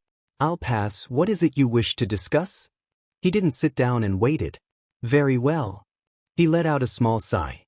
"I want to know how long it took you to find what you did?" His beady eyes flickered to Aizawa and back to Izuku. Izuku raises a brow. "A day and a half. This wasn't what you wanted to talk about, is it?" He knew it wasn't from the brief look he gave to Aizawa. "Truly?" Nizu sounded surprised at his answer and went over the question posed. "What got your research started?" he asked in curiosity. "His yearbook." Nizu's eyes flickered side to side as if he were reading the yearbook. He slowly began to nod in understanding at his process. He typed in his computer for a moment and sat back after briefly reading what was on the screen. He turned back to the student before him. "You would have been a great detective." Izuku didn't say anything and waited for him to get to the reason he was called to the office. He knew it wasn't about one for all since Aizawa didn't know from his glances between the two. "Very well. The main reason I called you in here was to inform you that young Eri will be released tomorrow. You said you wanted to guide her to control her quirk, is that still true? Nizu asked with his paws steepled before his snout. It is, I'm guessing Aizawa to help in that regard? Very astute. Yes, Aizawa will help or watch over her when you are unable to or otherwise. As you know, he would be just as capable of handling her quirk as you can. All her necessities will be acquired for her very soon, and she will have a room attached to Eraserheads in the dorms. Her education? Izuku asked. I will be tutoring her, I have enough free time to do so, Nizu responded. Does the commission know about her? Izuku asked. Nizu stopped from continuing to answer anything he said and processed what he had asked. In an even tone he asked. Why do you ask? I don't trust them. And if there is a chance to have a quirk under their control that could bring someone from the dead, then they might do what they can to get their hands on her. What makes you distrust of the Hero Commission? Nizu asked carefully. Izuku looked back with a raised brow. It took me less than 2 days to find what I did. I did a lot of research before UA. I didn't have too many friends as you can imagine. That combined with my curiosity about finding what I shouldn't led me to some interesting things. More so when I came here and got to interact with the son of the number 2 hero at the time. Oh. Nizu probed. Where did Hawks come from? He asked simply. And who did he replace? Nizu smirked and nodded. The commission knows a raid took place and we rescued a child. They know UA is taking her as a ward. They will suspect something. There's nothing to do about that unless we forge a fake quirk registration. It wouldn't be hard, Izuku mumbled, but Nizu's ears twitched at hearing it. Was there anything else? No, that will be all. I wouldn't mind having you return to discuss less pressing matters over a cup of tea. Nizu offered. Izuku thought about it and nodded. All right. He was curious about what the two could dive into as a discussion. Wonderful. Anything I can help you with? Nizu clapped his paws together with a smile. What of Mirio? Nizu's smile fell just a bit, but Izuku caught it. Nothing to worry about. The absorber nodded and headed out of the office. Aizawa stared at the door he left through and could only think of what else he could know if he knew to distrust the Hero Commission. He was reminded of how the absorber knew about his parents' quirks. On top of that, Nizu kept something hidden about Mirio which the absorber knew and caused Yagi intense distress when he saw him last. Izuku and Aizawa got out of the car and began to walk to the entrance of the hospital where Eri had been staying for the past month. The two didn't speak the whole time from leaving the school to arriving at the hospital, and Izuku was happy to keep it that way. It didn't take long to make their way to her room. They found Eri finishing dressing with the help of an old nurse with a kind smile. Her eyes lit up at seeing Izuku but became wary at seeing Aizawa's disheveled appearance. Izuku smirked at that and waited for her to finish up. Ready to go? The nurse asked with a gentle smile once she finished. Eri nodded at the nurse and turned to Izuku. He smiled down at her and asked, Got everything? She was about to nod again but stopped and shook her head and pointed at Izuku's jacket that still was hung up where he had left it. Your jacket? Of course. Izuku laughed a bit and took his jacket for the coat stand. He slipped it on and held out a hand to Eri. Now we're ready. Eri took his hand and they headed down to the waiting car. The little girl looked around at the new environment but stuck close to Izuku and clung to his hand tightly. He smiled reassuringly down to her and helped her get into the car's back seat. He sat beside her as Aizawa started up the car and began to make his way back to the school. Where are we going? Eri asked in a soft voice. We are going to go to a school where he works. He pointed at Aizawa. And where I go to learn how to be a hero. He explained. Is that where I'll stay? You'll have a room next to his and I'll live in the same building as you. The rest of my class is staying there too. Your friends that came with you? She asked with just a bit of eagerness slipping through. That's right, we'll all be nearby. Izuku smiled at the emotion that she showed. Is everyone in your class nice like them? Izuku's smile didn't slip, but he paused for a second. None of them will ever hurt you, I promise. He patted her head. Okay. Eri thought up another question. What will I do? She looked up at him in question. Izuku hummed in thought. Lots of things. You will go to school and learn about things like reading, writing, math, and other stuff. You can learn a hobby like drawing or anything you like. And later we'll teach you how to use your quirk. Eri showed fear in the last part of Izuku's explanation. But it's dangerous and bad. Izuku stroked her hair gently to calm her down like he had done many times before while visiting her at the hospital. There is no such thing as bad quirks, only people who use them for bad things, and you are not bad. He made sure she heard his words and continued when he saw her listening. Think of a person with a quirk that made them super strong. That person could help another person lift something heavy so they could get to safety, or the same person could use it to hurt people. Eri listened attentively to his words and relaxed under his hands, brushing her hair. She stiffened at his next words. Overhaul is an evil man who did evil things, and I'm glad he will never hurt anyone again. But his quirk could have helped so many people. The quirk is not bad, only the person.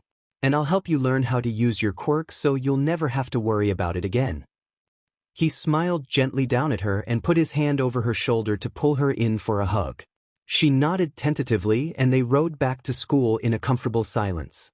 It wasn't long before they drove through the security gate and stopped inside the UA walls. Eri looked around at the big building they stopped at and then at Izuku, who was smiling down at her curiosity. Is that the school?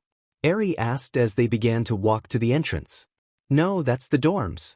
Where we live, and you will too. They were about to open the doors but stopped Aizawa from doing so when he remembered something.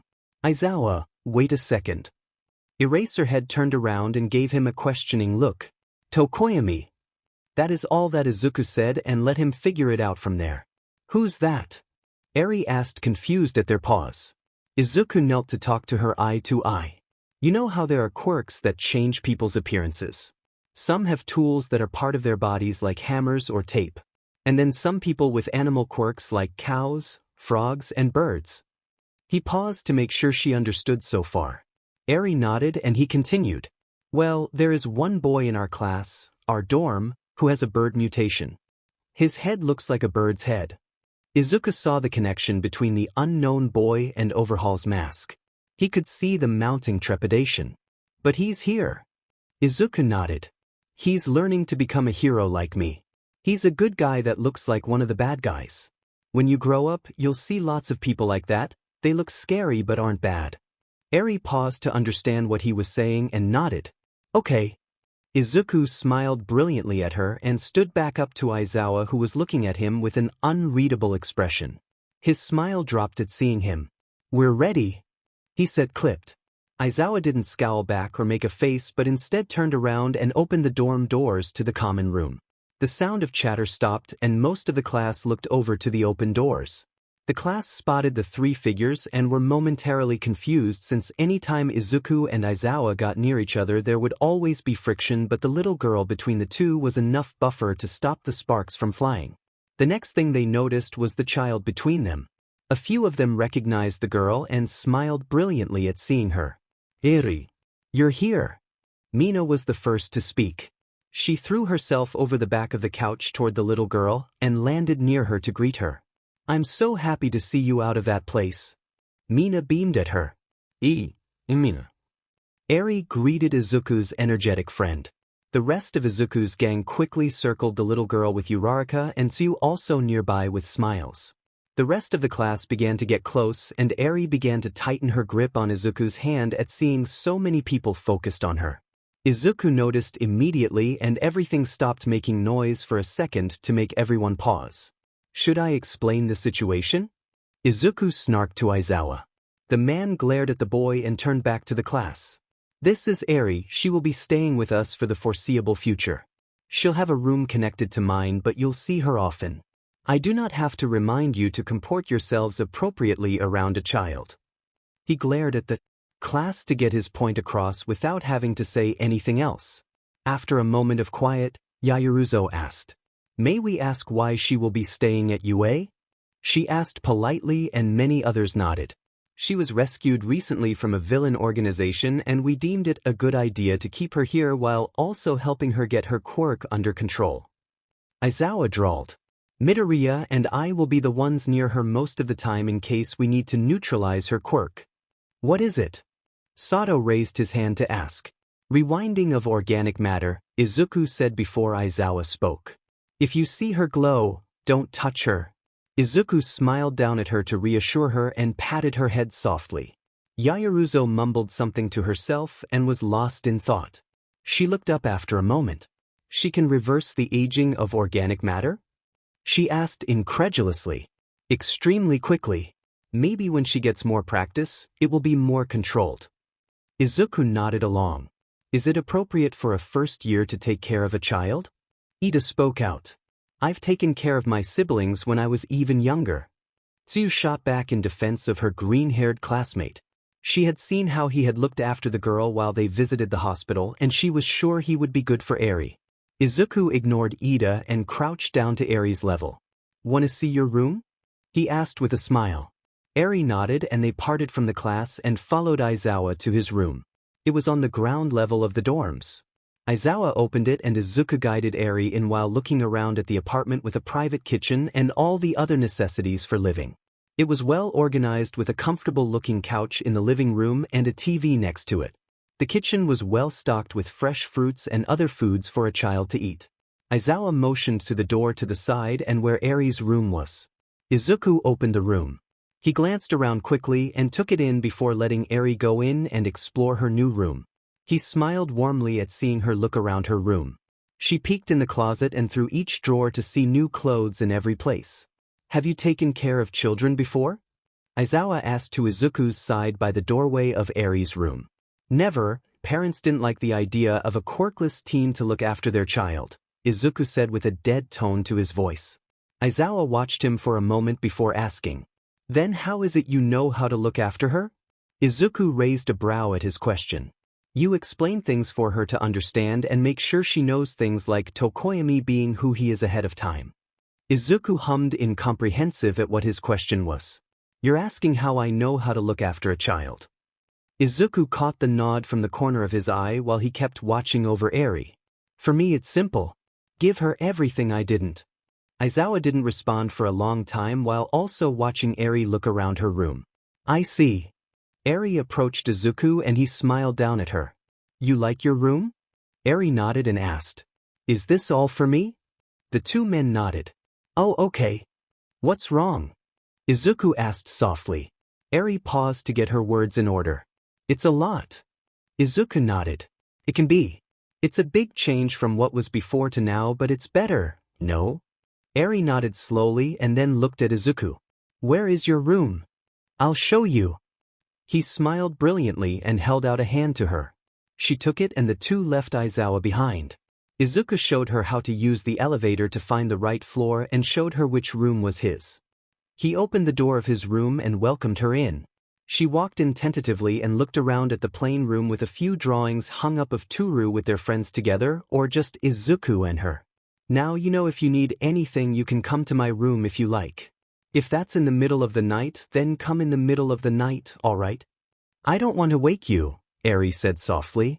It's fine. I can be awake for longer than others could. He had experimented with the stamina energy he had taken from the Yakuza raid and it turned out very useful. The only downside of using stamina to stay awake was that his mind became slower after longer periods. Okay. Eri accepted his offer and then her stomach growled. She blushed slightly. Izuku laughed softly and went to the door. Let's go eat, I'm sure I can find something good to cook up for you. Izuku held out a hand for her and they walked downstairs to the kitchen. The absorber helped Eri up on a chair on the counter. Izuku rounded the counter to the fridge to look at what he had to work with and turned around to ask her what she would like to eat. Instead of just Eri, he found his friends seated around her waiting eagerly for him. So what are you cooking for us? Mina asked, seated next to Eri with an arm around the girl in a hug. I'm partial to a burger with fries. Denki voted. You'll get what you're severed. Izuku mock glared at the two. What would you like to eat? He asked more kindly to Eri. Eri looked unsure. She had never had an option to choose what she wanted to eat. The gang picked up on this and gave her some options from what Izuku told them what he had the ingredients for. They ended up cooking up a simple pasta for the girl with Toru helping him at the stove with the pasta sauce. Mina giggled quietly at the scene of the two cooking for the girl but didn't say anything, but the look Kyuka gave her made it obvious what she was thinking. Eri devoured her plate of pasta and they gave her another one when she finished. The gang chatted quietly around Eri as they ate comfortably. The child listened to them talk but was content to be left out of it, with Kyuka being in the same boat as the girl. When everyone finished eating and cleaning the plates, they moved to Izuku's room to play a few board games and teach Eri how to play. Everyone was patient with Eri as she learned how to play, but everyone was having fun. The next day brought Izuku to the field with Eri and Aizawa. Eri had a miniature UA gym uniform which Izuku found adorable. The three were near a few bushes they were going to use as target practice. "Alright, you ready, Eri?" Izuku asked to her side. Eri looked extremely nervous at the prospect of using her quirk for the first time voluntarily. "Are you sure? I can be near you anytime, and if you can't turn it off then Aizawa will do that for you. See?" Izuku held out a hand with a void covering it, and it disappeared after Aizawa got the message to use his quirk on him. "He can shut quirks off and I can absorb your energy, so we'll all be safe." He smiled reassuringly at her. "Okay." Eri agreed with his logic. "For now, just focus on turning on and off your quirk. We can work on control later." Aizawa spoke. Eri nodded and walked closer to the bush. She closed her eyes and scrunched up her face. After a long moment, nothing happened. "I can't, I'm sorry." She looked down ashamed. "It's fine. We are practicing. Just because you can't do it right away doesn't mean you can't do it later." Izuku reassured her. "Let's try something else, visualization." "What?" Eri asked, confused. "Imaging your quirk as something you can understand. For my quirk, I imagine I have lots of big containers that can hold the energy I want, and at the bottom of each container is a big opening for me to let out each energy I want." Izuku explained by slowly draining away the light in his hand, and in the other, a light became brighter and brighter. "What should I imagine?" Eri asked, getting the concept Izuku was telling her. "I think for your quirk, it should be a container like mine that fills up slowly with a hose at the bottom. The hose at the bottom will release the energy you have." "Why that?" Eri asked, curious. "Because you have something called a stockpile quirk. It's a quirk that fills up and then you can use it when you have enough energy. Some quirks are like switches that can be turned on and off, like his." He pointed at Aizawa, who was listening attentively to him. "Some quirks, like yours, need to build up energy to use them. And when you run out you can't use it until later." "How do you know that Eri has a stockpile quirk?" Aizawa asked Izuku. "I can sense energies, and more detailed if I already absorbed that energy. I sense Eri's quirk energy slowly filling up every time I visit her." "From what?" "Noklu." Izuku shrugged. "Quirk energy is weird from what I've learned." "Okay, try it out, Eri." Aizawa prompted the girl. "Just imagine a big container holding your energy and open the hose at the bottom." Izuku encouraged. Eri focused and repeated the word open over and over until she began to glow and the grass under her began to regress into the ground. She opened her eyes and looked frightened for a moment before seeing Izuku's beaming smile. "I did it," Eri said. "You did." Izuku threw his hands up in celebration. "Now let's try to close the hose," Izuku instructed gently. Eri nodded and closed her eyes again to try and cut off her quirk. She continued to glow without change. Slowly the glow diminished, but some remained coming off of her. "I can't do it." "But you did. You just have a little left to close. Try once again." Izuku encouraged. She closed her eyes and pursed her lips in concentration but slumped in defeat. "I can't." Tears cropping up at the corners of her eyes. "It's all right. You'll get it next time." Izuku patted her head without her quirk affecting him. Her quirk suddenly cut off and Eri looked up to see Aizawa's red eye on hers before he blinked and they were back to normal. "Next time," Izuku said encouragingly. Izuku's routine stayed the same for the most part for the coming month. He would wake up, get ready for school, train, pick up Eri from Nizu, and once a week they would help Eri gain control of her quirk. He of course did play games with the child when he had a chance. His friends would join in more than not at goofing off with the Eri. Usually, it would be board games with Eri learning how to play as they went along. Bit by bit, Eri began to relax in the new environment of the dorms. One day while Izuku was floating in the backyard with Eri at his side, Aizawa came to check on them. His homeroom teacher was kind to Eri but was more of a guardian than a parental figure to her. When she needed something, he would do his best to help. For Izuku, that was acceptable in her circumstances. It would be odd if he suddenly became fatherly to a child they had rescued somewhat recently. He was sure he had rescued plenty of other children without getting attached. It would become difficult to be a hero if every time he did save a kid, he would become fixated on them. That was something Izuku learned from his observation. When he saved a kid's life, he couldn't take them in as he had done with Eri. It would be unreasonable and unfeasible. He would have to come to accept that. "Hi, Mr. Aizawa. Wanna join?" Eri lowered her book and asked him while floating next to Izuku. Her hair was tied into a braid thanks to Mina and Tsuyu, otherwise it would be a mess with it all loose in low gravity. Aizawa's lips quirked up a fraction but shook his head. "No, thank you, Eri. I came to talk to Midoriya for a moment." He nodded to Izuku, who was watching him. Eri nodded and Izuku set her down gently on her feet. "Go on and ask Denki to make you a snack." Izuku patted her head gently and smiled down at her. Eri nodded and darted off into the kitchen in search of the electric-type user to make her food. Izuku smirked at seeing her run off, but his smile dropped as he turned to Aizawa, who was watching him carefully. "You wish to talk?" Izuku began. He nodded after a moment. "How has she been doing outside of classes?" The absorber thought for a moment and shrugged. "As well as you can imagine. She's adjusting well enough given her circumstances. She's getting used to being allowed to ask questions and other things she wasn't allowed to do before." Aizawa took in his student's words and nodded. He paused for a moment before speaking. "The school festival is coming up." He said it in a too casual way and grimaced slightly. Izuku stared at the man for a long second. "Nizu told you to play nice, didn't he?" He couldn't see any other reason for the hero to give him a heads up about an upcoming event.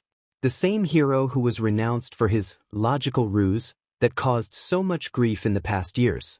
Aizawa didn't answer right away but finally nodded. "Why?" Izuku asked. "The principal's mind is on a different level compared to us." I long stopped trying to figure out his thought process. Izuku could think up a few reasons why Nizu would ask or order Aizawa to become more amenable. First and foremost would be so Izuku wouldn't become a threat to UA or Japan as a whole. He was very aware of the kind of devastation he could cause if he gave in to his darkest thoughts. Second, Nizu wants him as an ally he can call upon when needed. That would be an added benefit with Reason 1. Third, Nizu thinks Izuku could be a big enough power to stop an unknown enemy of Nizu. The League of Villains was still out there, and so were all for one's old subordinates. Fourth, Nizu wanted to develop a friendship with Izuku. He discarded the last idea with a snort. Instead of telling Aizawa his thoughts on Nizu's reasoning, he let it be for the time being. "Was there anything else you wanted to discuss?" "That was all." Izuku nodded and headed inside to see how Eri was doing and what Denki made for her. While he did trust Denki to keep her safe, his dietary habits are worrisome.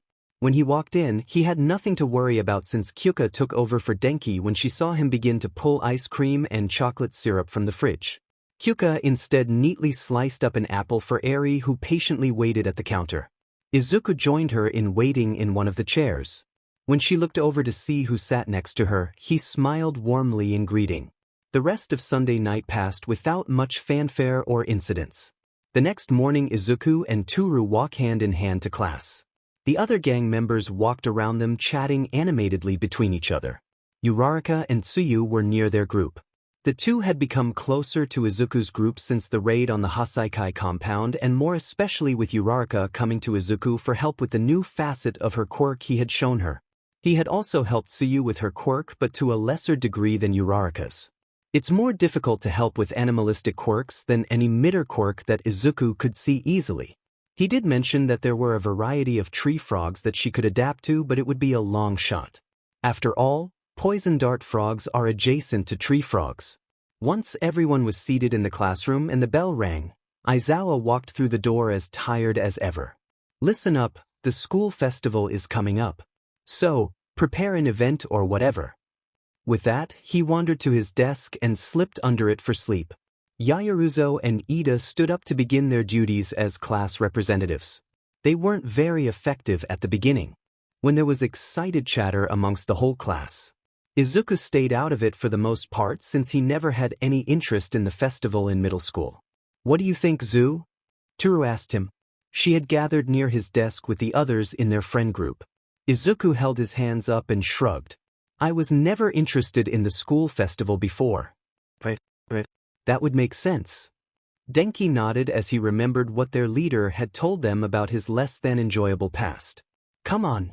I say dance off. Mina proposed again with Izuku paying attention. How many of us know how to dance? I don't. Hanta raised his hand and so did Izuku. Alright, we'll be taking ideas and see what sticks. Yaoyuruzo got everyone's attention. She had chalk in hand and was ready to write on the blackboard. Who's got an idea? Me na.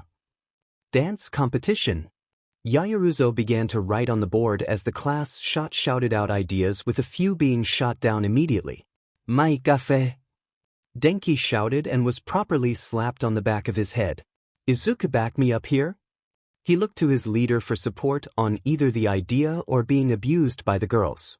Izuku's eyes went blank for a moment in the imagination of seeing Toru in such a maid outfit. Before his face could get any color in it, he shrouded himself in darkness to hide his face. No mat cafe. His jealous mind brought up the idea of Toru being eyed by others and he didn't like it. No mat cafe. The boss has spoken. Hanta nodded along with him. But he didn't hide a smirk at Izuku's obvious reasoning for hiding his face. Ida scoffed at them as Yaoyuruzo continued to take ideas from the class until the bell rang and the next class began. The day continued as normal until lunch when the gang sat together. Mina was the first to bring up Izuku's reaction during class. So, Izuku, Mina pronounced his name one syllable at a time and bumped shoulders with his. What did you shoot down the maid cafe? Didn't you want to see Toru in a maid outfit? She teased.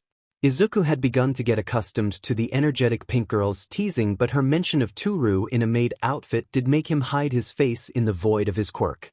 He still felt his face heat up at the mere idea of Toru in such a dress.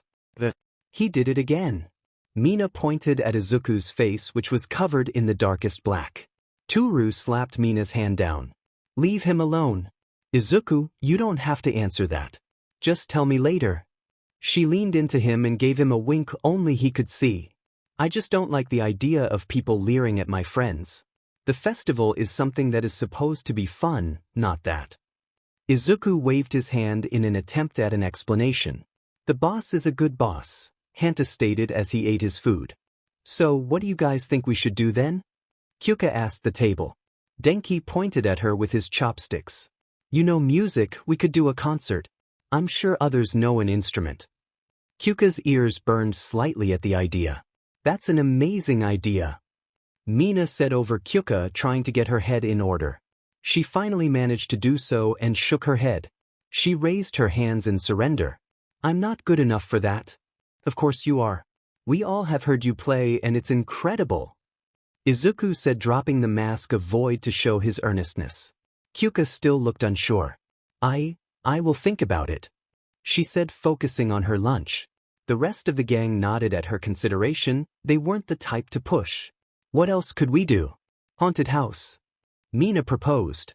Oh, and the boss man could make the whole room pitch black and they had to find their way blind. Hanta said with interest in the idea. Adding it to the list. Toru nodded and picked at Izuku's tray of food. Izuku is used to her trying and steal his food away. He thinks it stems from her quirk and usually never being able to be seen. He makes a small dome of shield energy to ward her off. She pinched his side and he relented easily. Instead of trying to take his food, she tried to feed him. With a blush at the eyes of his friends watching with amusement, he took the bite. The end of lunch came and everyone went back to class to finish off the day. Hero studies just started and everyone grabbed their cases to suit up, but Aizawa raised his hand before they could leave. Izuku let out a long sigh when Eraserhead's eyes landed on him. Nizu wanted to talk about whatever. Aizawa motioned in the general direction of his office. Izuku didn't say anything and took his case with him to talk to the Chimera. He gave reassuring nods to his friends and walked out of the classroom. He didn't bother imagining what the principal wanted to speak about. As a hero, Principal Nedzu is one of the greatest simply because of his mind. but his motives have always been hidden away lest someone try to thwart them. He is the type of person who takes care of his own first, including himself. That isn't a selfish ideal but a reasonable one, and Izuku could support it. However, his view of the hero was skewed when he accepted Bakugo into the hero program. Now that the idea of him being in the same classroom as Izuku again has settled in, he can think more rationally. He could see a few reasons why Nizu accepted Bakugo into his school even after all the hassle that surely came from that. The first reason was that whoever worked for the lawyers of Bakugo was powerful enough to grant whatever Nizu wanted, and the appeal was too great to allow it to pass. Izuku could think up a few groups that had that kind of power, and none of them were good. The next reason would have to be that Nizu didn't want Bakugo released into the streets after his time in jail and become a villain. It would be reasonable to think he would become one since many villain stories are much too similar to Bakugo's. Nizu didn't want a villain who was a walking nitroglycerin factory with anger issues roaming Japan. The last reason Izuku could think up was that Nizu had a soft heart, but Izuku didn't think so. Maybe Nizu was the type to give out second chances, but Bakugo had more than enough chances to be better. It didn't matter if Bakugo took one step out of line, he would take care of it personally. He had the power to do so now. Arriving at the door to the principal's office, he knocked and the door swung open without him having to touch it. "Welcome. I'm so glad to have you join me. Come in." Nizu greeted happily while beginning to pour tea. Izuku walked in after sensing the rest of the room. No one else was inside but Nizu. Eraserhead said you wanted to speak. Nothing so official, just a chat between like-minded individuals is all. Nizu pushed the tray of tea and treats to the couches and jumped up onto one. Izuku went along with whatever Nizu had planned and set his suitcase down next to the couch. He took one cup of tea and took a sip while waiting for Nizu to begin. He had to admit the tea Nizu served was great. "What do you think of One for All?" Nizu began. Izuku raised his eyebrow at the blunt question. "Many things, what in particular are you asking?" He had thought about the idea of a quirk that could be passed on like a relay racer. "I don't have much information about the quirk itself, so I am limited." All he knew was it could be transferred, and it was a strength enhancement with a quirk boost to boot. Nizu nodded and took a bite of biscuit as he thought for a moment. "Yes, some more information would be good," Nizu said slowly and began to tell Izuku about the story of two brothers in the dawn. Of quirks. Izuku listened attentively to the story and was fascinated by the idea of such a quirk being handed around to defeat such an evil until it became strong enough to beat the source where the quirk was created. Izuku was quiet for a moment after Nizu finished the story. He had a few things to process. Most importantly, why would Nizu tell him this? Why? Izuku asked plainly. Nizu didn't need any more words to know what Izuku was asking. Because Mirio is dying from old age at an accelerated rate and you already know about the quirk. What's a bit more information at this point? Izuku recalled the blonde hair turning gray at the roots. Mirio is dying. He repeated.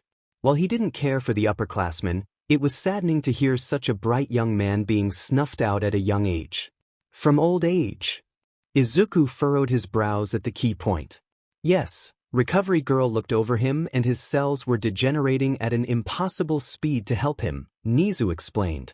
Izuku was quiet for a long moment as he thought about the issue. It's a stockpile quirk, like Ares, but what does it stockpile?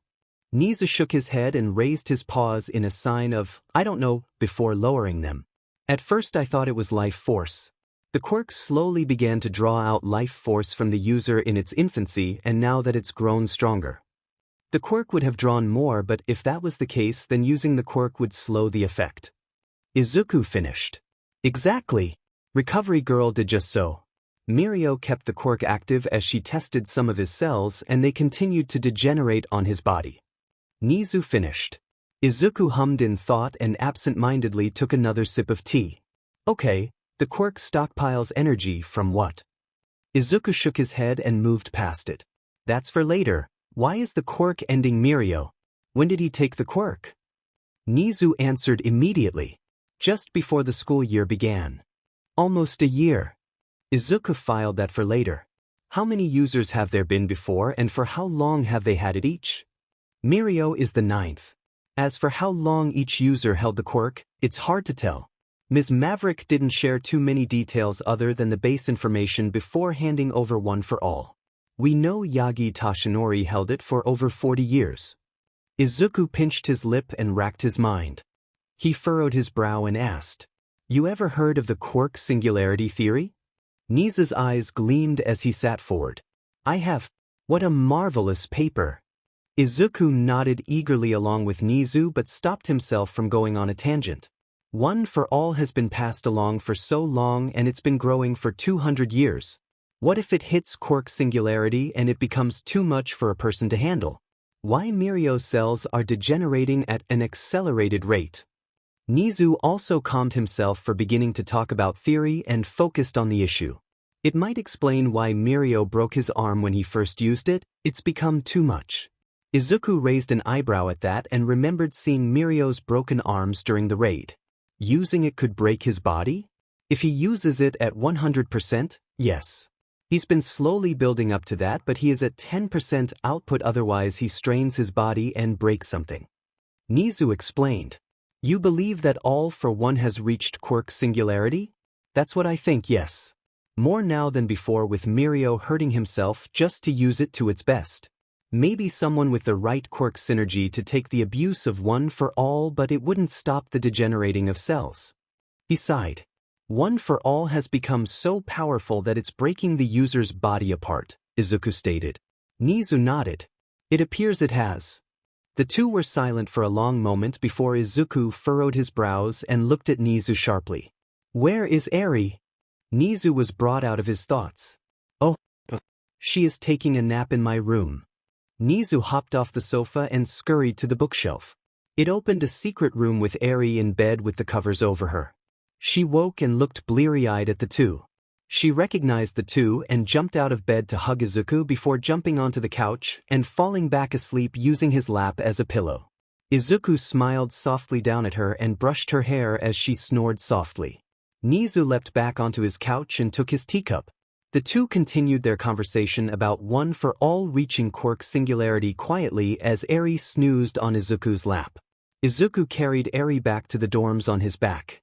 She was still drowsy from her nap earlier and he took pity upon her and gave her a piggyback ride. She buried her face into the back of his shirt as he emanated low heat to make her feel more comfortable.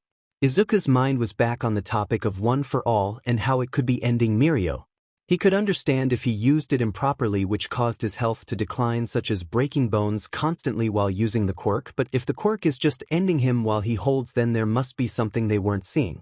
His immediate solution was to hand it off to someone they could trust, and if they showed the same effects, then they had more information. Maybe it requires a person with a compatible quirk or body to keep All for One. Then he thought about Yagi Tashinori while he held the quirk. He was quirkless and he held it for over 40 years and he showed no symptoms that Mirio had. From what Nizu said, it was a stockpile quirk which from what Izuku could guess had a lot of energy built up. He almost salivated at the idea of gaining that kind of energy and experimenting with it with the others he had in his core. Maybe even enhance them like it did to Mirio's quirk. He shook his head to focus on the subject he was thinking about.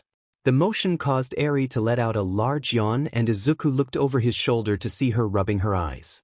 He smiled warmly at her and continued his trek to the dorms where the rest of his friends waited. With some difficulty, he got the doors open and walked into the common room to hear his classmates discussing what they should do for the school festival. He walked to an open spot on one of the couches and squatted down for Eri to sit on. He felt her shuffle off his back and onto the couch. He turned to pat her head gently with a smile. "Good nap?" he asked. She let out another yawn while nodding. "You're warm," she mumbled. He chuckled softly. "I figured you'd like that. You hungry?" he asked as he stood up. She shook her head and pulled her backpack around to open it. "I have homework," she said, opening it. "You need help?" He sat beside her on the couch to see what Nizu had given her. "I got it." "All right, let me know if you need anything." He patted her head again and stood up to join the rest of his class to see what they decided on for the festival. He walked closer just in time to hear Denki say, "And with Izuku's help it will be pitch black." Mina beside him nodded emphatically. "With my help," Izuku said with a raised eyebrow. Everyone turned to him. Denki and Mina immediately bolted up to him and grabbed each hand with gleaming eyes. Yes, they said in unison. No. It's still not decided. Kyuka jabbed an earlobe into Denki's arm to let a surprised Izuku go. Toru's invisible hand slapped Mina's hand away and hooked her arm with his. Mina. Haunted house isn't a bad idea. Yaoyorozu piped in while tapping a pen on her chin in thought. I like it. Tsuyu said next to Uraraka. My class did them when I was in middle school and it was enjoyable. Izuku just listened as they argued about what to do for the festival. He felt comfortable with Toru's arm around his arm and thought about his past experiences with school festivals. To say the least, it was never fun. So instead of thinking about his past school, he focused on his present class, arguing against Sato setting up a pastry stand since it would set on his shoulders too much. They liked the idea of a petting zoo that could have brought up, but the logistics of a variety of animals would be a mess. By the end of the discussion, they were split between three options: a haunted house and a concert. After finding out that some people could play some instruments, the idea of a concert was more feasible, but that would hinge on whether or not they wanted to play for the public. What would you like, Zu? Toru asked on his arm. He shrugged. I don't know. They both seem alright, I guess. Never been to either, so I wouldn't know really. He rubbed his shoulders subconsciously. What about you? He asked her in return. The idea of a haunted house would be pretty fun, and I'm not sure if Kyo would be comfortable with playing in front of everyone. Like you said before, it's supposed to be fun, not nerve-wracking. She said, beaming up at him. Izuku returned the smile as they put the two ideas to a vote. As Yaoyorozu was prepared to get everyone's votes, he saw Kyuka shifting nervously. He emitted a low rhythm of sound energy to get her attention. She perked at the sound of a simple tune and turned to him in question. He returned the questioning look and nodded to the vote. She understood what he was asking and hesitated before shaking her head subtly. Alright, who wants the haunted house? Yaoyorozu asked the class. Haunted house seems more simple to do, Izuku said casually and raised his hand. Yes. Mina cheered and followed Izuku's lead. The rest of the gang of friends went along with their leader without much thought. Kyuka let out a quiet sigh of relief when she counted more than half the class's vote for the haunted house. She smiled grateful towards Izuku and he nodded with an understanding smile. He sure wouldn't want to be the center of attention, as she surely would have if they chose to do a concert. Before Yaoyorozu could say anything else, Mina leapt onto her feet with a cheer. This haunted house. What's the theme? Should it all be pitch black? Or just one section? What movie or show should we go off by? She asked excitedly in rapid fire. Easy there. Denki raised his hands in a placating manner. I think she should lead this project, no? He turned to the class president in question. She shrugged and stepped back. That's acceptable. Mina squealed, barely containing the excitement, and then ran off to the stairs, shouting over her shoulder as she went. I'll be right back. Not too long after, Mina's footsteps were heard over the balcony of the second floor of the dorms. Izuku looked up just in time to see Mina leap over the railing, smiling all the while, and aimed her landing on him. Mina! He shouted in concern for his friend's safety. He simultaneously pulled the gravity in her direction to slow the fall, and then as soon as she was in arm's reach, he touched her leg to absorb the kinetic moments. He glared at her as she floated over them. I knew you'd catch me, she said smugly. Gravity returned and she fell the remaining 2 feet. Oh, my bones. She groaned and held her, but where she landed on.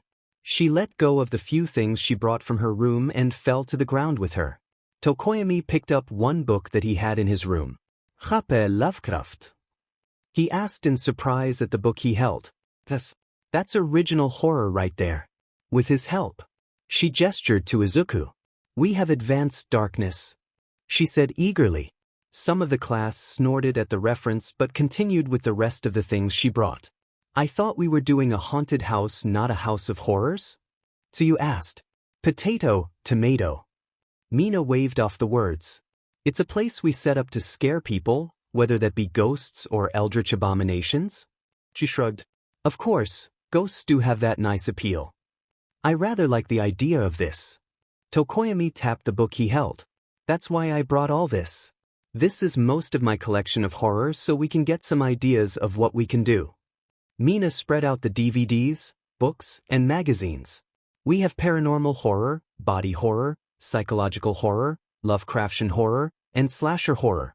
The list goes on, but I thought this should be enough. That's a lot, Yaoruzo said with raised eyebrows. She picked up one book of Japanese horror stories. She opened it and skimmed through the contents. The class looked over the contents. Some of the weaker-willed were unsettled right away from the few words or images they saw, but most of the class began to get excited at the prospect of building a haunted house. The ones who didn't like horror like Kuda and Aoyama stepped back from the contents in favor of promising to help in other ways in the future. The class was happy to let them retreat from the multiple disturbing images of the collection that Mina brought. You ever like any of this? Toru asked Izuku and motioned to the novel she was reading the back of. Never really cared for horror. I was more factual books than fiction. Izuku said, picking up one old movie of a man with a chainsaw. Some are based on true stories. Mina said excitedly. Like that one? Well, mostly. She pointed at the movie Izuku held. Some parts were taken from real events and others were exaggerated. After the class debated what kind of haunted house they were going for, they landed on a Japanese folklore horror. It was basic, but with Mina's enthusiasm, they were sure it would turn out better. The next day, the class told Aizawa their decision and they were provided a larger room and material for construction. The first thing was to build the layout of the path the victims would walk. They were given the week to work on the room with the rest of the school in a similar situation as they were working on their projects. The class decided on a simple winding path that had many small sections where the victims would encounter one of them dressed up. They planned to have Kuda have a few crows around the room to make noise to spook the people who walked in. Dark Shadow would be moving around the room and popping in randomly. His glowing yellow eyes would be perfect to keep people looking out of the mischievous quirk. Yaoruzo was helping with making the costumes for the people who would be participating. Uraraka and Tsuyu were the first two to volunteer to be dressed up and scare people. Toru was, of course, told to get her hero costume and mess with people as they went through the room like Dark Shadow would. As part of the class planned out who would do what and where. The rest got started on building the path the people would walk through. It was simple to build wooden archways for the path and draping cloth for the walls of the tunnel. They planned to have the path stretch the whole room until the very end, where there will be an open section with Izuku making it darker than dark before the exit. But first, they were building the path. Izuku put together the wooden arch before looking for the hammer he had just set down. He frowned and looked around to see Denki had taken it and was building another one. He shrugged and turned to his arch. Instead of waiting as anyone else would, he experimentally placed his finger on the nail that was supposed to hold the wood together and applied some kinetic energy. Apparently, it was too much, since instead of the nail being driven into the wood, it shot through the wood entirely and penetrated the concrete floor. He frantically waved the concrete dust away and checked on the wooden arch. The wood was fine with an added nail-sized hole. Izuku was startled by Denki poking him with the borrowed hammer. "You good?" he asked with a raised eyebrow. "Fine." He squeaked out and subtly hid the hole in the ground and the wood. He cleared his throat and asked for another nail. "Oh, lost the other one." He lied. Denki stared at his friend in suspicion but passed him another nail from the box beside him. "Sure," he said with squinted eyes. The absorber properly drove the nail into the wooden support and set the arch to the side with the others. He continued to build the path with the others, but his eyes couldn't stop from drifting off to where the nail shot through the ground with just a bit of guilt at the accident. Bit by bit, the room was built, with each day getting closer to the day of the festival. "Why do you want to scare people?" Eri asked, looking up at Izuku. "It's part of the fun of a school festival. Every class chooses something different to do, like cooking or making a play. We chose to do a haunted house and the theme was Japanese folklore horror. It's harmless fun," Izuku said, smiling down at her and patted her head. Eri had become close to Izuku as she stayed at UA and learned to control her quirk. It was very rare now if Eri lost control of her quirk and needed Aizawa or Izuku nearby to make sure nothing went wrong. It's been over a month since that happened and Eri has gained good control of it. When she first arrived at UA, she had been nervous and it made sense to Izuku. For so long she had been used as a source and experiment by the worst kind of villains. To suddenly being in a safe environment with people treating her like she should have, it's a big change for her. Before she was skittish and afraid to make anyone upset lest they punish her like back with overhaul, but now she openly asks questions and isn't afraid of being curious. While she was comfortable with almost everyone in 1A, she was most comfortable with Izuku's gang and Izuku himself. What's Japanese folklore? Eri tilted her head to the side in question. Izuku hummed in the thought of how best to explain. Back before quirks came, people believed that there were supernatural things like spirits or ghosts, and there might have been. People began to name these spirits that multiple people saw. Some were scary and some were nice. Izuku shrugged. There's not much of that anymore with quirks being around, but there are superstitious people, that means people who believe in the supernatural. He finished his explanation and looked down to see if Eri understood some of what he had said. Eri made an O with her mouth and nodded in understanding. Are ghosts and spirits real? She looked around as if she could see one if she looked hard enough. Izuku hummed in thought. I like to think there are some things most people can't see. Seems more fun like that than just people with quirks messing around. He said, smiling. But who knows? The two made their way inside the building they were given for the haunted house and saw Izuku's classmates finishing up the last details of the tunnel and the rooms that people would have to traverse to get to the other tunnel. The small rooms they built had fake trees and bushes that they needed to move around to densely packed fake spiderwebs Yaoruzo created. The lights were on so the path didn't seem too bad, but with Izuku's help and the lights off, it would be pitch black. They had that saved for one room where the room was a small maze and they had to find their way through touch. Not even the brightest light would help in that lost section Izuku was in charge of. What do you think? Denki asked from above the two walking the path. He was with some others finishing the lighting for the path before the next day when the festival began. Pretty good, but I've never been in one of these, so. Izuku shrugged. Eri nodded along and shrugged with him. Denki smirked at the two in amusement. We need to get you out more, he said to Izuku. He turned back when someone called his name to help with some wiring and waved at the two as he got back to work. Later, Izuku showed Eri the section he would be in charge of. It was a small maze with traditional Japanese walls. Chains dangled from the ceiling and scattered bones lay on the ground that clattered when they shifted. The bones were made of wood, but the sound they made was perfect, as Mina put it. Hey you guys. Mina turned from hanging some more chains on the ceiling. Yaoruzo looked at the chains with some worry. I think that's too many. I'm not sure if the ceiling would hold, and God forbid someone pulled on them. She bit at her nail and looked around for a solution. Mina waved her off and crouched down next to Eri for a hug. She had been giving the little girl as many hugs as she could when she became more comfortable around them. Eri was more than willing to return the physical contact, and Mina held on to her as she spoke. What do you think of all this? She asked the little girl. Eri looked around the room while in Mina's embrace. I dunno, seems scary. She looked at the chains and Yaoruzo, who was making support pillars for the chains hanging off the ceiling. Wanna be part of it? Mina proposed. How? Mina hummed and said, we can dress you up like a spirit that could help lost people get out of our scary path. Or we can have you say scary things while people walk past you in a hidden wall. She began to plan. Say scary things? What? How can I be scary? Eri asked with a frown. Me nagigle. Oh, that's easy.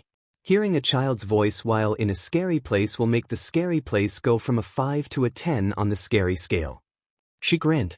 Izuku smiled at the two as they began to plan where Eri would hide to whisper as passing victims.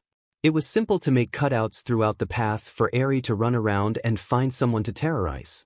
And Izuku had to admit that Mina was right about the idea that having a child's voice in a dark place would make things worse. Oh, that's just evil now, Kyuka said from behind them as the three who were planning Eri's lines. Come on. You gotta admit having Eri go around and ask, are you lost too? To someone passing by is too great a chance to pass up. Mina squealed in excitement at her friend. Oh no, I totally agree. It's going to be terrifying for anyone who hears her. Kyuka smirked and patted Eri's head in greeting. How's it going? I'm having fun, Eri said with a gleam in her eyes. Izuku was smiling at the child who was close to smiling herself for the first time he had seen her. What about you? What do you have planned? Izuku asked Kyuka. She shrugged. Not much. Working on the sound effects in some rooms and where the best place to put some small speakers. With the preparations just about done, Izuku continued walking around with Eri and showing her what they had built and how it would work. The absorbers saw Bakugo with Kirishima as the redhead talked animatedly to the more often than not quite blonde. Ever since he had apologized to Izuku, he had been keeping to himself. The only one who tried to keep the blonde social was Kirishima, but Izuku could see how it was wearing on the upbeat boy. The rest of the class had been keeping their distance from Bakugo and most especially Izuku's ragtag group of friends he had cultivated. It made sense since they knew the full story of what he had done to Izuku. Izuku ignored Bakugo and continued with Eri. The two found Uraraka and Tsuyu in the costumes for the haunted house. They didn't have their makeup on, so their appearance didn't seem as scary as it should be. The two greeted Eri with happy smiles and they showed off their costumes to the excited young girl. Later that night, most of the class was hanging out in the common room, Izuku's gang of friends included. The small group was seated around one of the coffee tables with a board game on it. Eri was on the couch next to Izuku napping as they played. She had lost interest in the game once too many numbers were being tossed out. Denki was sulking to the side of them. He had lost all his game money and now sat with his phone out. He perked up and turned his phone to the side to watch a video. After a few moments, he interrupted the game. Yo, check this out, it's some villain posting online. He turned his phone to face the group. The group of friends watched the gentle criminal monologue about hero society and how ungentlemanly it was. It became even more odd as the villain left the bags of money behind and left the bank with secure guards and heroes alike subdued. Pretty cool, right? Denki said after the video was done. Kyuka jabbed his side with an earlobe. You know that's a villain, right? As Denki grumbled and rubbed his side, Izuku spoke. Sure, but at least he's harmless by the looks of it. Gimme a link to the video, I want to watch his quirk again. Toru smirked at Izuku as he pulled his phone out and opened the link sent by the electric user. Of course, you would focus on that. She teased and bumped shoulders with him. Izuku smiled in return. It looked neat. He defended himself in a mumble as he began to watch the video. His videos have been taken down before, but he continues to open new accounts to upload, Denki explained. To what end? Does he just want to talk while giving the law the runaround? Hanta asked, leaning back and looking over Izuku's shoulder to watch the video as well. Mina fruget. Pretty weird that he left the money behind. That's weirdo behavior right there. He doesn't do it for the money, maybe for attention? Why else would he upload? Izuku talked to himself as he replayed the video. Who do you think is behind the camera?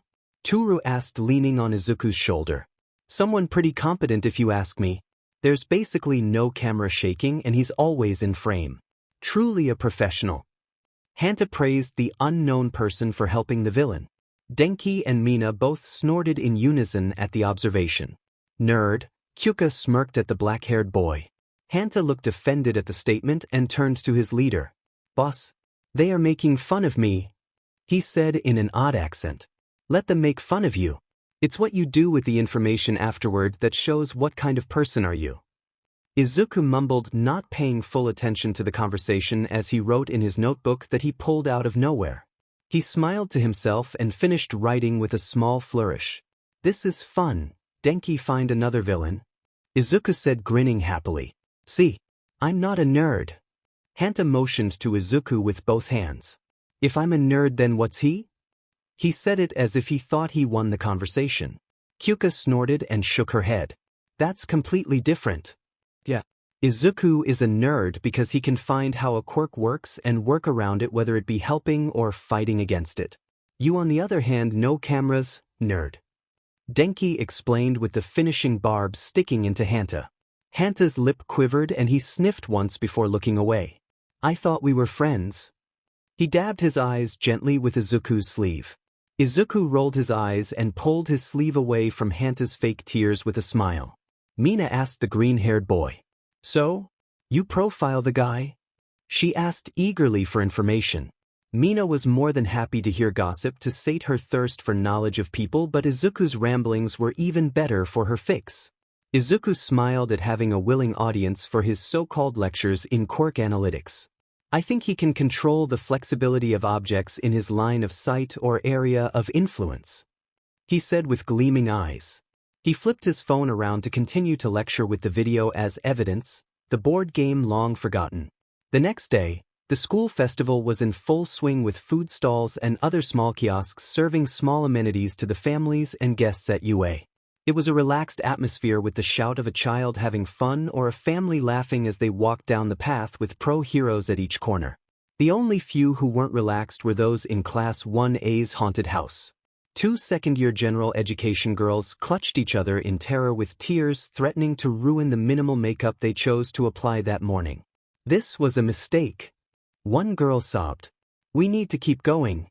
The other tried to pull her shaking friend along the dark path. She clutched at the electric lantern they were given at the beginning of the path and swung it around to see, but it barely illuminated anything. "The way out is ahead, quickly before you get lost like I did."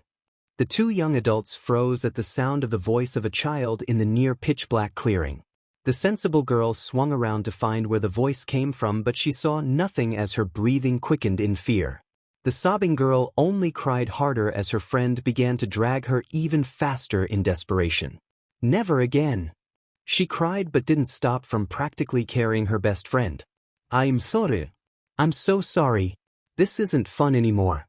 The sobbing girl apologized to her best friend over and over again. "It has to be a fear quirk. I couldn't imagine. What the F is that?" The girl shrieked and pointed at the yellow glowing eyes peeking from the fake bush.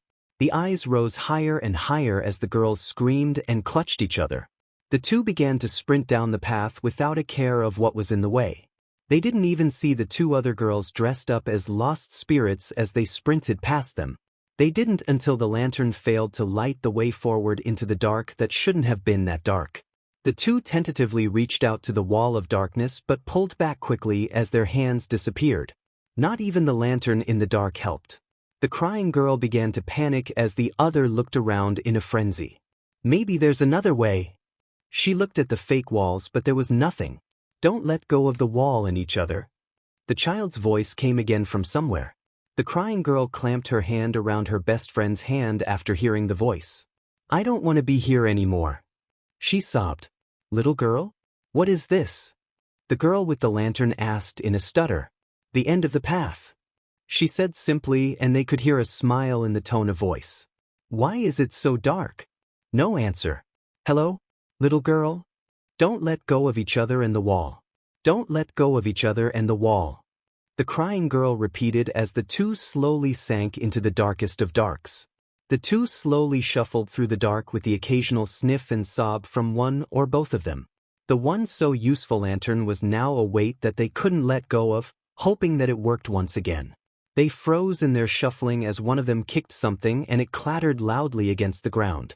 The sound was much too familiar to the horror movies they watched together on the weekends. They didn't let go of each other as they continued to shuffle along the pitch-black path with the occasional bone being kicked accidentally. They heard the chains rattle, but they didn't feel around for them as they stayed completely silent. That was until they fell into the light. They looked around frantically and clutched each other as their eyes adjusted to the light. "Please don't forget to rate and review on your way out." They snapped their attention to a cheerfully smiling pink girl who was motioning to the exit and small desk with a few papers and pens. Mina watched the two older teens begin to sob into each other as they broke down in relief. With a frozen smile on her face, she brought the walkie-talkie to her face and spoke. I think it was too much." "What do you mean?" Yayaruzo's voice came through with a questioning tone. Mina held the button to transmit and held it so they could hear the two older teens sobbing loudly. She stopped after a moment. "They were the first ones, I think." It was quiet for a long moment and then Kyuka asked, "Were they kids?" "Nope. I think they are second years," Denki said through the walkie-talkie. It was quiet once again as everyone with a walkie-talkie processed that. "It'll be fine, probably." Mina waved the concern off and placed the device on her hip before helping the two upperclassmen to the exit. "Don't forget to tell your friends." She waved at the two girls as they left in each other's arms. "Today is a good day." Mina nodded to herself with a smile.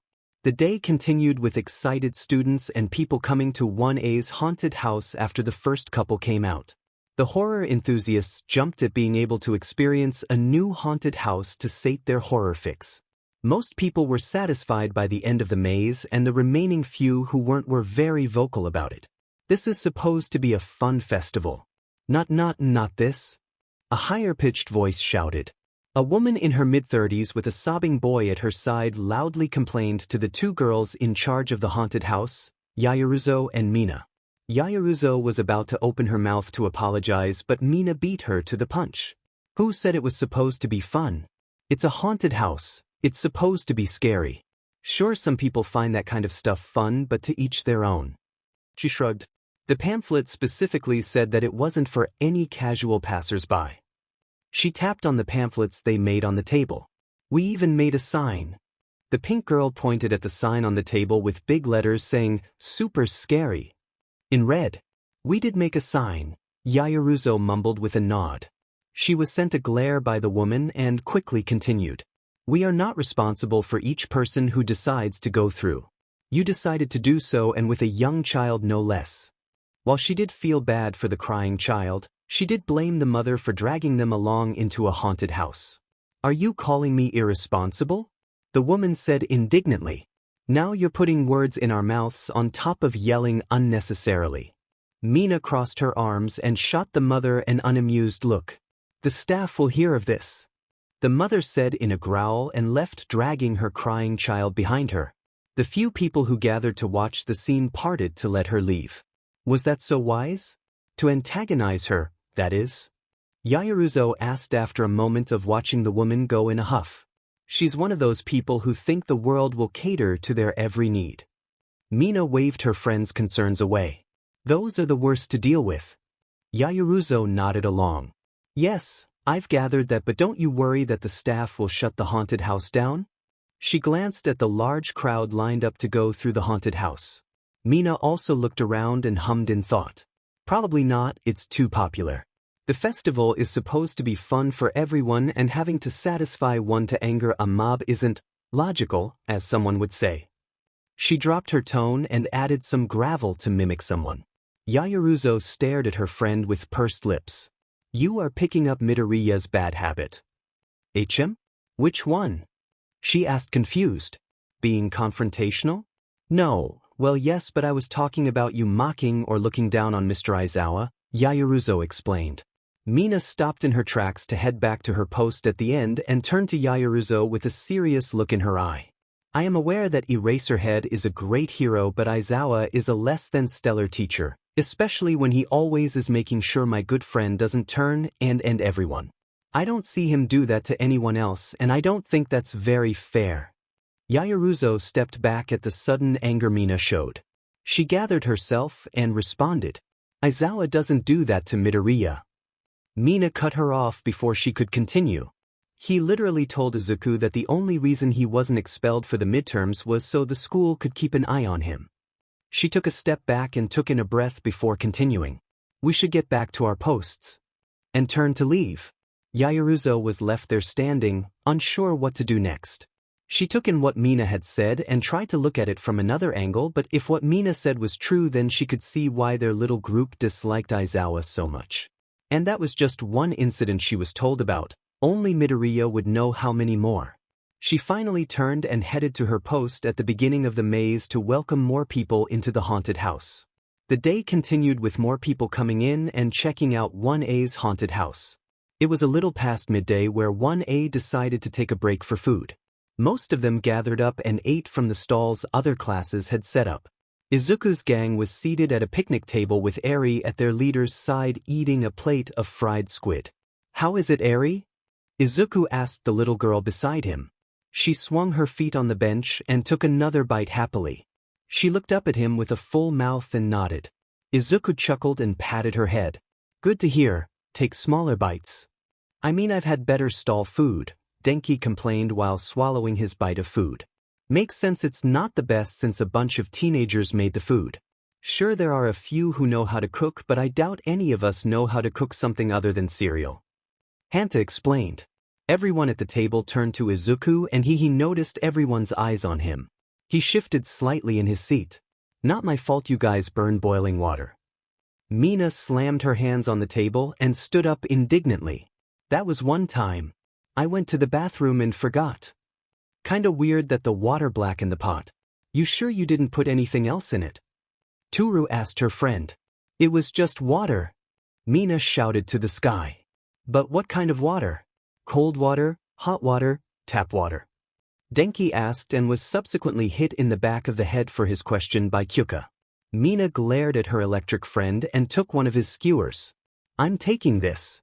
She used the meat and vegetable skewers like a nun would use a ruler on a disobedient student. She proceeded to take a bite and chew for a moment before looking at the skewer. You're right, it's not that good.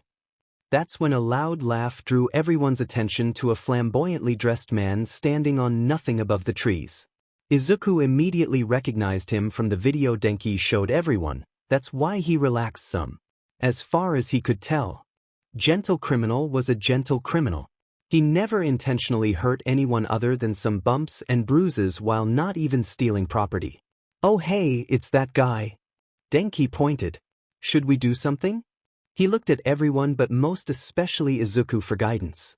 Izuku looked down at Eri who watched everything while still eating.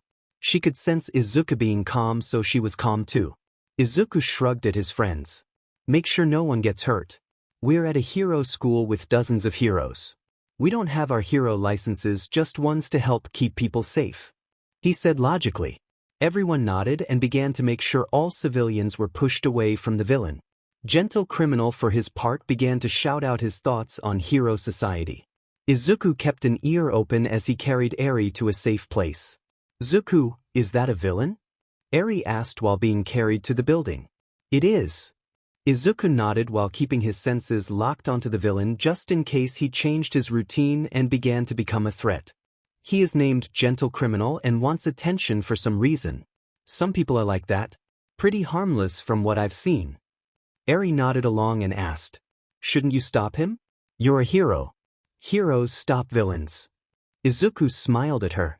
Not a hero yet, just a student learning how to be a hero. But there are heroes around to deal with him, so no worries. Once far enough away from any collateral damage, Izuku sat down with Eri at his side. He pulled out a juice box for the girl and gave it to her as they watched on. More and more civilians were escorted away while heroes tried to catch Gentle Criminal as he jumped around and was an all-around nuisance. Izuku caught on that his partner who films everything was missing and looked around to find someone with a camera. If I were to be filming, where would be the best spot? Izuku mumbled to himself. He looked up and there was a short woman on the roof of the building with a camera. Izuku debated with himself if it was worth it to go up there and take her out, but he was reluctant to leave Eri alone. He looked around and found Suya guiding a small family to where the crowd was gathered behind a line of 1B students holding them back.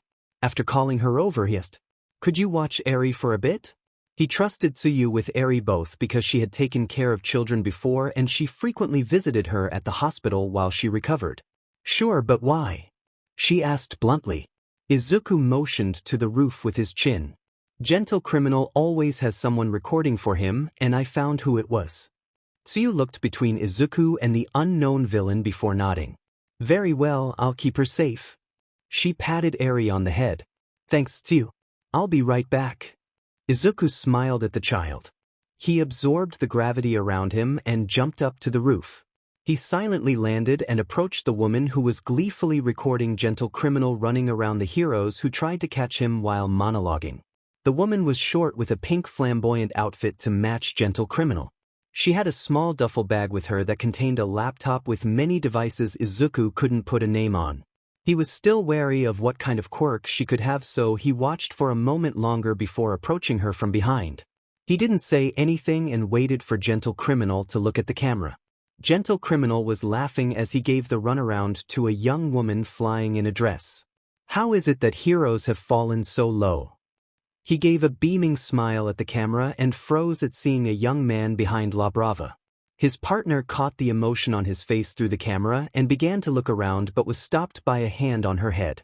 She yelped in surprise and froze. Could you please call your association over here? She tried to pull away and run but suddenly felt tired. Never mind, here he comes. The voice said. Unhand her. Gentle yelled at Izuku in both fear and anger. She has done nothing wrong. Izuku filed that away. He doesn't want La Brava implicated in his crimes. You preach about gentlemanly behavior, but here you are ruining a festival. Seems a bit hypocritical, don't you think? Gentle ignored the rest of the heroes on the ground and landed on the roof across from La Brava and the young man. Who are you? Gentle asked. Flu. Are you willing to surrender peacefully? Izuku asked with his hands still on top of La Brava's head. The young lady you have has nothing to do with me. If I surrender, will you let her go? Gentle asked with tense shoulders. That's not up to me, but I will say what I saw. Someone recording on a rooftop with multiple devices in her possession. Flux said with a shrug. Do you surrender? La Brava tried to fight, but more stamina was drained away. Gentle stepped forward at seeing La Brava move sluggishly but restrained himself. Yes, please don't hurt her. He raised his hands in the universal sign of surrender. The next thing he knew, he was very tired. Gentle criminal floated on the rooftop unconscious. Flux let La Brava go and grabbed Gentle so he wouldn't float away. He set the harmless villain down and stopped absorbing the gravity. He didn't have anything to tie his hands and figured anything less than a quirk suppression cuff wouldn't do anything, so he let it be. He turned back to La Brava, who was stumbling to her associate. What did you do to him? She slurred sleepily. Drained his stamina, he's unconscious, Flux said simply. He looked around and pursed his lips. Where are the heroes? They seem to be taking longer than usual. Did you have others with you?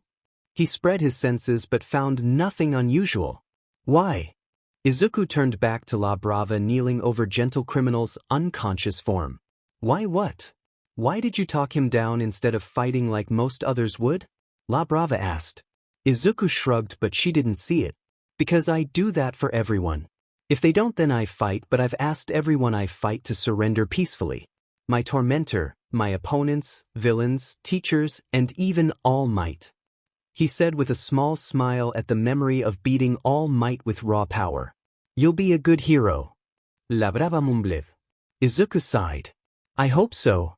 He said to himself as the first hero arrived. Aizawa was the next one to appear as he swung up to the roof with his support gear. Had a nice nap? Izuku asked with a raised brow. What happened? Eraserhead ignored the quip and looked over the two incapacitated villains. Saw her recording, so I came up here.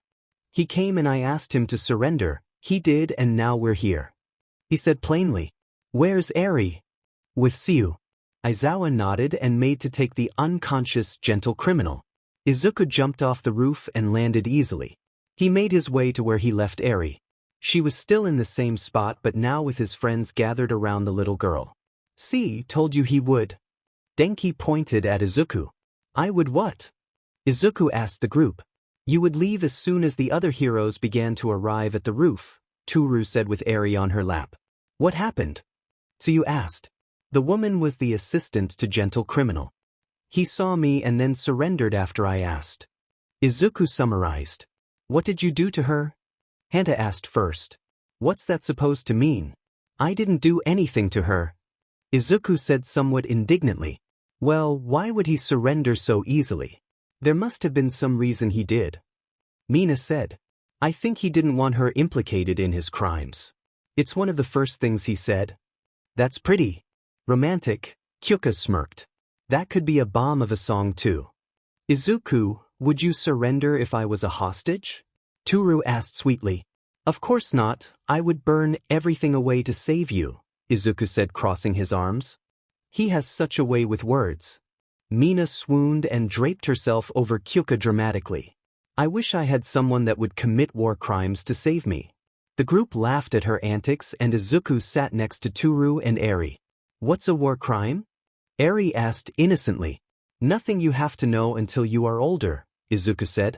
After some time, the staff began to dispel the crowds and send them away from the festival.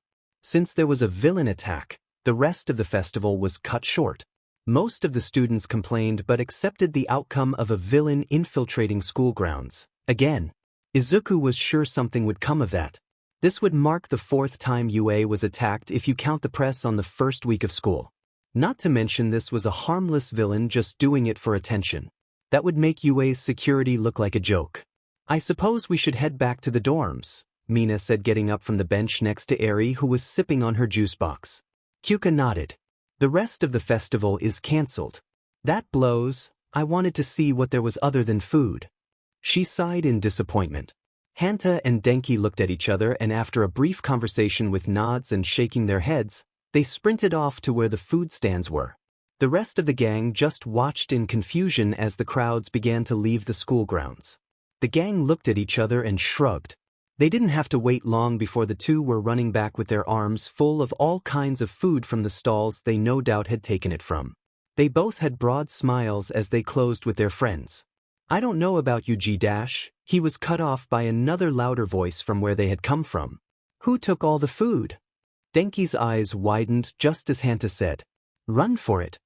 The two took off with Mina cackling while running behind them. Kyuka looked around frantically before deciding to follow her friends.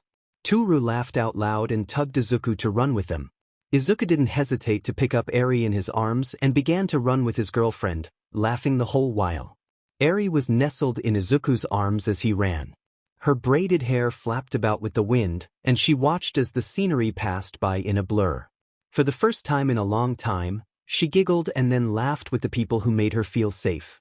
She smiled for the first time in a long time. Izuku looked down at his arms where Eri was sitting up and laughing. The absorber joined her in joy at hearing her and seeing her smile. The rest of the gang heard and looked in their direction. It didn't take much for them to join in. The 7 of them sprinted across the grass field to the dorms, all the while laughing like maniacs. Back in Izuku's room, the gang was seated around a small pile of food Denki and Hanta had stolen from the stands. Now, I'm not saying this is bad, but it could be better. It's missing something. Salt maybe? Mina said with her mouth full of a meat and vegetable skewer. Izuku was eating one with mushrooms and had to agree with Mina.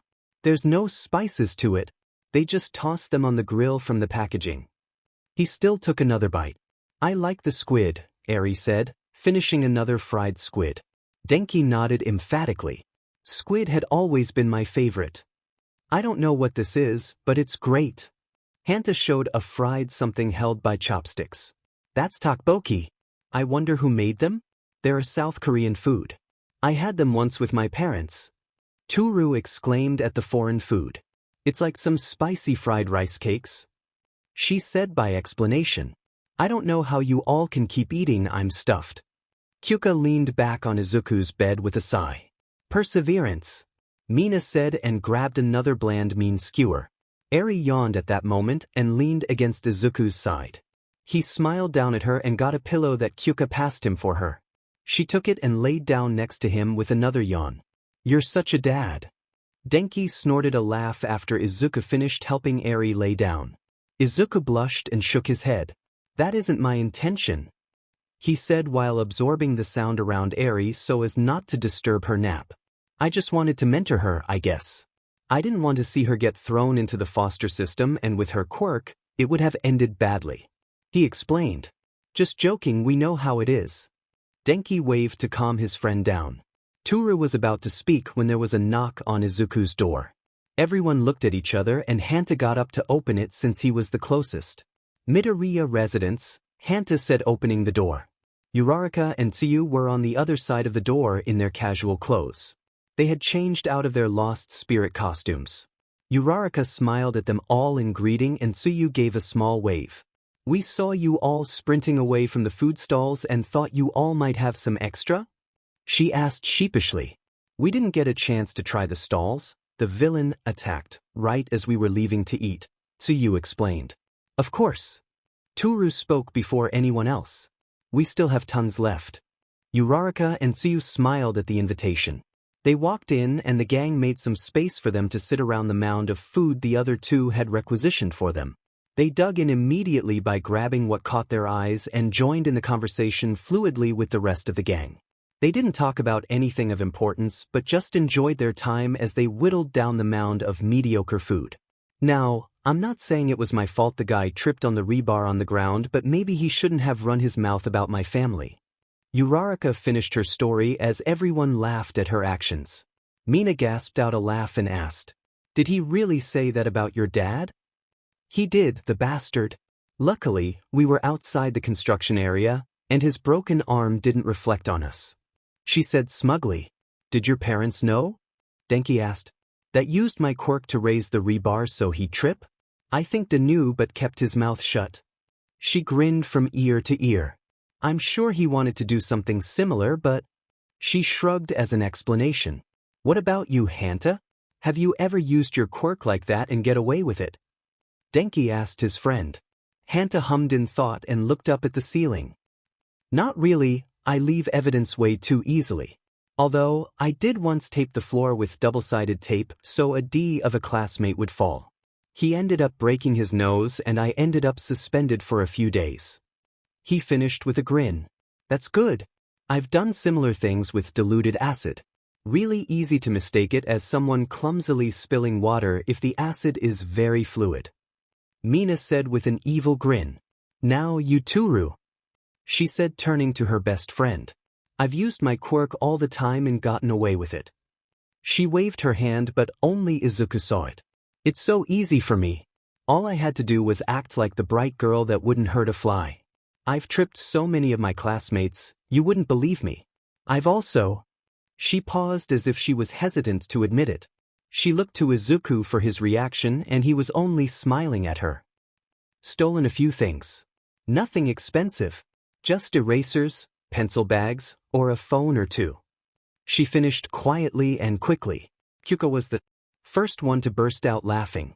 A phone or two? She held her stomach as she laughed. The rest of the circle of friends joined in, much to Toru's relief. I gave them back. Well, more like placed them to be found. Almost all of them. Toru, you little thieving minx. Izuku, were you aware that your beloved is a kleptomaniac? Mina turned from her flustered invisible friend to her walking apocalypse of a friend. I figured it out when my wardrobe was missing a few clothes. Izuku smirked at Toru whose face was heating up in embarrassment. She covered her face with her hands. You knew. She whined. That's like normal relationship stuff. Denki waved off and then leaned forward. That's nothing compared to a couple in my old school. They were really close, which is alright, but the weird part was they used really odd pet names. How weird is weird? So you asked. I've heard my parents call each other odd things. Nothing like these two. I've heard them call each other sweet blanket dash. That's not so bad. Dash, hot cereal, spicy coffee, cold pillow, and more. Denki cut off Uraraka. Everyone paused to take that in. I mean, it sounds like things they liked? Hanta tried to side with the odd couple. Spicy coffee? Izuku wrinkled his nose at the idea of such a thing. There were so many weird names like that everyone thought it was a prank or something but no one ever asked. Denki shrugged. I'm pretty sure they are still together. I mean, cold pillows are nice. Uraraka defended. Isn't hot cereal just oatmeal? So you asked everyone. No, there has to be a difference, right? Like it has to have liquid milk still there. Oatmeal is more like a porridge and cereal a soup. Denki argued. Kyuka scowled at the electric user. I hate the idea of cereal being a soup. It shouldn't make sense. But cereal is a soup. Hanta nodded with Denki. We got off topic. Izuku, you're next. Between getting your quirk and now, did you use it in public and get away with it? Mina pointed at a startled green-haired boy. Izuku looked a bit sheepish. I'm always using it. Not the third eye thing. Mina interrupted him. I like to call it sixth sense, but I don't count that. Actually, Denki and Hanta said at the same time with a nasal tone of voice and while pushing up imagery glasses. Izuku promptly shocked Hanta and froze the fried octopus Denki was about to bite. Anyways, he said smiling at the jest. I haven't stopped absorbing my footfalls or the static in the air. It's a small way to build up my reserves. Mina made a face of discontent. No, that's too subtle. What's something you did with your quirk that would have gotten you in big trouble? She leaned forward facing Izuku. Tell us your dirty secret. She said smiling seductively. Toru promptly shoved her face away. Well, you guys know about the lightning storm. He motioned to everyone but Uraraka and Tsuyu. He faced the latter too. Basically, before the exams I stood under a lightning storm and made it so I got struck a lot. Mina quickly pulled out her phone and found the news article. She passed it to the two girls. Uraraka's eyes widened in surprise. That's so cool.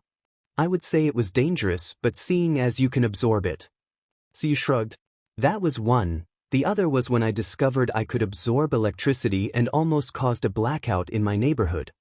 Everyone stared at him in surprise. Denki broke the silence quickly enough. My whole family has done that a dozen times. He said, not too impressed. What happened? Toru asked by his side in curiosity.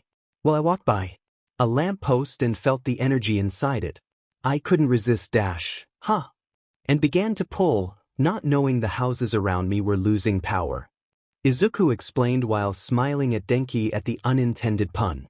After some more chatting between them, Eri woke up from her nap and continued to snack on what was left from the food stalls. The other two girls were ecstatic to see Eri giggle and smile at one of Denki's bad jokes. All around, it was a great spring school festival. Most of the class was hanging out in the common room or kitchen when Aizawa came in to warn them about visitors. They all asked, but he didn't say who and left soon after his announcement. The gang looked at each other and shrugged. It wasn't long before they got their answer as the wild Pussycats walked into the dorms in civilian clothing. Rock on with these sparkling gazes. We've come to visit. Coming out of nowhere.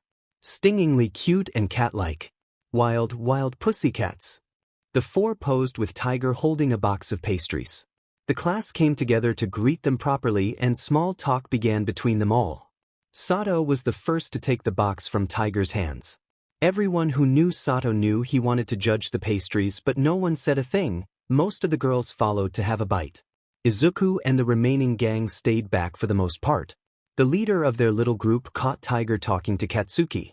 He caught the words, sorry, but that was enough for Izuku to understand what he was apologizing for. Ignoring the bomber, he caught sight of Kota peeking around Mandalay's leg. The child met eyes with Izuku and the older boy smiled in greeting. Kota, nice to see you again. Thank you for the letter. He crouched down to shake hands with him. Kota looked away and shrugged. It's nothing. Midoriya, check it out. He chose them himself. Mandalay smiled behind a hand and pointed back to the entrance where everyone's shoes were. A pair of small red shoes, similar to Izuku's quirkless shoes. Izuku smiled at the flustered boy waving his arms to block his sight. Red is a nice color. Just like your hat. That eased Kota's embarrassment. Mandalay caught Izuku's eye and motioned him to the side. He followed her and she began with a bow.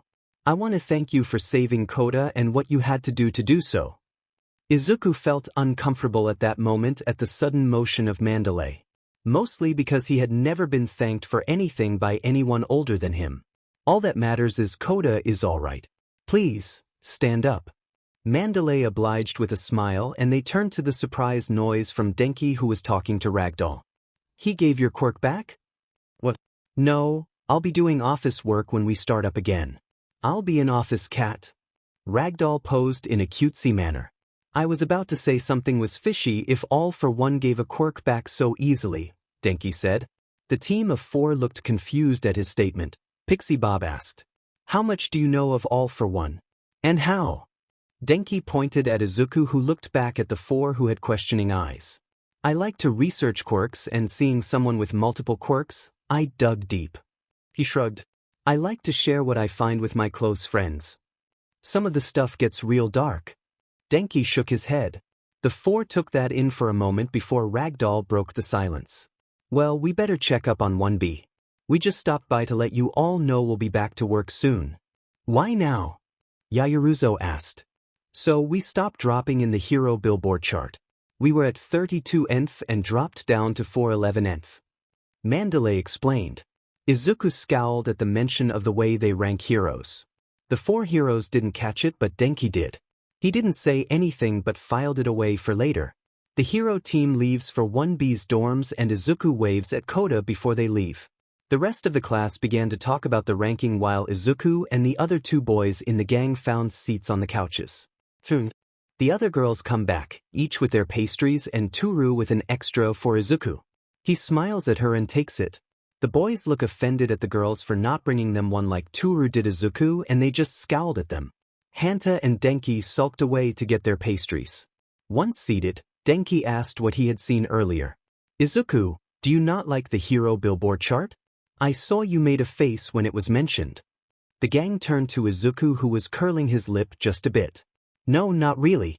I love heroes and what they stand for, but the Billboard chart makes it into a popularity contest. Sure, people will always rank heroes, but this seems too much like celebrities on TV. Heroes should be better trained police instead of what it is now. He said by explanation. I figured you would like the billboards? Mina asked.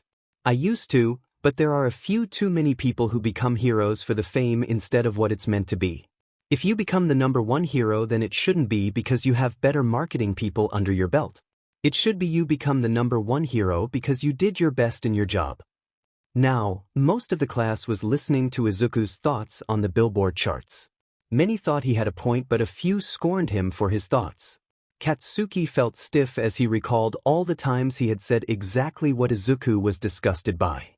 Todoroki liked where Izuku's thoughts went and continued to listen. What about people who try to become heroes for the money? Uraraka asked near the gang more quietly than normal. Izuku looked at her and recalled the first time they spoke in the kitchen on the first night in the dorms. As long as you do your job, I don't see why that's so bad. After all, a hero's got to eat. Izuku spoke with the same tone but with understanding eyes. Uraraka smiled and nodded. She continued to eat her pastry. Well, I don't know about you guys, but I wouldn't mind a gaggle of fangirls when I'm pro, Denki said in a way to break the tense air. You would, Kyuka said with scorn and jabbed him with her earlobes. Ah. One of these days I will send a current through them. Denki pointed at Kyuka while holding his arm. Izuku leaned back in his seat and finished his pastry with Toru leaning on his shoulder. While there were some bad days with Izuku dealing with UA, he had many good ones thanks to his gang of friends and their nonsensical conversations from time to time. He would take the bad with the good since the good outweighed the bad. The glow from Aries' quirk died down and the little girl lowered her hands from the formerly potted plant, now a pot of soil. Izuku crouched down next to her and gave her a beaming smile. Wonderful. You didn't need any help that time. You're doing great. Izuku complimented her and patted her head. Aries shyly ducked her head at the praise but looked up with a smile. Thanks. It's been less than a week since the wild Pussycats visited. The hero billboard will be coming up soon, but Izuku didn't much care for it. The only other thing to note was the elevated security around UA after the school festival. Apparently, the villain duo that broke in was the last straw for the school board. They demanded UA implement even more security, which surely hit their budget heavily. Now, it's a regular thing to see exam robots roaming the school grounds scanning constants for threats. In addition, Izuku saw a few people installing devices near the walls that showed UA grounds. He guessed that they were some kind of sensors. The biggest thing for Izuku during that time was Eri. She began to smile regularly and he was overjoyed to see the usually quiet and reserved girl be more expressive. The rest of Izuku's gang was similarly happy for the child and they did their best to get her to smile even more by goofing off or messing around near her. I'm getting kinda hungry, how about you? Izuku asked Eri as he stood up. She tilted her head in consideration and shrugged. A little. He smiled and nodded. A snack it is. He led the way back inside the dorms and to the kitchen. Denki and Hanta looked up from the kitchen counter where they were eating some chips while chatting and playing on their phones. The two waved in greeting at the absorber and child. Eri went up to the other two comfortably and was helped up into an open chair at the counter. Hanta slid over the plate of chips to Eri without looking away from his phone. Denki pouted when his hand only met the counter. He quickly got off his seat and sat on the other side of Eri to gain access to the plate of chips again. Izuku looked through the cabinets for something healthier for Eri and asked the other two. What's going on? He caught a glance at the screens on their phones were the same. Hanta hummed out. Just reading if there was anything different for the hero billboard this year. Other than a new #1 hero in 30-odd years. He shrugged towards the end. Probably be Endeavor, right?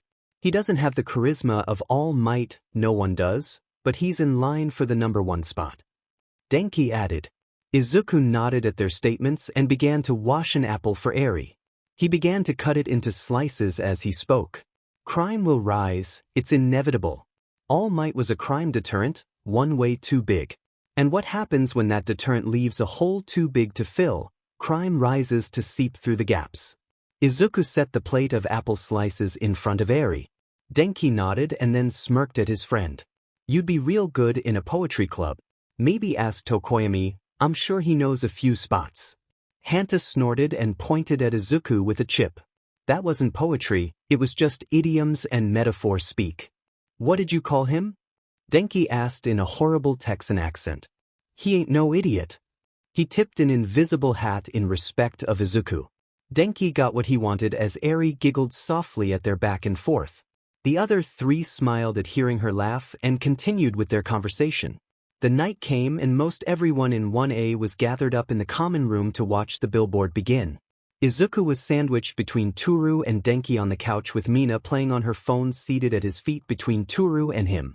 Everyone was watching the TV as the program began with the introduction of the host and moved on to notable events that happened in the past year. Most of it was focused on the battle between All Might and All for One. Clips were shown here and there with the final scene of the battle showing Yagi Toshinori standing victorious over a beaten All for One. The show goes on with the list of the hero rankings starting from the top 10 and going down.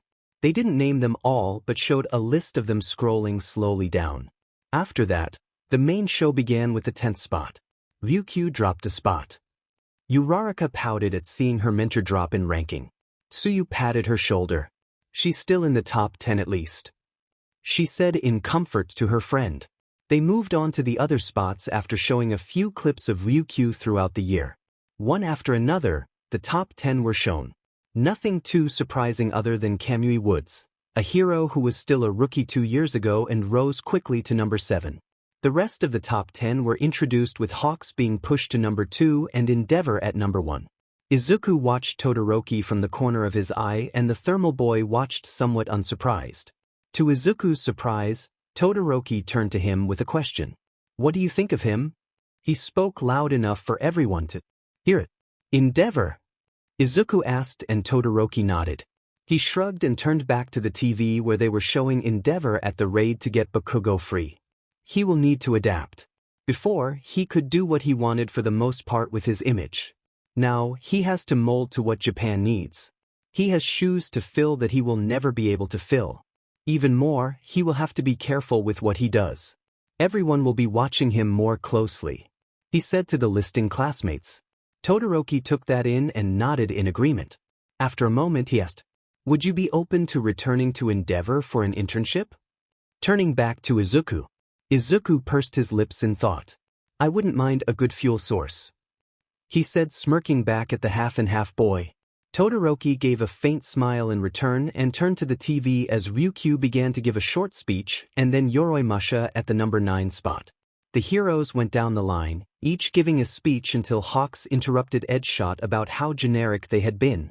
Izuku watches with some interest as the hero continues about the rating system for heroes. He listens absent-mindedly to the number 2 hero go onto a mini-rant. Hawks was an interesting hero for Izuku. He had looked into the hero and almost always came up with nothing in his younger years.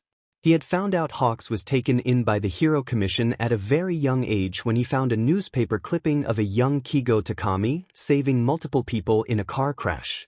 One particular picture shows the president of the Hero Commission talking down to Hawks. After that, he disappeared with his mother.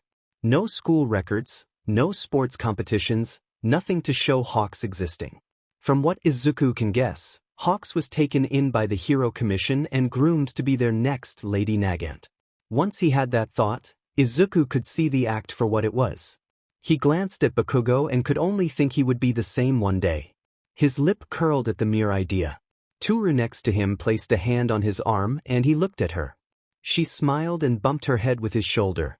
It pulled his mind off of Bakugo entirely. He smiled back at her and she leaned on him as they watched the hero billboard conclude. The next day came and went with nothing of note happening until late afternoon. Izuku and his gang of friends, with the addition of Tsuyu and Uraraka, were finishing up their homework in the kitchen when some commotion caught their attention in the common room. Aizawa was even in the dorms watching TV with the few in the common room. The gang looked at each other and joined them to see what was going on. The TV showed the news covering a battle between Endeavor and Hawks against a Nomo. From what Izuku could see, the battle was fierce with many buildings in ruins. The absorber frowned at the damage and could only compare it to the damage the USJ Nomu could have caused if let loose. The Nomu that attacked Hosu were strong but nothing to the degree of the one shown on TV. It was flying around while pushing Endeavor to his limits. That's not to mention Hawks is on the scene, but he was shown focusing on helping people evacuate with his feathers. It was clear that the Nomu was not like the others. While it did have the resemblances of them all with the black skin and multiple quirks, that's where the similarities ended. The Nomo fought intelligently. It was very evident when the Nomu dealt a critical blow to Endeavor by slashing his face. What drew Izuku's attention was how the Nomu acted. It stood over a prone and vulnerable hero but didn't end him. The Nomu's objective isn't to end him, Izuku said out loud to everyone in the common room. Everyone turned to him and Aizawa spoke first. The Nomu didn't take advantage of Endeavor when he was down. He nodded in agreement. There were a few murmurs at that and Yaoruzo asks, "Then what was its objective?" "No clue, but it's not like the others. It's intelligent, look at how it fights and the way it acts," Izuku pointed out as the Nomu looked around as Endeavor was still prone. At that moment, the number 1 hero erupted and attacked the Nomu once again. Endeavor launched himself at the Nomu and began to burn brightly in the sky with the Nomu's regenerated quirk fighting against it. Hawk's feathers joined the fight by helping Endeavor propel himself. In the end, the Nomu was burned from the inside out and his regeneration failed to keep up. Todoroki collapsed to his knees in relief at seeing his father survive the battle. But it was short-lived as another combative joined the battleground. Izuku recalled seeing the same blue flames at the training camp. Dabi was currently ambushing the weakened number 1 hero. It was important to tell what they spoke of, but it was clear Dabi was monologuing. Todoroki was stiff at seeing the villain and Izuku was reminded he was with the team as they kidnapped Bakugo from Todoroki's side. They didn't have much to worry about since Mirko arrived to save the 2 weakened heroes. Dabi didn't stay long and teleported with the help of another quirk. The room let out a sigh of relief at seeing the battle conclude with the hero's victory. Todoroki was quick to make calls to his family and he moved away from the common room. The rest of the class began to disperse after a moment of quiet, and so did Izuku's gang. A few short weeks passed after Endeavor's first battle as the number 1 hero. Izuku and his class were all grouped up outside in their winter costumes. Even with their costumes on, most were gathered up around Izuku. Everyone quickly learned the absorber emits an aura of warmth for his friends and they took advantage of that. Tsuyu croaked comfortably next to Izuku. "Thank you for sharing your energy, Midoriya." Izuku smiled softly and nodded. "I don't mind, thermal is an easy one to get." Toru was hugging his arm. "I'm so glad I have you. While my suit is pretty weather resistant, it's still cold." "How much thermal you got anyways?" Denki asked not far from the center that was Izuku. "Enough for 3 or 4, Izuku answered cryptically. 3 or 4 what? Jiro asked with narrowed eyes. "Maybe 5. Izuku said unsure. Mina came up to Izuku and shook him by the shoulders. 5 what? Enough lollygagging. Aizawa's voice cut anything anyone was going to say. Everyone turned to see Aizawa and behind them 1B with Vlad King near them. 1B shows their superiority once again. A blonde boy from 1B shouted with manic energy. Aizawa quickly wrapped his capture tape around his mouth to shut him up. "It's always the blondes," Izuku muttered under his breath and smiled when Toru snickered next to him. "We will be doing an exercise with 1B and a guest, a potential hero candidate." Aizawa motioned to the side where Shinso Hitoshi arrived in a gym uniform and a capture weapon just like Eraserhead had. He goes on to introduce himself and makes it clear that he wasn't looking for friends on his road to becoming a hero. Hanta elbows Izuku with a cheeky smirk. "Remind you of anyone?" His little gang snickered at the remark and Izuku frowned in confusion. He looked around at them and then turned to Hanta. "Who? Something to say?" Aizawa's harsh voice cut Hanta's response and the snickering was cut off. Everyone looked at him and he was glaring at Izuku's group. No one said a word and his glare slipped off of them. He went on to explain the reason they were there and what the exercise was. It was a simple battle between the classes. 4 versus 4 with Shinso fighting in 2 matches, 1 in each class. As he was explaining, Midnight and Yagi Tashinori arrived to watch the match. Izuku looked at the ball in his hand and looked around to find his team members. He hoped it wasn't Bakugo. He was leapt on by Mina, who cheered. Guaranteed win. Mina cheered as Izuku pulled the gravity from her so he wouldn't drop her. Mina, get off of me, Izuku said in a way that anyone heard would know this wasn't the first time she had done this. She was pulled off of him by Uraraka and her quirk. Guaranteed win, I hear? She said, smiling at the two of them. Their last team member joined, Mineta. He was a quiet and short boy who usually joined Kuda for lunch. He waved amicably towards them all. The 4 grouped up and began to make strategies. Izuku took the lead on that aspect. The first match began not long after the teams were set up. The first match was Denki, Kuda, Kirishima, Tsuyu, and Shinso against Shinshida, Rin, Tsuburaba, and Shiozaki. The match began with Kuda sending out birds for reconnaissance as Tsuyu leapt onto a wall and camouflaged herself to blend in while following her team. Shinso stayed a few steps back to let Kirishima and Denki take the front line. The first to arrive was Shinshida in his beast form already transformed. He quickly takes advantage of their surprise by attacking Tsuyu and Kirishima, who were battered to the side. Tsuburaba, who was riding on his back, traps Kuda with his quirk. Shinso takes his chance and uses Tsuburaba's voice to brainwash Shinshida. Denki, who learned a lot from Izuku's strategies, jumped and pulled Tsuburaba from Shinshida back to prevent him from waking him up. With an enhanced punch, Tsuburaba is knocked out. Shinshida is quickly tied up with Shinso's capture weapon and the 2 1B students are dragged off to the jail. 1A regrouped and moved on to the rest of 1B. They stopped when they saw a wall of vines beginning to snake through the pipes that were the battleground. That looks terrifying. Denki pointed at the snake-like vines. We can't go through there. Tsuyu looked around and turned to Kuda, telling them Shiozaki and Rin were farther ahead past all the vines. She hummed in thought. What would Izuku do? Tsuyu asked. Burn everything, Denki said sardonically. Then he paused. Or rush them with overwhelming power. And hey look, we have more power. He proposed. So what? We rush past all this and attack? Shinso asked, waving his hand at the encroaching vines. Kirishima shrugged and nodded. That's doable. Denki nodded and clapped his hands. I'll bait Shiozaki and... He looked around and then pointed at Shinso. You'll brainwash her with one of their voices. He waved back at the jail cell containing Shinshida and Tsuburaba. Izuku has rubbed off on you, hasn't he? Tsuyu quipped with a smile. Denki smiled back. He's a good influence. Now let's go. The team rushed forward with Denki in the lead. He brazenly attacked Shiozaki and was quickly wrapped up in vines. He tried to shoot out a bolt of electricity to Shiozaki, but vines blocked it.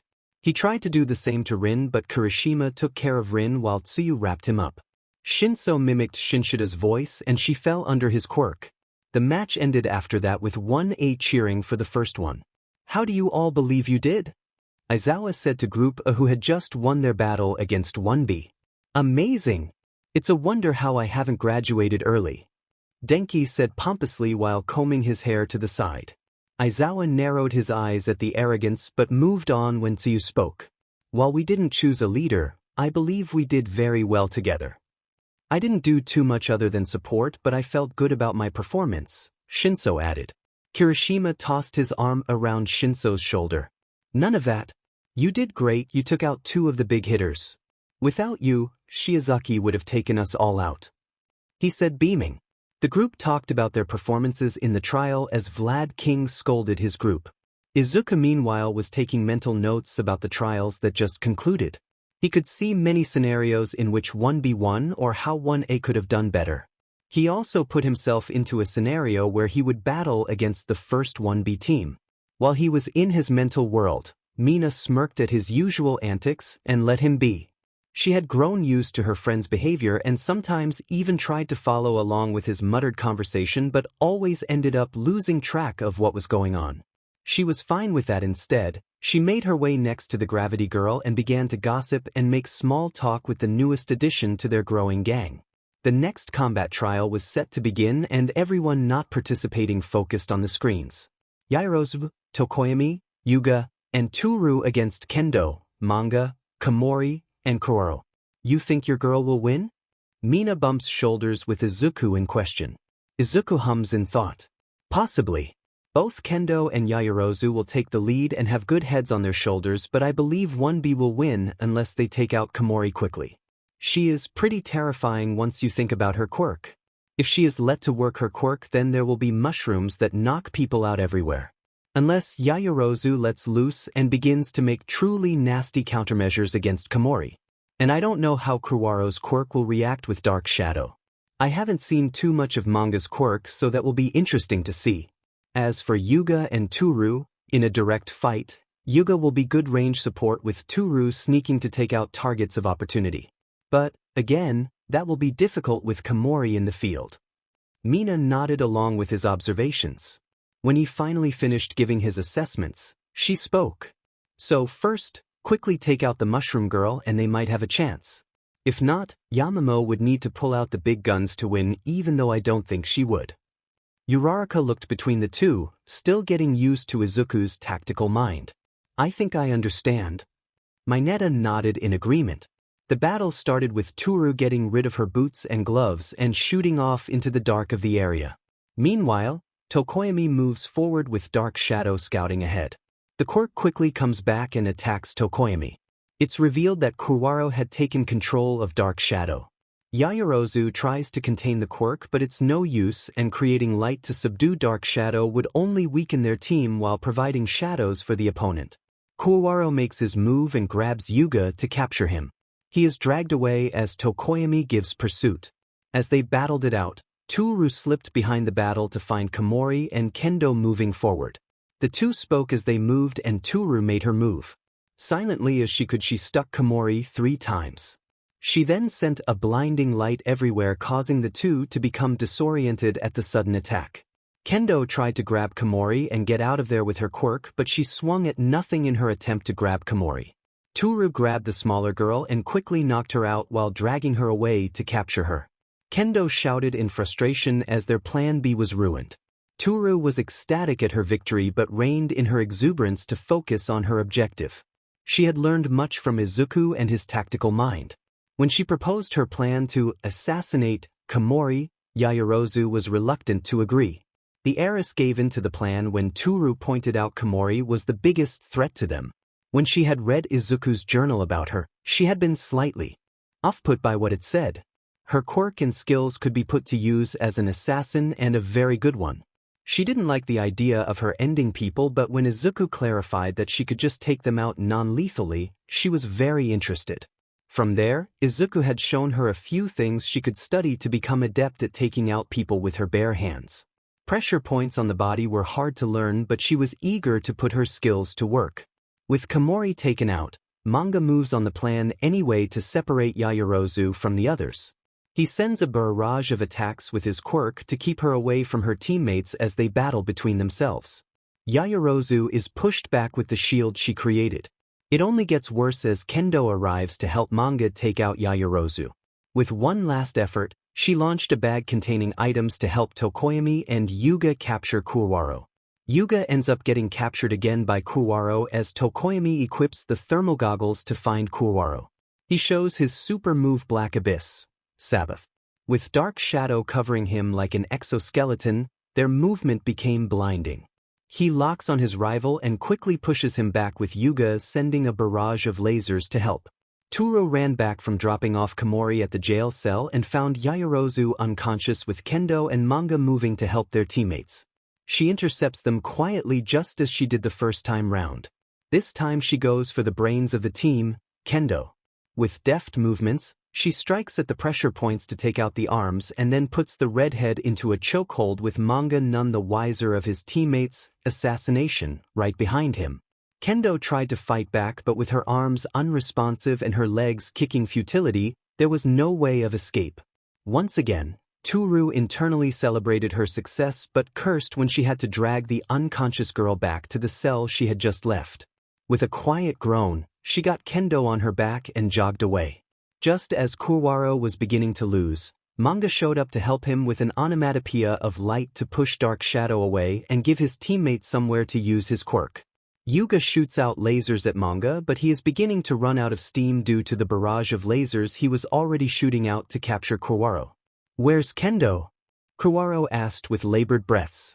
He was also on his last legs due to running around the two who tried to capture him.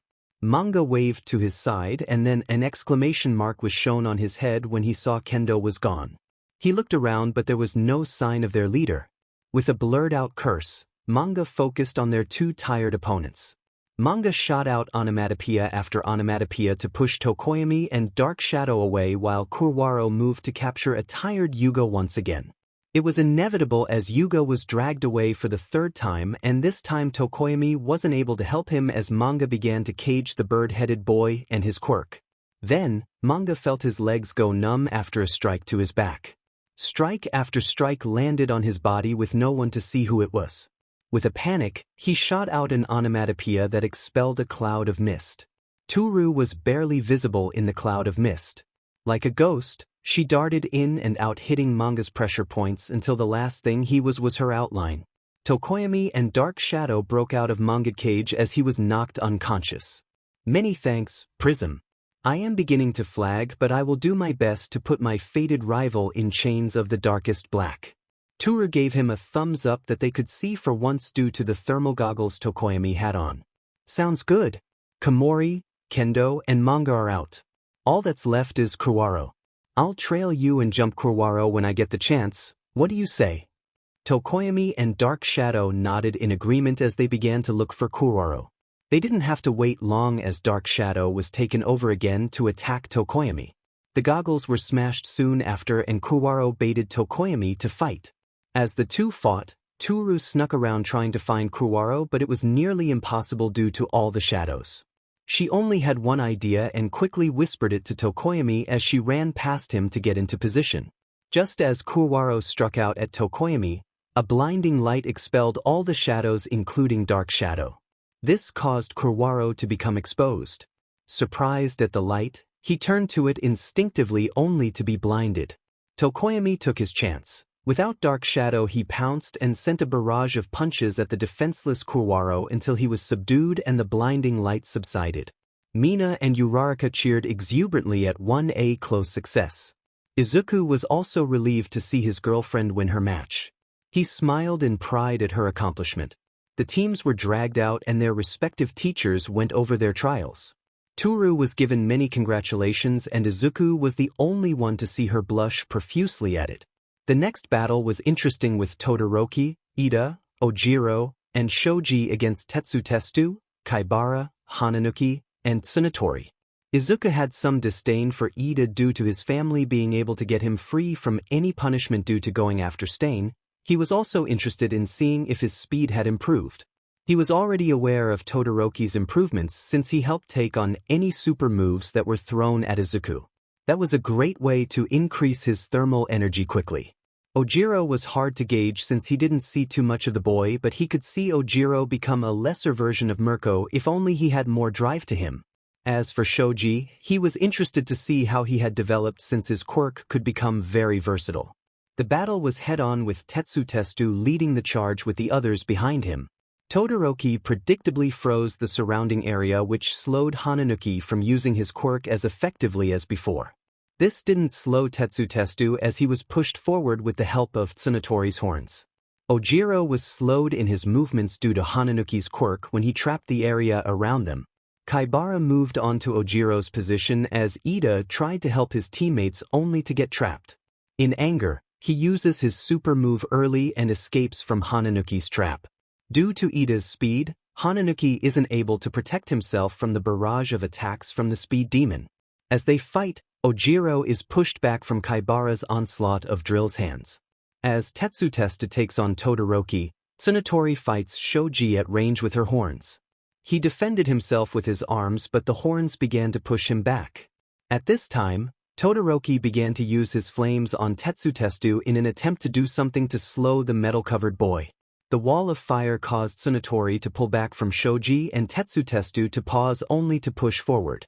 Instead of helping his teammates, Ida doesn't stop his attack on Hananuki and finally manages to knock him out and drag him to jail. This caused Kaibara to gain the upper hand on Ojiro, who stumbles on Shoji and Tsunotori's battle. Soon, Shoji became a target of both Tsunotori and Kaibara when Ojiro was taken out by a well-placed horn strike. As Shoji takes 2-on-1, Todoroki begins to turn up the heat more and more to fight Tetsutestu, who doesn't relent. It wasn't long before he was using the same fire as his father used daily. Thanks to Izuku's help in pushing more heat out, his control was precise as he attacked Tetsutestu. It started to become effective as the metal covering him began to turn red. Ida returned from the jail to find Shoji on his back foot against Tsunotori and Kaibara's onslaught. He aggressively attacks Tsunotori, who doesn't see the attack come her direction until it is too late.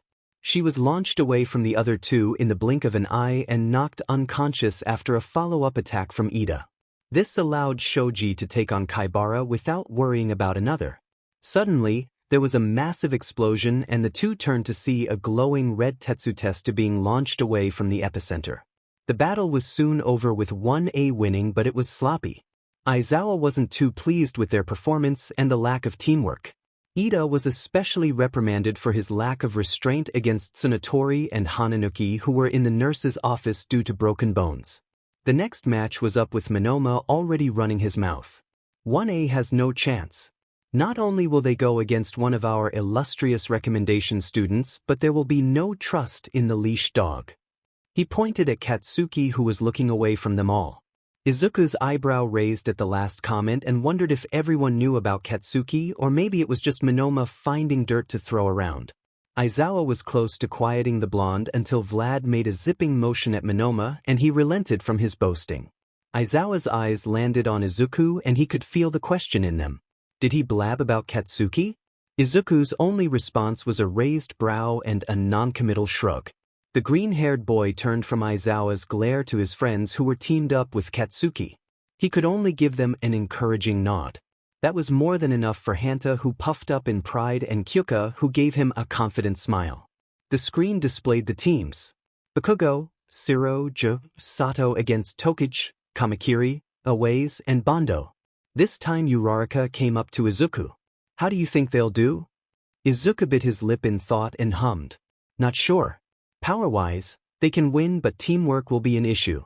There is no trust between Katsuki and everyone else, but maybe he'll just go on his own and thin the numbers for the others. Using people as sacrificial pawns is very looked down upon, young Midoriya, Yagi said, not far from their team.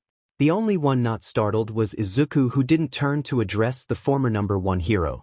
Yet Nighteye is very good at it. Whether or not it's frowned upon, Katsuki will do what he thinks is right. It's always been like that, and if that helps the rest of the team, then it's only a benefit. Yes, if they all work together it would be wonderful, but there won't be any trust between them and Katsuki. He said as a matter of fact. Yagi's face creased in a grimace at the mention of Nighteye and the unsaid name of Mirio, who was not getting better. Nizu had chipped him in the conversation they had about One for All and what could be causing Mirio's degradation. To Izuku's surprise, Katsuki stayed with the team as they moved forward. Kyuka plugged into the surrounding surfaces to scout the area and was able to avoid an ambush set up by the other team. Katsuki quickly takes the lead in the counterattack. Hanta splits off to provide support as Kyuka shoots out waves of sounds to disorient anyone she sees. Sato took up the charge to tank any hits meant for Kyuka. The battle was quick and brutal, with Katsuki letting loose and showing his proficiency with his quirk and tactics as he took on both Aways and Kamakiri. His attacks were relentless, with explosion after explosion raining upon the two. Hanta swung from pipe to pipe in a blinding motion. Each tape found its mark and wrapped up a piece of Tokaige's body like a spider. Bit by bit her body was isolated and separated from each other, all the while Hanta let out one-liners much to the annoyance of Tokaige. With the help of Sato using a piece of sheet metal as a shield, he and Kyuka beat down Bondo bit by bit. For every punch Sato sent, Kyuka sent a sound wave that caused Bondo to reel in pain from the opposite direction of Sato. The two worked in a synchronized motion to subdue Bondo, who was flagging quickly. Meanwhile, Katsuki bombarded Aways and Kamakiri without reprieve. Kamakiri had some success in fighting back, but the range kept him from landing any meaningful blows. This caused him to lose his cool and become sloppy bit by bit. Aways didn't have a chance to fight back at all as he was targeted from the start by Katsuki, so he could focus on the true threat that was Kamakiri.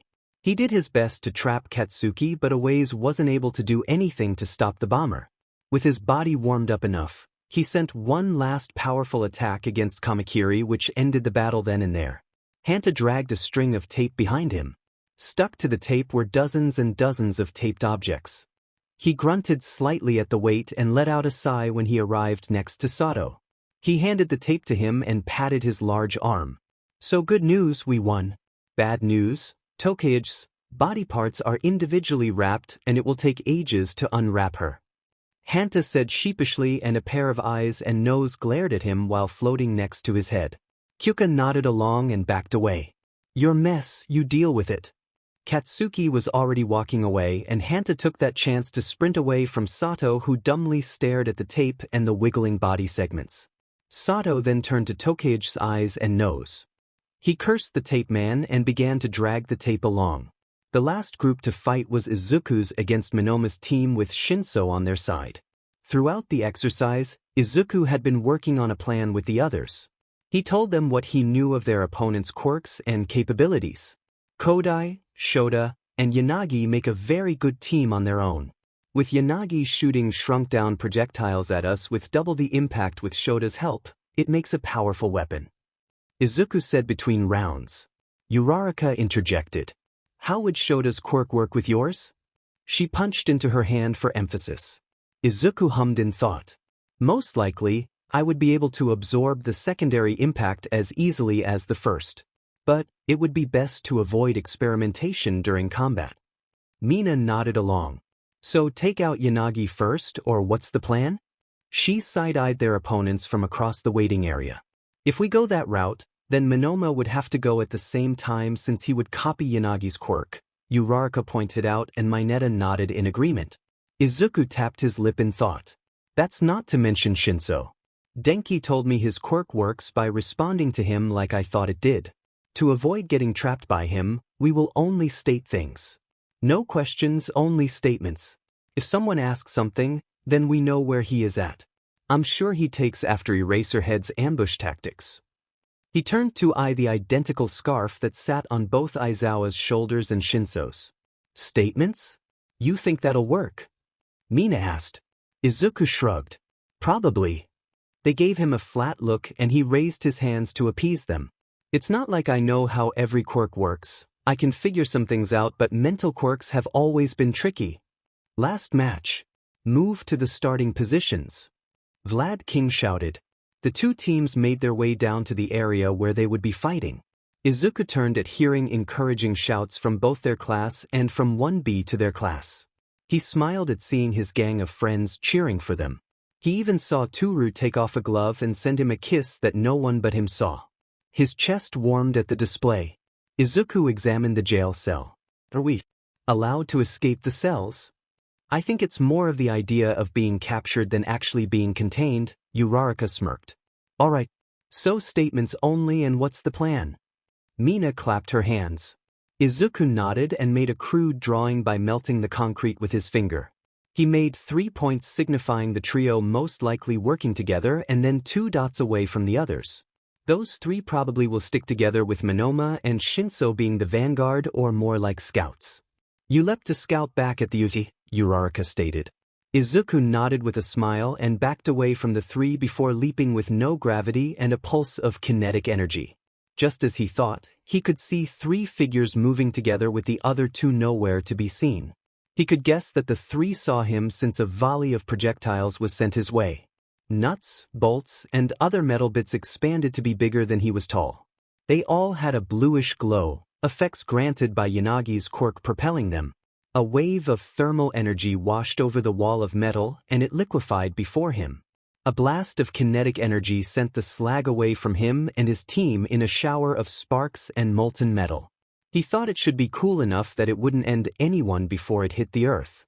With his scouting done, he dropped like a rock near the others. With a soundless landing, Izuku turned to his team. The 3 are sticking together and the other 2 are unknown. The other 3 nodded and he continued. We'll move together and I'll keep my senses spread to catch the 2. With that, they moved out. Their footfalls were silent as they walked. Their heads were on a constant swivel to catch any movement. It didn't take too long to encounter one of their opponents. Do you see any of them? Uraraka's voice asked near the group. Everyone froze and looked around to find who asked the question. Mina had come close to instinctively answering her friend, but thanks to Izuku's tactics she stopped herself. I have a sense of range, I don't feel him. He stated quietly to his teammates. What's the plan? Mina's voice asked and no one responded. After a moment where no one made a sound, Shinso said out loud with his voice thrown. You know, Midoriya, you kinda piss me off. From seeing you and fighting against you at the sports festival I knew your kind. Arrogant, self-important, a-hole who thinks they are so much better than everyone. And you had to show your great quirk on live TV no less. Typical. He finished with a scoff. Mina to Izuku's side growled in anger at the words thrown at her friend. He grabbed her arm and shook his head. She nodded and kept looking around. We should move, she said and pointed to an open area. The team nodded and jogged quickly to the open area instead of the corridor of pipes. Shinso kept up with them in the shadows. Surrounding yourself with your little followers just to say you've got friends. Pathetic, going so far to even get that invisible girl to spread dash. That's as far as Izuku let him talk. With mounting anger at the boy, he aimed his arm in a random direction and sent out a burst of sound energy that rattled the pipes and caused the area to vibrate violently. One burst after another, Izuku moved around his group to find Shinso. The latest burst caused Shinso to stumble off a pipe 5 feet off the ground and fall. He was caught right at the edge of the burst, which only caused his eardrums to bleed and his bones to shake. Shinso was disoriented due to the sonic attack and stumbled as he dodged out of the way of a lightning bolt that hit the pipe behind him. He quickly found cover behind another pipe and then kept running. Izuku didn't let him get off lightly as he grabbed a handful of rubber ball bearings and shot them in his direction. They bounced around the pipes and he felt a grim satisfaction in hearing a yelp of pain. As that went on, Izuku sensed another figure bolt in their direction. He felt Uraraka intercept who he guessed was Monoma. Mina moved to the front of their group just in time to melt large metal bolts and nuts shot at them from the arriving trio. A large cloud of white mist extended from Mina's arms to shield them from that direction. Metal came in and melted goo came out. As she did that, Mineta moved to the opening to the side where Mina's mist didn't cover and began to launch a barrage of his hair at the 3 opponents. Uraraka fought in close combat with Monoma, whose skin was metal from copying Tetsutestu. She was careful to dodge any strikes while trying to tag him with her quirk. Just then, Shinso came back swinging on his support weapon from another angle. Izuku was impressed with the speed but focused as he shot out the scarf to wrap around Uraraka. She was made to trip and fall to the ground. Izuku didn't hesitate and shot out a beam of fire that vaporized the scarf between him and Uraraka, causing Shinso to stumble back at the sudden loss of weight. Monoma took the opening to rush at Izuku. The absorber's body glowed light blue from Monoma's copied quirk and he lurched forward towards his reaching hand.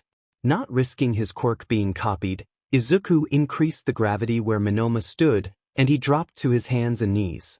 Metal screeched as it ground against the concrete, creating sparks. Going with the momentum of Monoma pulling him, Izuku absorbed the gravity around them. He grabbed Monoma by the back of his collar and then threw him with a kinetic burst at Shinso. Izuku! Some help! Mina shouted as she was beginning to get overwhelmed by the trio who were stuck in place due to Mineta but still were able to launch objects at her and the short boy. Mineta created a chain of his hair and launched it at the 2 prone figures Izuku just downed, trapping them and making them a non-issue for the moment. Izuku sprinted with kinetic bursts from his feet and when he arrived at range of his quirk, absorbed the 3 stamina pools before him until they flagged almost immediately. They slumped their shoulders and took in ragged gasps of breath like they just had run a marathon.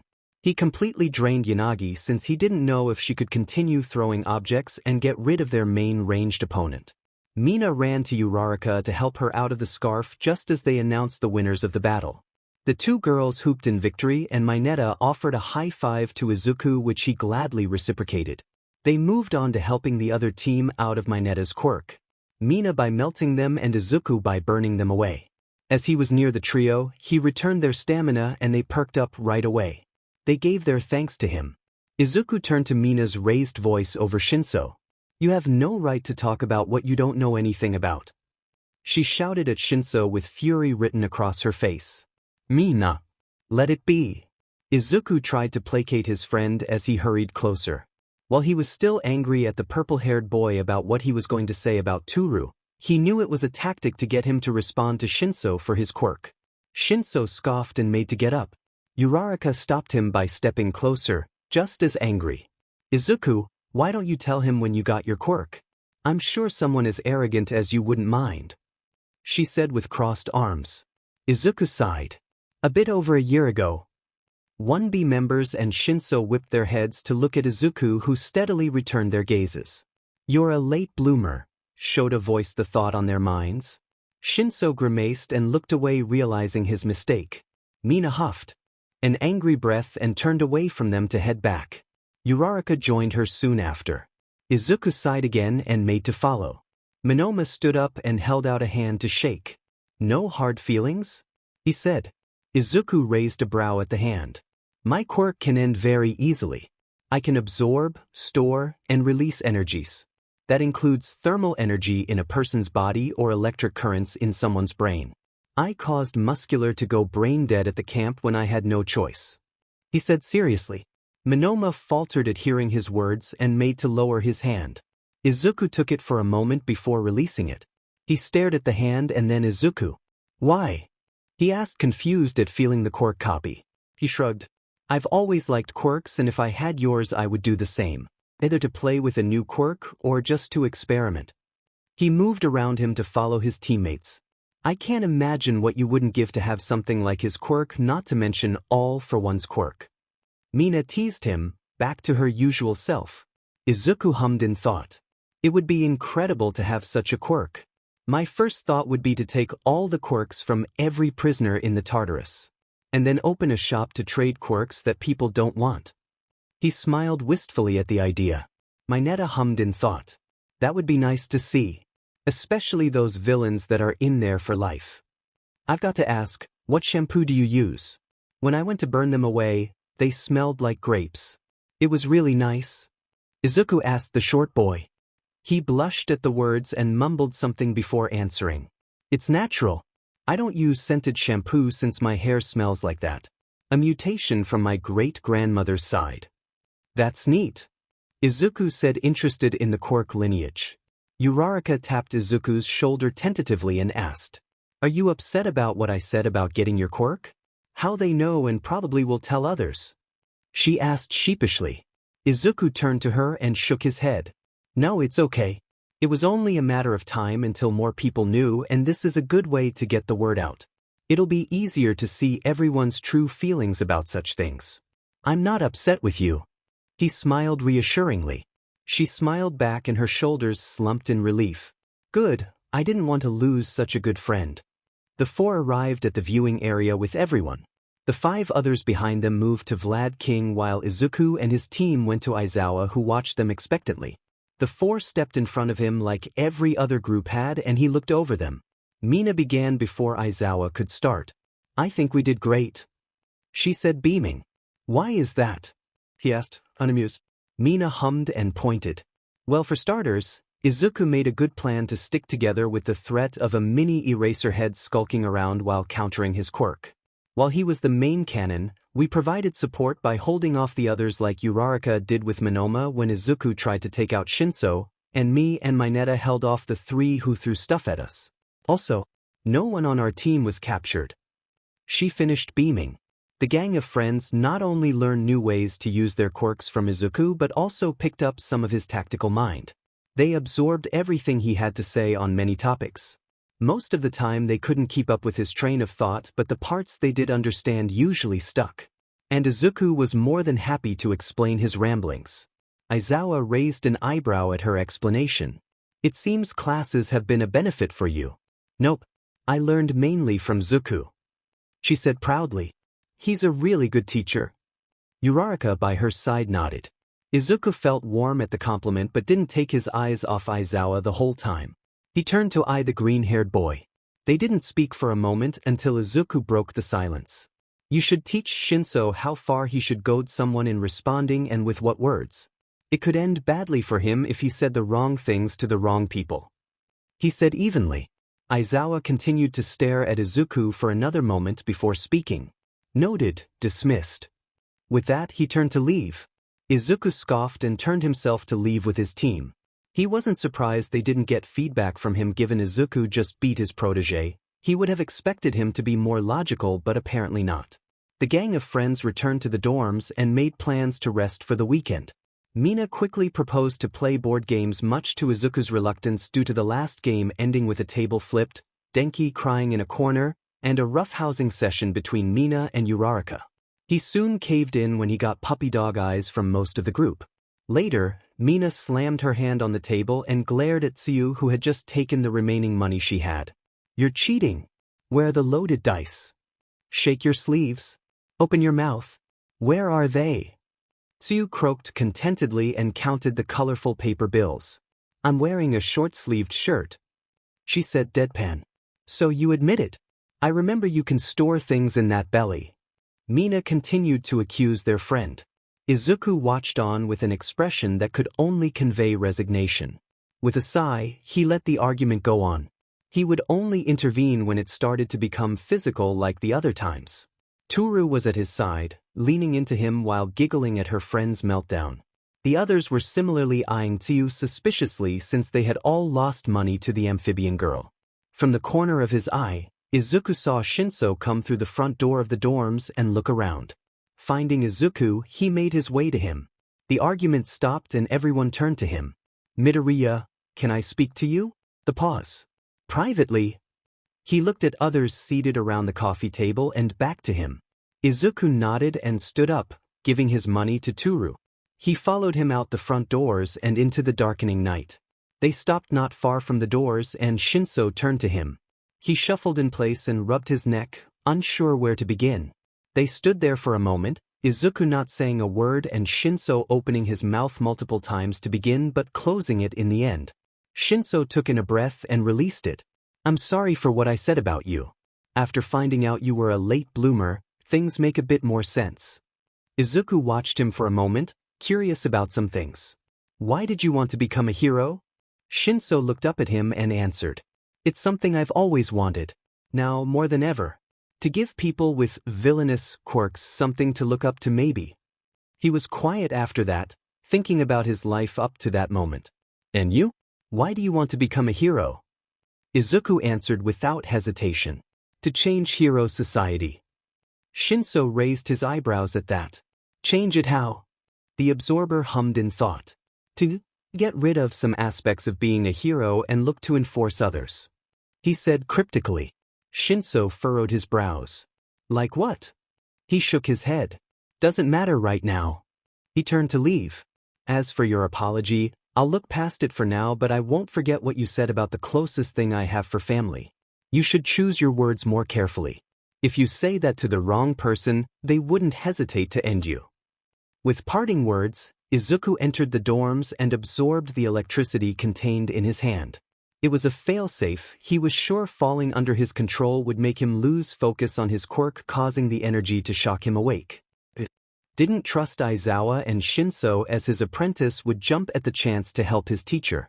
Putting those two out of his mind, he returned to see Denki behind manhandled by Mina who was yelling something about being given what was owed to her. Normally, being so late in the winter months people would wear thick jackets to ward off the cold, but Izuku and his gang of friends just huddled around him for warmth that he radiated with his quirk. It started one weekend when Mina loudly complained she was bored and hungry, which roped in Denki to follow her lead. Then they roped in Hanta. By then it was too late to change plans. The original gang of friends, with Uraraka and Tsuyu joining in, left the dorms and weathered the cold for some fast food. With just under half the class, the group trudged to the nearest fast food joint. It didn't take long before Mina figured out their illustrious leader was radiating heat for both Toru and Tsuyu. Toru was hanging off his arm like usual and Tsuyu was close to his other side, croaking contentedly. Mina wanted to be warm as well and not so subtly got as close as she could to his back. From there it evolved into everyone crowding Izuku as they walked. Like a mob of meerkats, they shuffled along into the restaurant. They soon detached from one another when the warm interior hit them. Since it was so cold, the restaurant was mostly empty to their delight. Izuku kept his smile on his face as everyone detached from the walking group hug. He felt very contented while being the center of the shuffle. While he knew it was for the warmth he radiated, it felt nice to be close to everyone he considered family. "We're lucky the wind was light," Toru said by his side. "Otherwise, that wouldn't have worked as well as it did." She giggled as she took off her scarf and pulled off the earmuffs on her. Mina twirled around to face the gang and pointed at Izuku. "No. Luckily, we have our space heater to keep us warm," she said, beaming. Izuku raised an eyebrow and gave her a wry grin but didn't say anything as Hanta jumped to his defense. "That space heater is also your boss. Show some respect," he said while leaning on Izuku's shoulder with his elbow. The height difference was just perfect for him to casually loom over Izuku. He jolted away when Izuku zapped him with the equivalent of a static shock. Kyuka shook her head at all of them and made to order her fast food. Uraraka and Tsuyu chuckled while joining Kyuka. Soon the rest of the gang joined them and argued about what to order. "I want tons of fries," Mina contemplated while tapping her chin. "Can I order a tray of fries?" she asked. "I'm not ordering fries then," Denki said. "Instead I'll take another order of nuggies." He nodded. Mina turned to him, an offended look on her face. "Who said I was gonna share my French?" Denki curled his lip at her in a frown. "Then you won't get any of my nugs," he said, threatening and crossing his arms. As those two argued about sharing food, the rest of the gang ordered peacefully and let the most childish ones of the group bicker. One by one, the group ordered and took their order numbers to wait. The two finished their dealing with a handshake and moved to order with their resolve firm. The gang found a spot for everyone to sit together and wasted no time digging into their meals. As she said, Mina ordered a tray of fries and a milkshake. She also had a few chicken nuggets from Denki as he munched on the tray of fries, and their negotiations came to a resolution. Of course, their deal didn't account for the rest of the gang stealing the occasional fry. Most floated away in an invisible hand while Mina looked away. They let out a sigh of contentment when they finished their food. They looked outside as they let their food digest to see a few snowflakes beginning to drift down from the sky. Toru was under Izuku's arm as he continuously radiated some heat both for her comfort and Tsuyu, who was seated on his other side. The weekend came to an end and the gang was grouped up around Izuku once again as he radiated heat for his friends as they waited outside in their costumes. To their surprise, a lady came in with Midnight following behind her. Aizawa explained what she was doing at UA and how she was a guest lecturer. Empty Lady explained her role and how she would help in showing how they should comport themselves during an interview. Izuku curled his lips slightly at hearing they would be working on their publicity. Toru slipped her hand into his and squeezed to ground him. He smiled appreciatively at her for being able to see his problem with the current situation. She knew his distaste for the popularity contest that was hero business. Most everyone knew. Todoroki was the first to the stadium as MT Lady interviewed him. Sadly, he was terrible at it, but they continued. She asked him to show off one of his super moves for the cameras, and he obliged by sending an iceberg into the sky. "I call this heaven-piercing ice wall," Todoroki said calmly. After telling the class to show off their less destructive super moves, they moved on. Tokoyami brought up a point that Izuku agreed with. "Is it such a good idea to show our powers for everyone to see? It would make it easier for a competent villain to figure out a weakness from it," Izuku added, and Tokoyami nodded in agreement with his additional statement. MT Lady answered, "While true, being a hero will put you in the spotlight one way or another. Not even the ever-elusive Eraserhead is hidden," she said with a smirk at the grumpy hero. "But showing off what you can do will make them more recognizable, easier to team up with, and a reassuring presence to the public. Shouldn't our actions reassure the public instead of whatever face we put on for the camera?" Izuku asked. Lady tilted her head back and forth at the question. It's both. Whether you put on a face for the camera is up to you, but yes, your actions will speak louder than words. She said, looking at Izuku. He nodded at the answer. Even though he didn't like the public part of being a hero, he did appreciate MT Lady's ability to work with it. One by one, 1A tried their hand at being interviewed by MT Lady. Some went better than others. Notably, Bakugo was straightforward with his answers and quiet as he answered anything the hero asked him. Even when she poked at him and Izuku expected to see him snap at her, he didn't. It was surreal to see Bakugo like that. He pushed what he thought of him away and went up to the platform for his turn. Now to our last interview. What should we call you? MD Lady held the microphone to Izuku. Flu. He said simply. She hummed in interest at the name.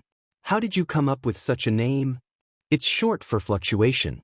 I will always cause the energy around me to fluctuate, so flux. He said lamely. MD Lady gave one of those fake laughs you would hear from a news reporter and moved on. Well, show us one of those fluctuating energies? Izuku hesitated in choosing what to show. All of his super moves were destructive and his void domain was hard to see. He chose to show nuclear immolation without the nuclear to conserve the scarce energy. He created a bead of pure thermal energy. It blazed like the sun as it manifested in his palm. He aimed it at the sky and released a pinhole of the bead for the energy to escape. Liquid-like fire screamed out of the hole as the area around them heated up. MD Lady stepped back at the show of power. He cut off the release and then sucked back what thermal energy he could. The boiling air froze and the area cooled significantly as frost covered the ground around Izuku's shoes. I call that nuclear immolation, but without the nuclear since I didn't have much to use, Izuku said as he cracked the frost on his body that built up. Then it's not nuclear immolation, is it? Denki said out loud like a heckler.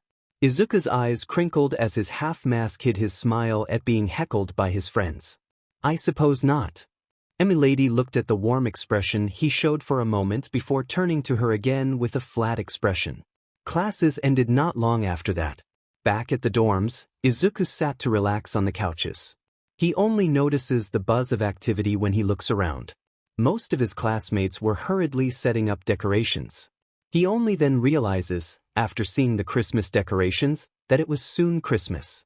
He felt a bitter taste in his mouth at remembering his past Christmases spent alone, watching movies, and opening gifts left to him by a mother whom he hadn't seen in years. Like all things, it started slowly, but year by year holidays didn't have that special meaning anymore for him. He felt awkward at seeing everyone work at putting up decorations and not knowing what to do with himself. Even the ever-stoic Todoroki knew what he was doing. He could imagine his sister or brother dragging him into helping. Izuku, feeling uncomfortable, began to slink away to his room until Hanta shot a strip of tape around his waist and dragged him closer. You're not going anywhere, Hanta said, grinning in a Santa Claus hat and a red coat. He yelped as he was pulled closer and then, with the help of Denki and Mina, forced clothed in a red coat like theirs. Just relax and maybe you'll find yourself under a mistletoe with Toru, Mina whispered into his ear and giggled. He felt his face flush at the implication just as the girl in question rounded the corner in a red hat and coat just like the rest of them. She was carrying gingerbread house supplies with Kyuka. As she locked eyes on Izuku, she beamed at seeing him in the coat like everyone else and joined them. Uraraka and Tsuyu joined them with Eri between the two. She was looking around at the decorations with wonder. Izuku, why didn't you tell me about Christmas? Eri said, running up to him and looking around. Izuku stammered. I forgot, sorry. I see you are all dressed up though. He quickly changed the subject as to why he had forgotten. Eri nodded vigorously. Tsu said we can build bread houses and then watch Christmas movies on Christmas. Denki nodded as he set up the gingerbread house kits for them. Well, we could do that anyway. Kyuka's earplug stabbed him and he sent a small shock through them, causing her to yelp and pull back. Ah, I told you I would do it, he said, pointing at her. That hurt, Kyuka said, rubbing her earplugs and glaring at him. Uraraka rolled her eyes at the pair and turned to Eri. It's a great time of year. We'll show you as much as we can. Toru hooked her arm with Izuku and sent him a questioning look before she understood his mood. She then had a sad look as she tightened her grip on his arm. It's fine, it's better now, Izuku said before she could say anything. It's better than any Christmas I've had in a while. He patted her arm reassuringly with a smile. Okay, she said simply and hugged him. The day continued with the class doing all the things they did during Christmas. Izuku could only follow along with Eri at his side, just as thrown off by the sudden holiday. The first thing they did was to build gingerbread houses. Izuku had only seen that in movies and books, so he just copied whatever everyone else was doing. He didn't understand how gingerbread was related to Christmas, but he didn't ask. His house should have looked like the one on the box if it wasn't for Toru taking bites out of his building material when he wasn't looking. In the end, it looked like a shack with too few drop bushes and not enough gingerbread to provide shelter for his gingerbread men. I hope you're happy, Jinyi is going to succumb to the elements because he doesn't have proper shelter. Izuku shot at his girlfriend. She swallowed a mouthful of presumable gingerbread and answered, "Well, he can come over to my house. Let's just do this." She grabbed his gingerbread shack and set it on her much nicer plot of gingerland and connected the two structures to make one. Now I've subsidized your property, I demand a rent of 3 gumdrops each month. You mean those 3 gumdrops you've stolen from my land? Izuku asked with a smirk. That was the property tax, Toru said, stuffing her face with one of the said property taxes and smiling. You bastard! Tally-ho! Everyone at the table turned to Denki and Hanta, who were shooting hard candies at each other's gingerbread fortresses in an attempt to destroy one another's. Denki flicked one candy with his quirk hard enough for it to shoot through the gingerbread battlement and strike one of Hanta's gingerbread men. Regine, no. Hanta mourned over his downed soldier. Then he aimed his candy cane catapult and shot. Ah-oh! He overshot Denki's fortress and hit Uraraka's pristine gingerbread house. The shot was too good and the foundation was not solid enough as the gingerbread house collapsed under Uraraka's careful hand. Everyone froze as they stared at her collapsed creation. She turned a murderous glare at Hanta. He wilted under the glare as she stood up. She placed her hand on the table and it glowed pink for a moment before she touched Hanta's gingerbread house. It glowed dark purple and then it smashed down under its own increased weight before she released her quirk. 23 lives were lost this day. 17 leave grieving widows and 2 orphan children. Hanta said softly as he stared at his flattened fortress. He picked one piece of gingerbread and ate it. You'll not be forgotten, he said while eating as Denki patted his shoulder in solidarity. How's this? Eri asked. Her gingerbread house looked pristine compared to everyone else's. Tsuyu patted her head. Wonderful, she croaked with a smile. Later that day, the gang was grouped up in Izuku's room to watch old Christmas movies with Eri glued to the screen. Toru was under Izuku's arm as he enjoyed the holiday for the first time in a long time. It was getting late, so when the movie finished, he took Eri to get settled into her bed. After slipping out of her room quietly with the help of sound absorption, he passed the common room to return to his family in his room. Todoroki caught his eye and motioned him to the side to talk. My father sent you an invitation to return for an internship if you're interested. But I think you should know he sent an invitation to Bakugo as well and accepted it. Todoroki said calmly. Izuku pursed his lips in thought. He had to admit Endeavor did have some qualities to him that Fat Gum didn't. But he liked working with Fat Gum so much more. And then there was Katsuki he would have to work alongside. While he didn't think he would cause problems, he just didn't want to be near him more than he had to. But Fat Gum didn't release thermal energy like it was going out of style. Not to mention Endeavor was a combat hero in a populated city with so much energy. The absorber nodded slowly. Alright, I'll join you. Todoroki gave a faint smile and nodded. I'll inform my father. With that, he turned and went to his room. A few days later, Izuku nervously stood next to Toru. Are you sure this is okay? Izuku, I am not going to leave you alone while everyone else goes home to their families. I offered first, but the others were just as ready to invite you to their homes if things didn't pan out on my end.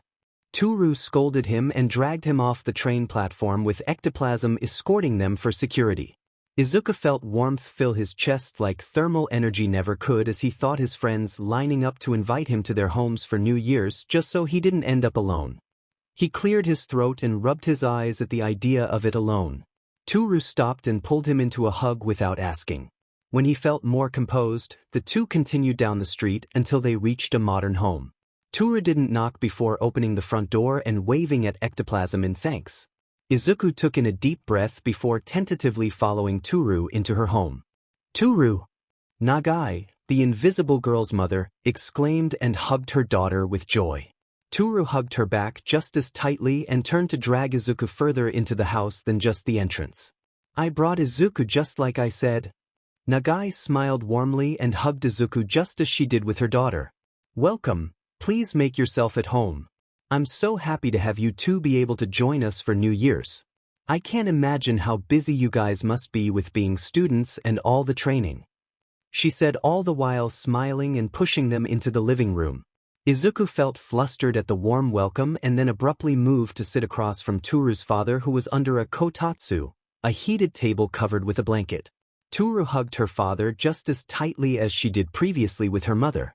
He felt a pang of jealousy at seeing such a close family but shoved that thought away viciously. Makoto, Toru's father, greeted Izuku with a smile. How are you two doing?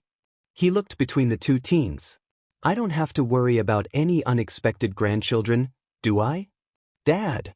Toru exclaimed and slapped her father's arm in embarrassment. Izuku's face bloomed in heat just as much as Toru's by his estimation due to all the thermal energy radiated from her. No, he quickly said.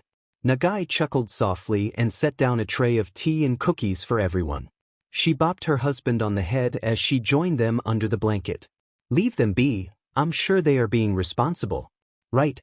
She paused at mid-pour and looked between the two. She smiled and continued pouring tea at the expression on Izuku's face and the noise Toru made. Good. The two adults teased Izuku and Toru for a bit longer, then moved on to talking about more mundane things like the grocery store that was being built near their home or the gossip around the neighborhood. The family included Izuku in every conversation and asked him for his opinion.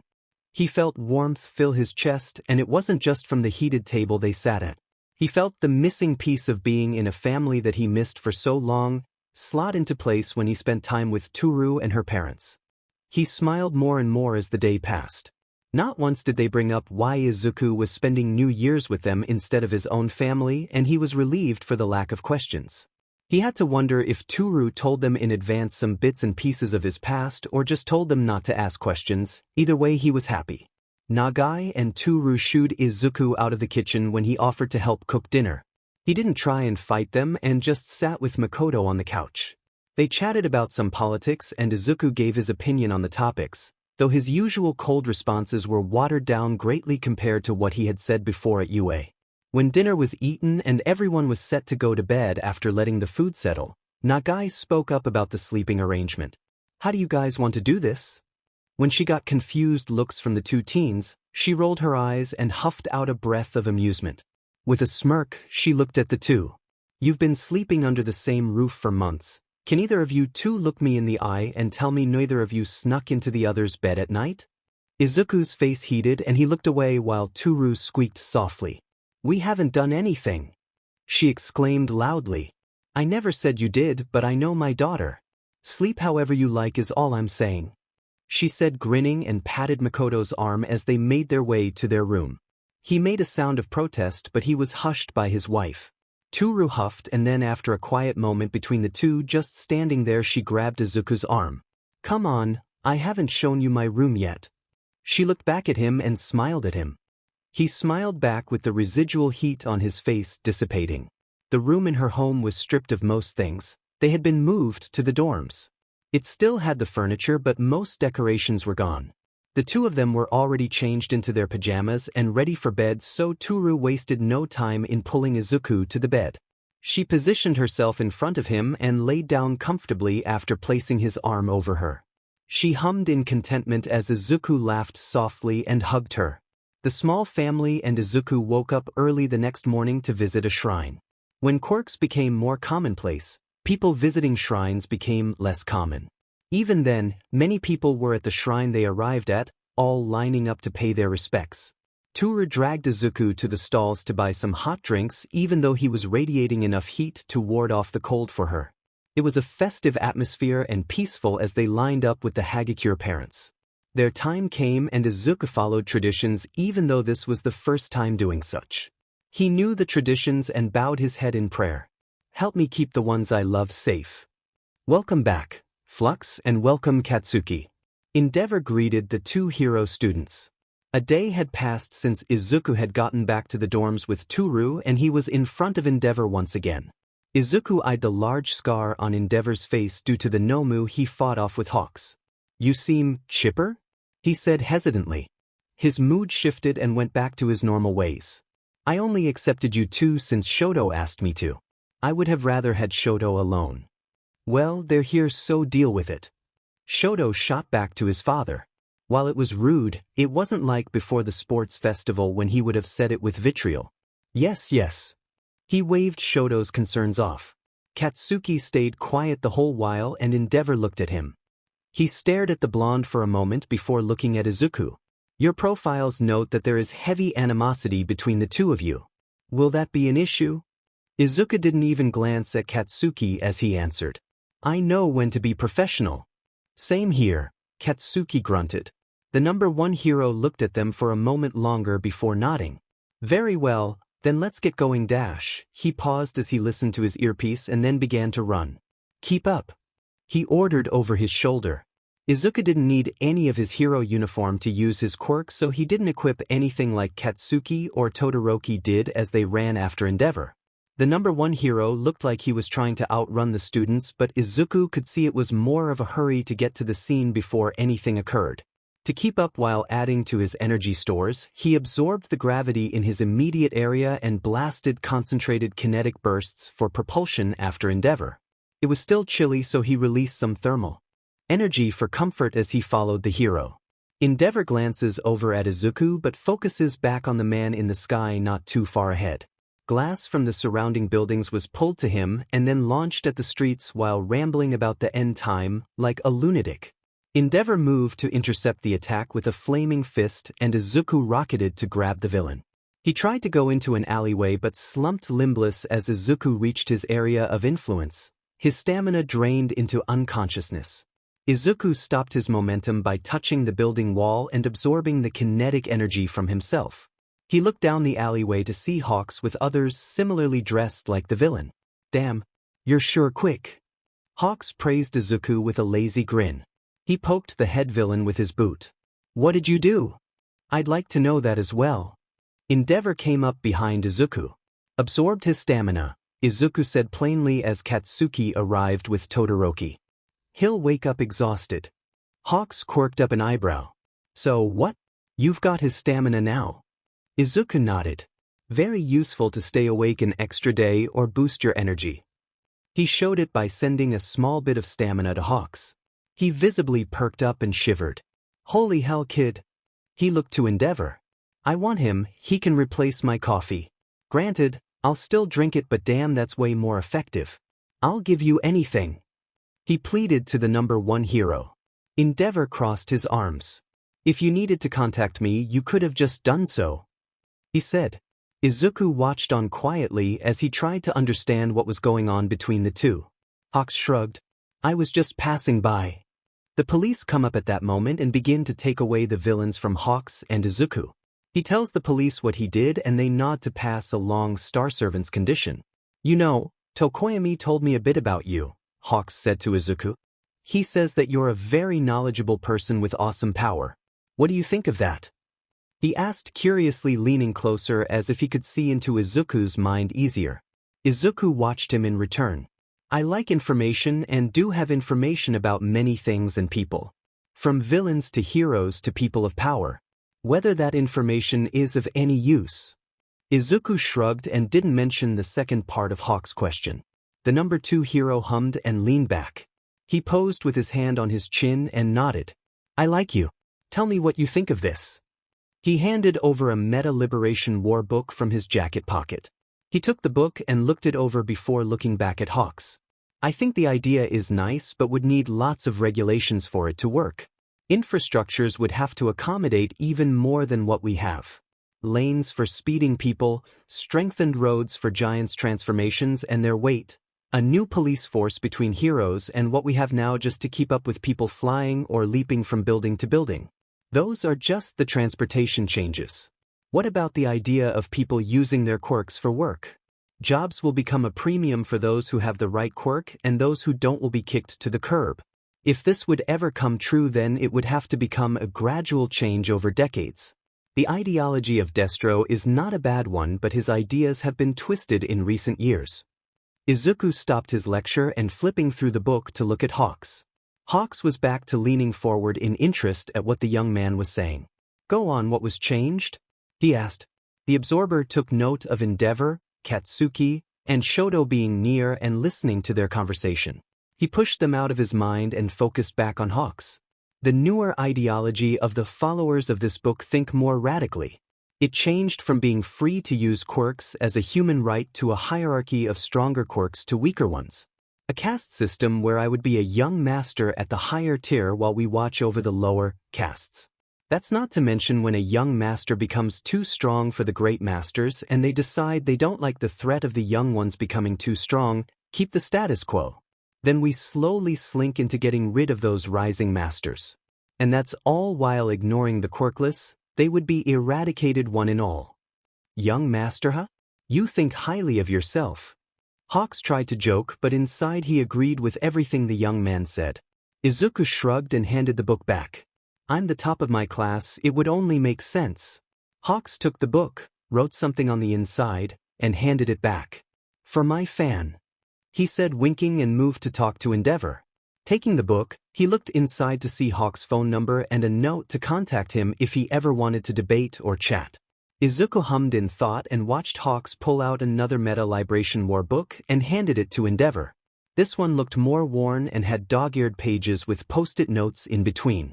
He took all that in with interest and slid the book into his briefcase with his hero suit. The three students arrived at the agency not long after. Endeavor left the three to read the book while his sidekicks greeted the trio.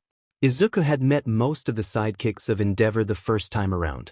Burning wasted no time in greeting Izuku by pulling him into a side hug. "Is that a smile I see? Who are you and what have you done with that brooding boy from before?" Burning poked and prodded him in good nature. She stopped and looked closely at him before laughing. "It was that invisible girl, wasn't it?" she said, grinning. Izuku smiled softly and nodded. "In part, yes." Burning barked out a laugh. "Let me guess, she made the first move?" When Izuku didn't look at her or respond, she slapped him on the back with another hearty laugh. "You best be careful with her kind then." He stumbled forward at the slap only to be caught by Shoto, who had a small grin on his face at the interaction.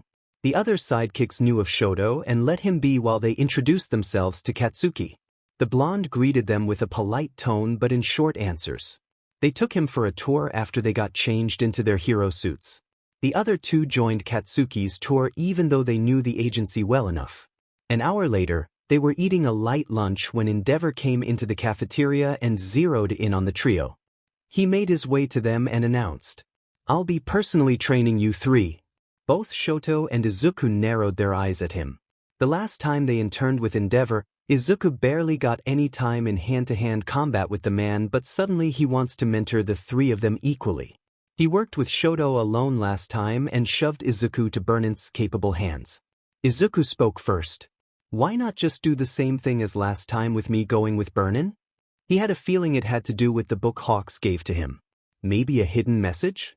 Endeavor stared at Izuku for a long moment before saying, "It's better to prepare you all for the worst." Katsuki furrowed his brows. What would the worst entail? The other two boys nodded at his question and looked at the flaming man. "You don't need to worry about that at the moment. Meet me in the gym." With that, he turned and left the trio looking at each other. "I need to reread that book," Izuku muttered as he got up. The other two followed soon after. The gym was mostly the same as the last time Izuku went to it. Some exercise machines, weights, and a large area for light sparring. He wonders if the large gym where Izuku and Endeavor sparred was fixed already or not. He had to think it took a while to fix since the support pillars held up the roof of the building and something so vital may have needed delicate work. He was brought out of his musings as Endeavor walked up to them. "We'll start with you." He looked at Izuku. What do you want to achieve while being here? Izuku hummed for a moment before saying, more energy is always good and you release lots of waste thermal energy. I want to master or come close to mastering flying. What method are you using to fly? Endeavor asked. Gravity absorption. You can absorb gravity? Endeavor asked with mild surprise. Izuku nodded and showed by absorbing the gravity around him as he began to float. Any energy I come in contact with. The reason why he took so long to absorb gravity from Uraraka was because he had too many energies he was trying to adapt into his fighting style, and he was somewhat worried about the consequences of taking the gravity of an area, especially a commercial area with many buildings. He didn't want to accidentally collapse a building because the gravity shifted. Endeavor was quiet for a moment as he watched the area around Izuku begin to float as if they were in space. What about strong nuclear force and weak nuclear force? Have you absorbed them? Can you? He thought about the tremendous power 9F that alone. Izuku held up his hand and made a so motion. I should be able to if I got a good showing of the energy.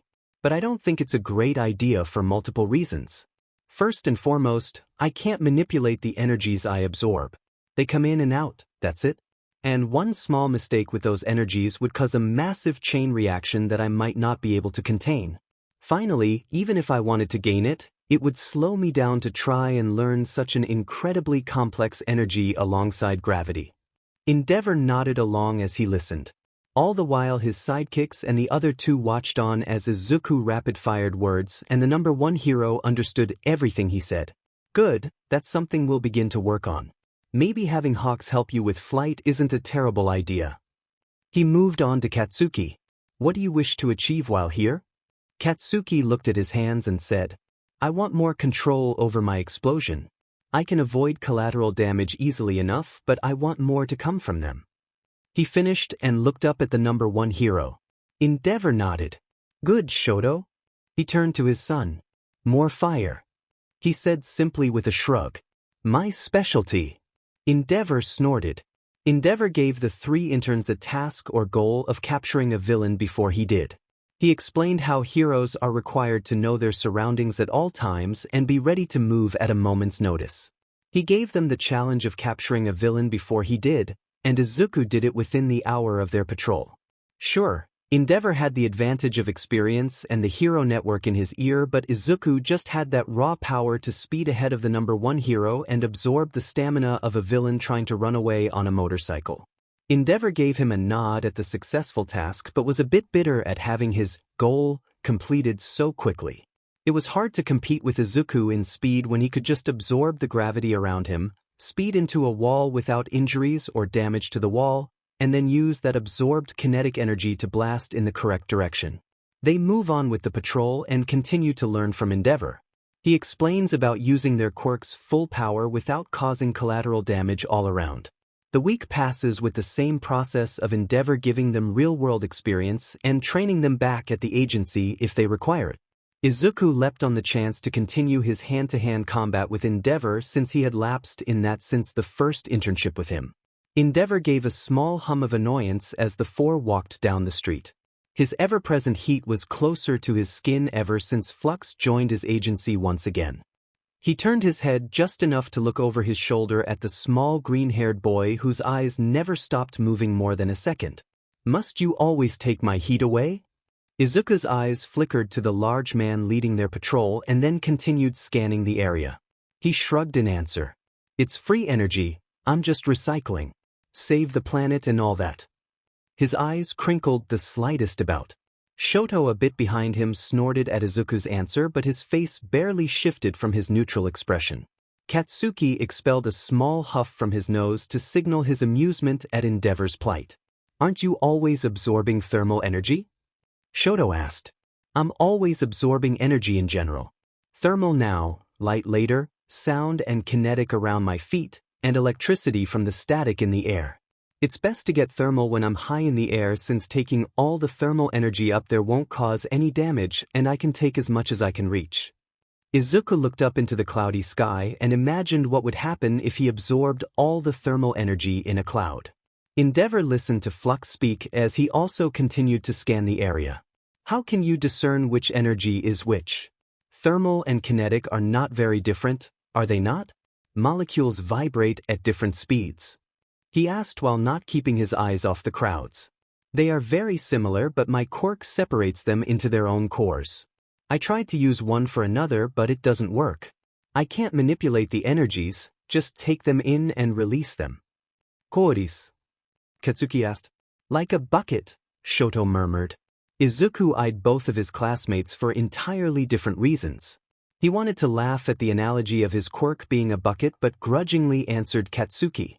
I can feel the energies collect inside me into cores.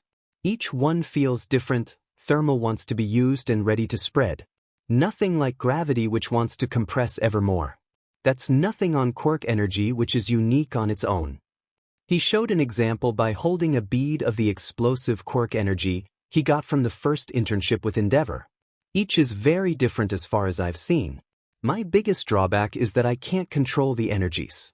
As Shoto said, I'm a bucket. He finished with a grin under his mask. Endeavor huffs in amusement at the analogy. How goes your control? All of you? He asked the trio. Izuku already knew Katsuki's control was very good and all he truly needed was fine-tuning. While he did dislike his classmate for what he did to him for a decade and getting away with it, he always noted his improvement and techniques. Habits die hard with Izuku and his note-taking. Shoto on the other hand was passable with his ice, but his fire control was lacking comparably. This made sense since he'd only been using his fire for a few months and he was still getting used to using the atrophy part of his quirk. Izuku had been helping him by letting Shoto let loose while he absorbed the thermal energy without worry of collateral damage, but that was mostly stretching the muscle that was his fire. Endeavor tasked the two with working on that and learning when and where to use more power while on patrol. He gave the same task to Izuku in working to learn when to use more power. As the week passed, the trio learned more and more with the hands-on experience of being out on the field. Burnin greets the trio after their patrol. After some teasing prods from her, she asked about the task Endeavor gave them. Only Flux has managed that, Shoto answered. What? Already? She looked at Izuku and grinned at him while throwing an arm around his shoulders. You sure work fast, she said with more than one insinuation in her words. Izuku playfully shoved Burnin off of him as she laughed at his pink ears. Endeavor came back to the trio and looked at them. Get cleaned up and change, we're having dinner at my home. Later that day, Izuku walked with the others to the large traditional home of the Todorokis. While he didn't care too much about traditional homes, Shoto's home looked very nice and well taken care of. They were greeted at the door by Shoto's sister, Fuyumi. Natsuo, the eldest brother, joined them not too long after being seated at the dining room. From what Izuku could tell, Natsuo had heavy resentment aimed at their father. It was obvious to see as he sent glares to the number one hero when he wasn't looking and kept quiet around him. Early in the meal, Izuku complimented Fuyumi on the food to have at least some conversation, but when she pushed some of the thanks to Natsuo, things got more tense. Natsuo bitterly mentioned the food being overseasoned and Endeavor might not serve the meal to Shoto. That poke showed the two not of the Todoroki home how bad the water was as they side-eyed each other.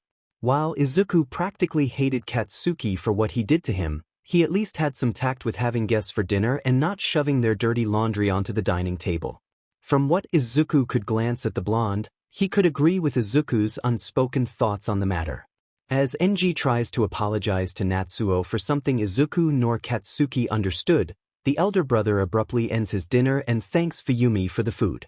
She tries to call him back, but with one last shot at his father for not being able to sit at the same table as him, he left. They finished dinner with the tension lowered and quiet small talk. When everyone finished eating, Enji took a plate of food and left them to clean up. As Izuku and Katsuki washed dishes side by side, they began to overhear the conversation between the two remaining siblings about their father, only to say he was still conflicted about him. Izuku couldn't help but listen to their conversation, and as Katsuki turned his head, so did he. The two finished the dishes and joined the Todorokis in cleaning the table. What do you think, Midoriya? Shoto finally asked him. Izuku was a bit startled at being asked and looked between the two siblings. I should be the last person to ask about family and grudges. I'm just becoming adjusted to a somewhat normal family with Toru and the others. He motioned to a confused-looking Katsuki about grudges. What do you mean about family? Katsuki asked. You mean your deadbeat dad? The green-haired boy paused and stared at Katsuki for a long moment as he tried to read his mind. You don't know. He said it more as a statement than a question. Inko stopped being a mother a long time ago. He turned back to cleaning as he spoke. I don't know what Mitsuki knows, but Inko hasn't spoken to me in years and I haven't seen her in months. She paid for the apartment for the next 3 years and left a note that said goodbye. He knew Inko and Mitsuki had been best of friends before Izuku and Katsuki were born, and even after getting diagnosed as quirkless, Mitsuki had always been nice to him when they saw each other. What? Katsuki asked, shocked at what he had heard. I don't know if it was the shame of having a quirkless child and suddenly him developing a powerful quirk and knowing whatever relationship we had was gone or something else, but whatever it was drove her to leave me completely. Katsuki was quiet for a long moment before saying, Mom hasn't heard of her in months. She left before the first internships ended, which would be a few months ago. With that, the room was quiet until Shoto broke it. It seems you're the only one who has a normal family, Bakugo. Katsuki could only snort in response. The trio was preparing to leave and Fuyumi thanked Izuku for being a friend to Shoto. He could only give her some platitudes in that sense since they were friendly acquaintances at most, but he didn't say it. Enji soon came out and got ready to take the trio to the school dorms. With one final thanks to Fuyumi for the meal, the 4 of them load into the car waiting for them. The 3 were cramped together in the back while Enji took the passenger seat with the chauffeur driving. What the blazes? The chauffeur exclaimed as he swerved the car to avoid running over a villain holding Natsuo hostage. Endeavor wasted no time in busting out of the vehicle with his flames burning hot as he confronted the villain holding Natsuo. Endeavor moves to stop the villain from hurting his son but falters when he sees Natsuo in the crossfire. By then, Izuku and the other 2 joined in the fight to save the oldest Todoroki sibling. Shoto took the lead by blasting flames at the road lines the villain was controlling while Katsuki propelled himself towards Natsuo and separated him from the villain. Seeing his hostage escape, the villain began to toss cars into the air to force Endeavor to use lethal force on the villain like he wanted. Izuku took care of the cars and the victims inside the cars as he absorbed the gravity and kinetic energy from each vehicle before quickly setting them down on the road. His flight was still a work in progress but helped immensely in the task. Shoto landed a fire fist on the villain's head and subdued him as Endeavor checked on his son. Izuku let that drama play out as he checked on the drives of the cars he floated. He was glad to see them all safe and sound. Only one threw up upon opening their car door due to the nausea of being thrown and then losing the gravity holding them to the earth. Izuku helped them by patting their backs. It didn't take long before the police showed up and took the villain away. Izuku looked from a distance as Endeavor talked to his oldest son. He didn't care to try and listen in, he could guess it had to do with their whole family problems. He had no interest in inserting himself into that, but if Shoto needed a friend to help he would do so.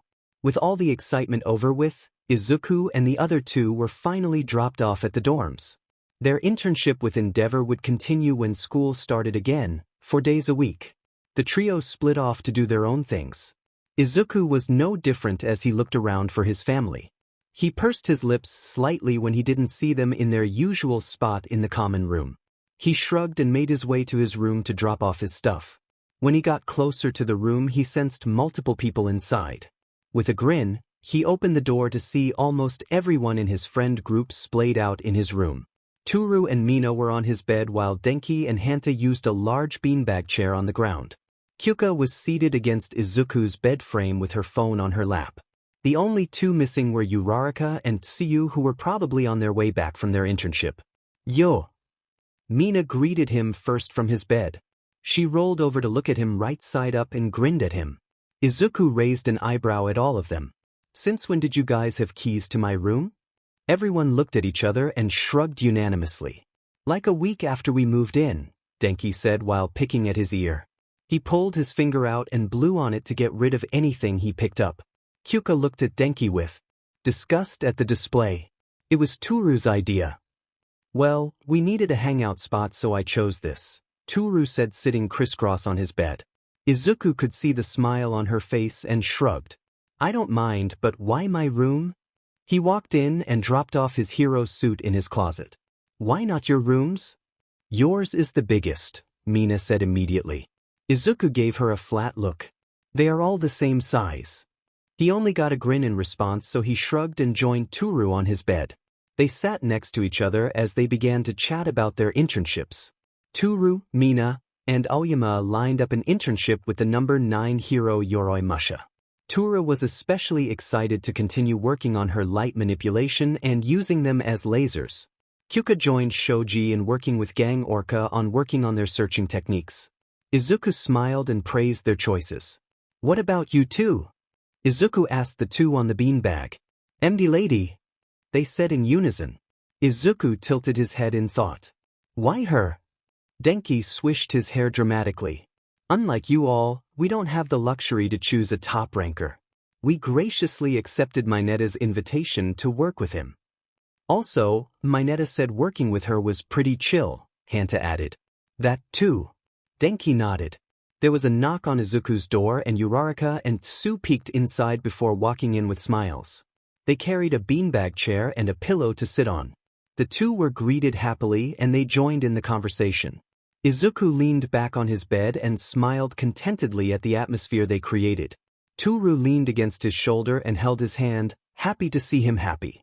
In hero studies the next day, they were gathered up to show off what they had been working on. Izuku watched on with interest as he mentally took notes on some of his classmates cooked up with their quirks. While nothing revolutionary, it was still very interesting for a quirk nerd to watch. Mina showed off her Acid Man super move and compared herself to Kirishima's super move Unbreakable in their similarities. Kirishima was happy to see the mimicry. For his part, Kirishima showed off using his Unbreakable super move on select parts of his body to great effect. Toru for her part shot lasers with the help of Aoyama and redirected them with ease.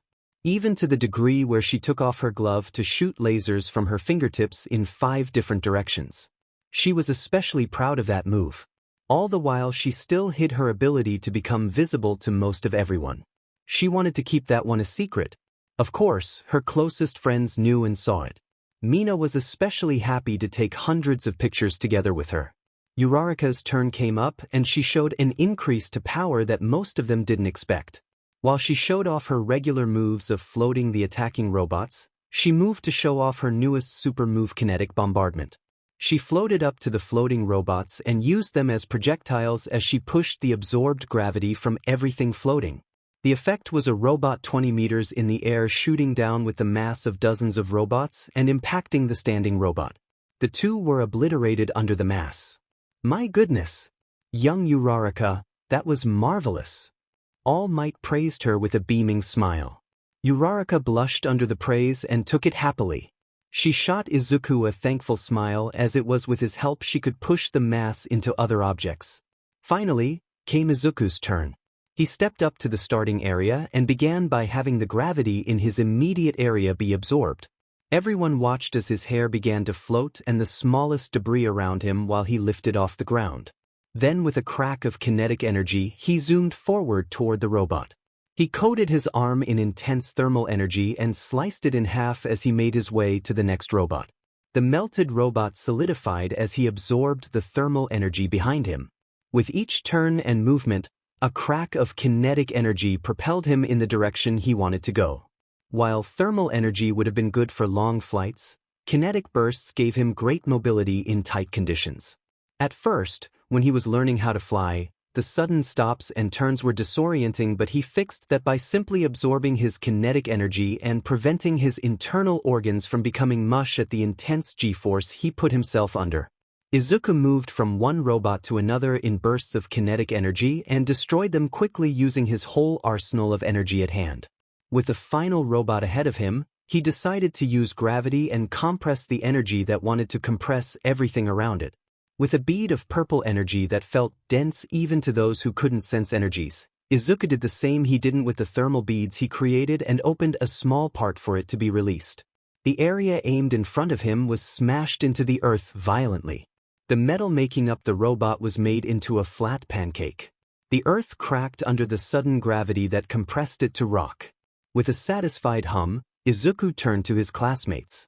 His family cheered him on like it was a sporting event and he felt warmth fill his chest. Izuku laughed carefree in his dorm room with his family as Denki was reprimanded by Kyuka for shocking her in his show and tell. Denki was trying to show off a shocking aura that he copied from Izuku, but thanks to the laws of the universe, the electricity jumped to Kyuka's jacks, thus her beating of their friend. "It's not my fault." Denki yelped as he hid under a beanbag chair. He waved his arm in the direction of Kyuka. "Metal conducts. Metal conducts." Kyuka, for her part, was trying to get to Denki with her hair in every direction from the lingering static in the air. "I'll conduct this foot up your ass." She kicked the beanbag chair and it tore. In slow motion, everyone watched laughing as the beanbag opened up and released its messy contents onto everyone. White foam beads shot through the air in the wake of Kyuka's kick, and Denki hid under the tarp that contained the mess that spread in Izuku's room. Denki peeked from his hiding place under the remains of the beanbag. "My bag. Nice one, Kyo." He looked up from the bag's tier to see all his friends covered in foam beads. He burst into laughter at the scene. Everyone in the room except Denki was covered in the foam that clung to everything. Tsu was scraping the stuff off her tongue while Uraraka tried to brush her hair with her hands to get rid of the beads intertwined in it. Not even Izuku was safe from the beads as they clung to his face and hair across the room. "They're in my tape dispensers." Hanta cried out as he pulled the tape from his arms in a futile attempt to clear it from foam. "Why are they sticking to my horns?" Mina moaned out as she tried to wipe the foam away, but they kept going around her hand and continued to stick to her. "And my hair. Dang it. Stop laughing." Tsuyu managed to get the last one off her tongue and then spoke. "I believe it is because of the shocking aura from before. The lingering static had to go somewhere, and we were the best option." Izuku was still grinning as he helped Toru get rid of the foam clinging to her face and hair. "You're not wrong, Tsu." Then absorbed the lingering static. Uraraka cried out as she got rid of a handful of foam from her hair only for more to replace them. Toru tried to speak, but some got caught in her mouth, and she tried to spit them out by blowing a raspberry. Inadvertently turned her head to the side, and some spittle covered Izuku's face. "I'm so sorry." She used her hands to wipe Izuku's face but only managed to smear it further. "Sorry. I'm making it worse. Dang it. This is all your fault." Izuku laughed through the misfortune of the situation and focused on the static in the air and lingering on his family. He pulled it gently from them, and the foam clinging to them followed just for a bit until it all fell from the air. There were a few cries of static shocks, but he paid no mind to them. Then he pulled the static from Toru, and all the foam dropped from her. From there, they all chipped in to clean the mess in Izuku's room. It took a while, but they managed to gather just about all of the foam and stuff it in the torn bag. With some of Hanta's tape, they sealed the beanbag chair, but it wasn't the same as before. "It's droopy," Denki whined. "That's what she said," Tsuyu said immediately in response. "Ah." Hanta barked out a laugh. "Tsu." Three girls said reproachfully. "Nice." Mina, the only girl who laughed with Tsu. She gave her a high five for it, and Tsu croaked a smile. The tight-knit group relaxed in the room after that mess. Denki broke the calm silence first. "What do you think they are planning to do with all of 1A supposedly getting together for their work studies?" "You mean what Nizu and Aizawa announced?" "Yeah, that sounds interesting. It can't be for training. Otherwise, we would do it here." Hanta furrowed his brows in thought. Izuku nodded with Hanta. "I agree, I think it's something bigger. I've been getting a feeling that something has been building up. It's like a seventh sense." He pinched his lower lip as he thought. "You mean sixth?" Uraraka pointed out. "Quirk sense is my sixth." Izuku countered. "Well, technically, we all have more than just 5 senses. Like temperature, motion, and time." Tsuyu added. "How can time be a sense?" Denki asked. "You can sense the passage of time, thus time sense." Kyuka made a clock in the air with her ear jacks and pointed 1 second passing on the clock in the air. "Isn't that learned, though? We don't learn to taste or hear. We just do." "Me not good." "Oh, like if we never learned of time as a concept, we wouldn't sense time?" Toru said. "No, that doesn't make sense. Even if a child never knew what a clock or seconds were, they would still know time was passing. Veru ayos. Like if a child was raised in an underground home where they never knew of the sun and moon cycles, they would still know time was passing. That's a dark image. Tsu looked at Izuku. The metaphoric child has all their necessities met and is happy. Izuku rolled his eyes and tried to appease Tsu. Does the metaphoric child age? Denki asked. What kind of stupid question is that? Of course, the child would age. Kyuka looked incredulously at him. Then the child would sense time because they would see their body change. Denki argued. So if the child had like an age-lock quirk, they wouldn't have a sense of time? Hanta tried to reason. I don't believe that. They would get bored and sense moments pass as they stared at a wall or something. Even if they didn't age, they would sense it passing. Mina shook her head. Stare at a wall?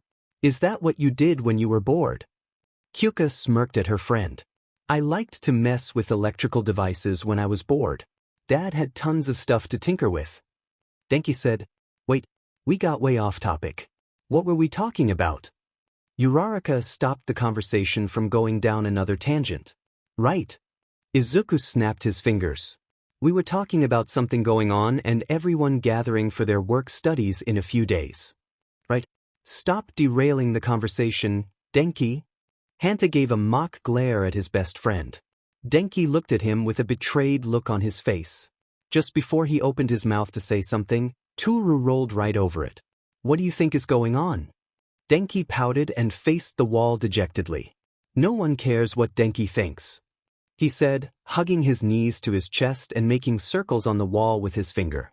Mina patted him on the back in solidarity and just a bit of mockery. Izuku smirked at the scene. I think it's going to be some large operation. His smile faded a bit. At the beginning of my work study, Hawks spoke to Endeavor about something, and I think it caused Endeavor to ramp up our training. He pushed us harder than he did the first time I was with him after the sports festival. Hanta hummed in thought. Any ideas what Hawk said? Izuku nodded. It had to do with him asking if we knew of Destro's book and his ideology. He absorbed his gravity, and to everyone else, it looked like he was flying with precision. In truth, he managed to use a minuscule amount of kinetic energy in bursts to move around.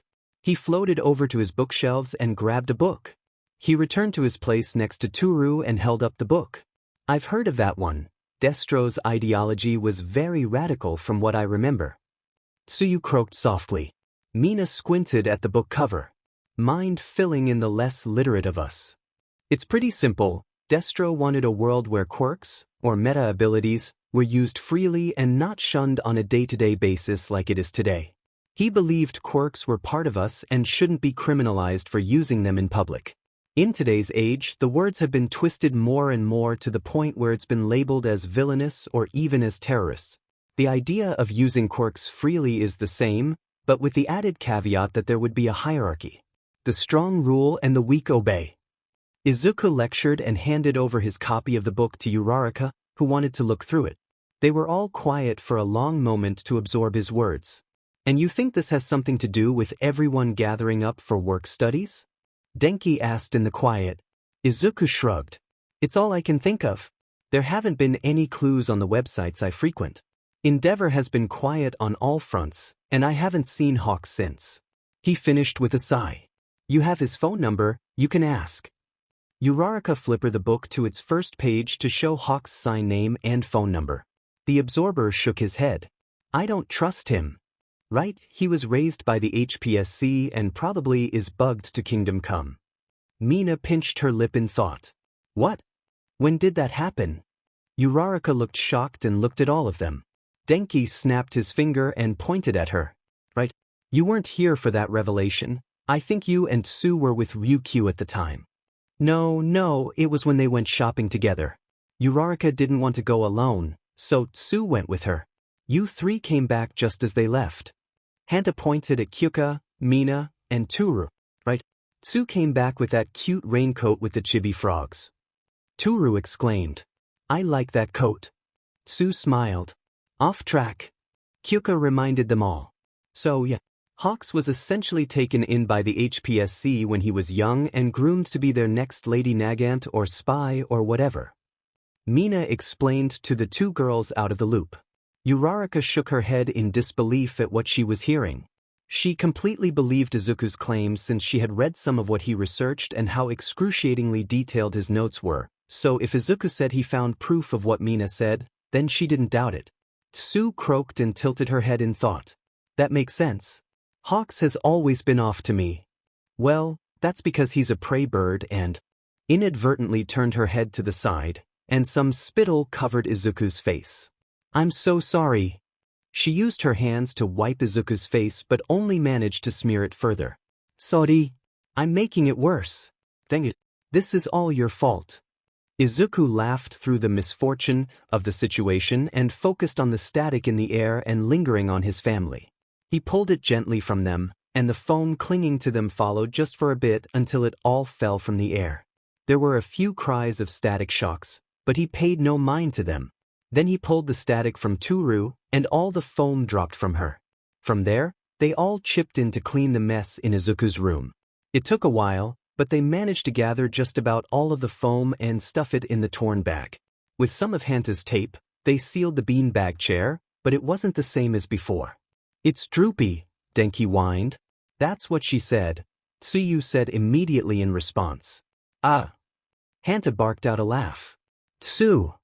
Three girls said reproachfully. Nice. Mina, the only girl who laughed with Tsu. She gave her a high five for it, and Tsu croaked a smile. The tight-knit group relaxed in the room after that mess. Denki broke the calm silence first. What do you think they are planning to do with all of 1A supposedly getting together for their work studies? You mean what Nizu and Aizawa announced? Yeah, that sounds interesting. It can't be for training. Otherwise, we would do it here. Hanta furrowed his brows in thought. Izuku nodded with Hanta. I agree, I think it's something bigger. I've been getting a feeling that something has been building up. It's like a seventh sense. He pinched his lower lip as he thought. You mean sixth? Uraraka pointed out. Quirk sense is my sixth. Izuku countered. Well, technically, we all have more than just 5 senses. Like temperature, motion, and time. Tsuyu added. How can time be a sense? Denki asked. You can sense the passage of time, thus time sense. Kyuka made a clock in the air with her ear jacks and pointed 1 second passing on the clock in the air. Isn't that learned, though? We don't learn to taste or hear. We just do. Me not good. Oh, like if we never learned of time as a concept, we wouldn't sense time? Toru said. No, that doesn't make sense. Even if a child never knew what a clock or seconds were, they would still know time was passing. Izuku paused. Like if a child was raised in an underground home where they never knew of the sun and moon cycles, they would still know time was passing. That's a dark image. Tsu looked at Izuku. The metaphoric child has all their necessities met and is happy. Izuku rolled his eyes and tried to appease Tsu. Does the metaphoric child age? Denki asked. What kind of stupid question is that? Of course, the child would age. Kyuka looked incredulously at him. Then the child would sense time because they would see their body change. Denki argued. So if the child had like an age lock quirk, they wouldn't have a sense of time? Hanta tried to reason. I don't believe that. They would get bored and sense moments pass as they stared at a wall or something. Even if they didn't age, they would sense it passing. Mina shook her head. Stare at a wall? Is that what you did when you were bored? Kyuka smirked at her friend. I liked to mess with electrical devices when I was bored. Dad had tons of stuff to tinker with. Denki said, Wait, we got way off topic. What were we talking about? Uraraka stopped the conversation from going down another tangent. Right. Izuku snapped his fingers. We were talking about something going on and everyone gathering for their work studies in a few days. Right. Stop derailing the conversation, Denki. Hanta gave a mock glare at his best friend. Denki looked at him with a betrayed look on his face. Just before he opened his mouth to say something, Toru rolled right over it. What do you think is going on? Denki pouted and faced the wall dejectedly. No one cares what Denki thinks. He said, hugging his knees to his chest and making circles on the wall with his finger. Mina patted him on the back in solidarity and just a bit of mockery. Izuku smirked at the scene. I think it's going to be some large operation. His smile faded a bit. At the beginning of my work study, Hawks spoke to Endeavor about something, and I think it caused Endeavor to ramp up our training. He pushed us harder than he did the first time I was with him after the sports festival. Hanta hummed in thought. Any ideas what Hawk said? Izuku nodded. It had to do with him asking if we knew of Destro's book and his ideology. He absorbed his gravity, and to everyone else, it looked like he was flying with precision. In truth, he managed to use a minuscule amount of kinetic energy in bursts to move around. He floated over to his bookshelves and grabbed a book. He returned to his place next to Toru and held up the book. I've heard of that one. Destro's ideology was very radical from what I remember. Tsuyu croaked softly. Mina squinted at the book cover. Mind filling in the less literate of us. It's pretty simple. Destro wanted a world where quirks, or meta abilities, were used freely and not shunned on a day-to-day basis like it is today. He believed quirks were part of us and shouldn't be criminalized for using them in public. In today's age, the words have been twisted more and more to the point where it's been labeled as villainous or even as terrorists. The idea of using quirks freely is the same, but with the added caveat that there would be a hierarchy. The strong rule and the weak obey. Izuku lectured and handed over his copy of the book to Uraraka, who wanted to look through it. They were all quiet for a long moment to absorb his words.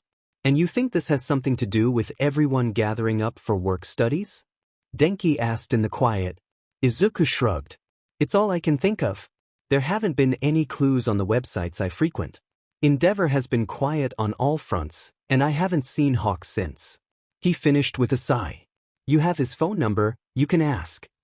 Uraraka flipped the book to its first page to show Hawk's sign name and phone number. The absorber shook his head. I don't trust him. Right, he was raised by the HPSC and probably is bugged to Kingdom Come. Mina pinched her lip in thought. What? When did that happen? Uraraka looked shocked and looked at all of them. Denki snapped his finger and pointed at her. Right, you weren't here for that revelation. I think you and Tsu were with Ryukyu at the time. No, it was when they went shopping together. Uraraka didn't want to go alone, so Tsu went with her. You three came back just as they left. Hanta pointed at Kyuka, Mina, and Toru. Right? Tsu came back with that cute raincoat with the chibi frogs. Toru exclaimed. I like that coat. Tsu smiled. Off track. Kyuka reminded them all. So yeah. Hawks was essentially taken in by the HPSC when he was young and groomed to be their next Lady Nagant or spy or whatever. Mina explained to the two girls out of the loop. Uraraka shook her head in disbelief at what she was hearing. She completely believed Izuku's claims since she had read some of what he researched and how excruciatingly detailed his notes were, so if Izuku said he found proof of what Mina said, then she didn't doubt it. Tsu croaked and tilted her head in thought. That makes sense. Hawks has always been off to me. Well, that's because he's a prey bird and... Izuku furrowed his brows. Why would they postpone it? Hero work is unpredictable and it's our job to control that. Okay, sadly the chapter is over. And if you enjoyed the video, just leave a like and subscribe with post notification. So when the next chapter is ready, you will be notified. Okay, see you in the next video. Bye.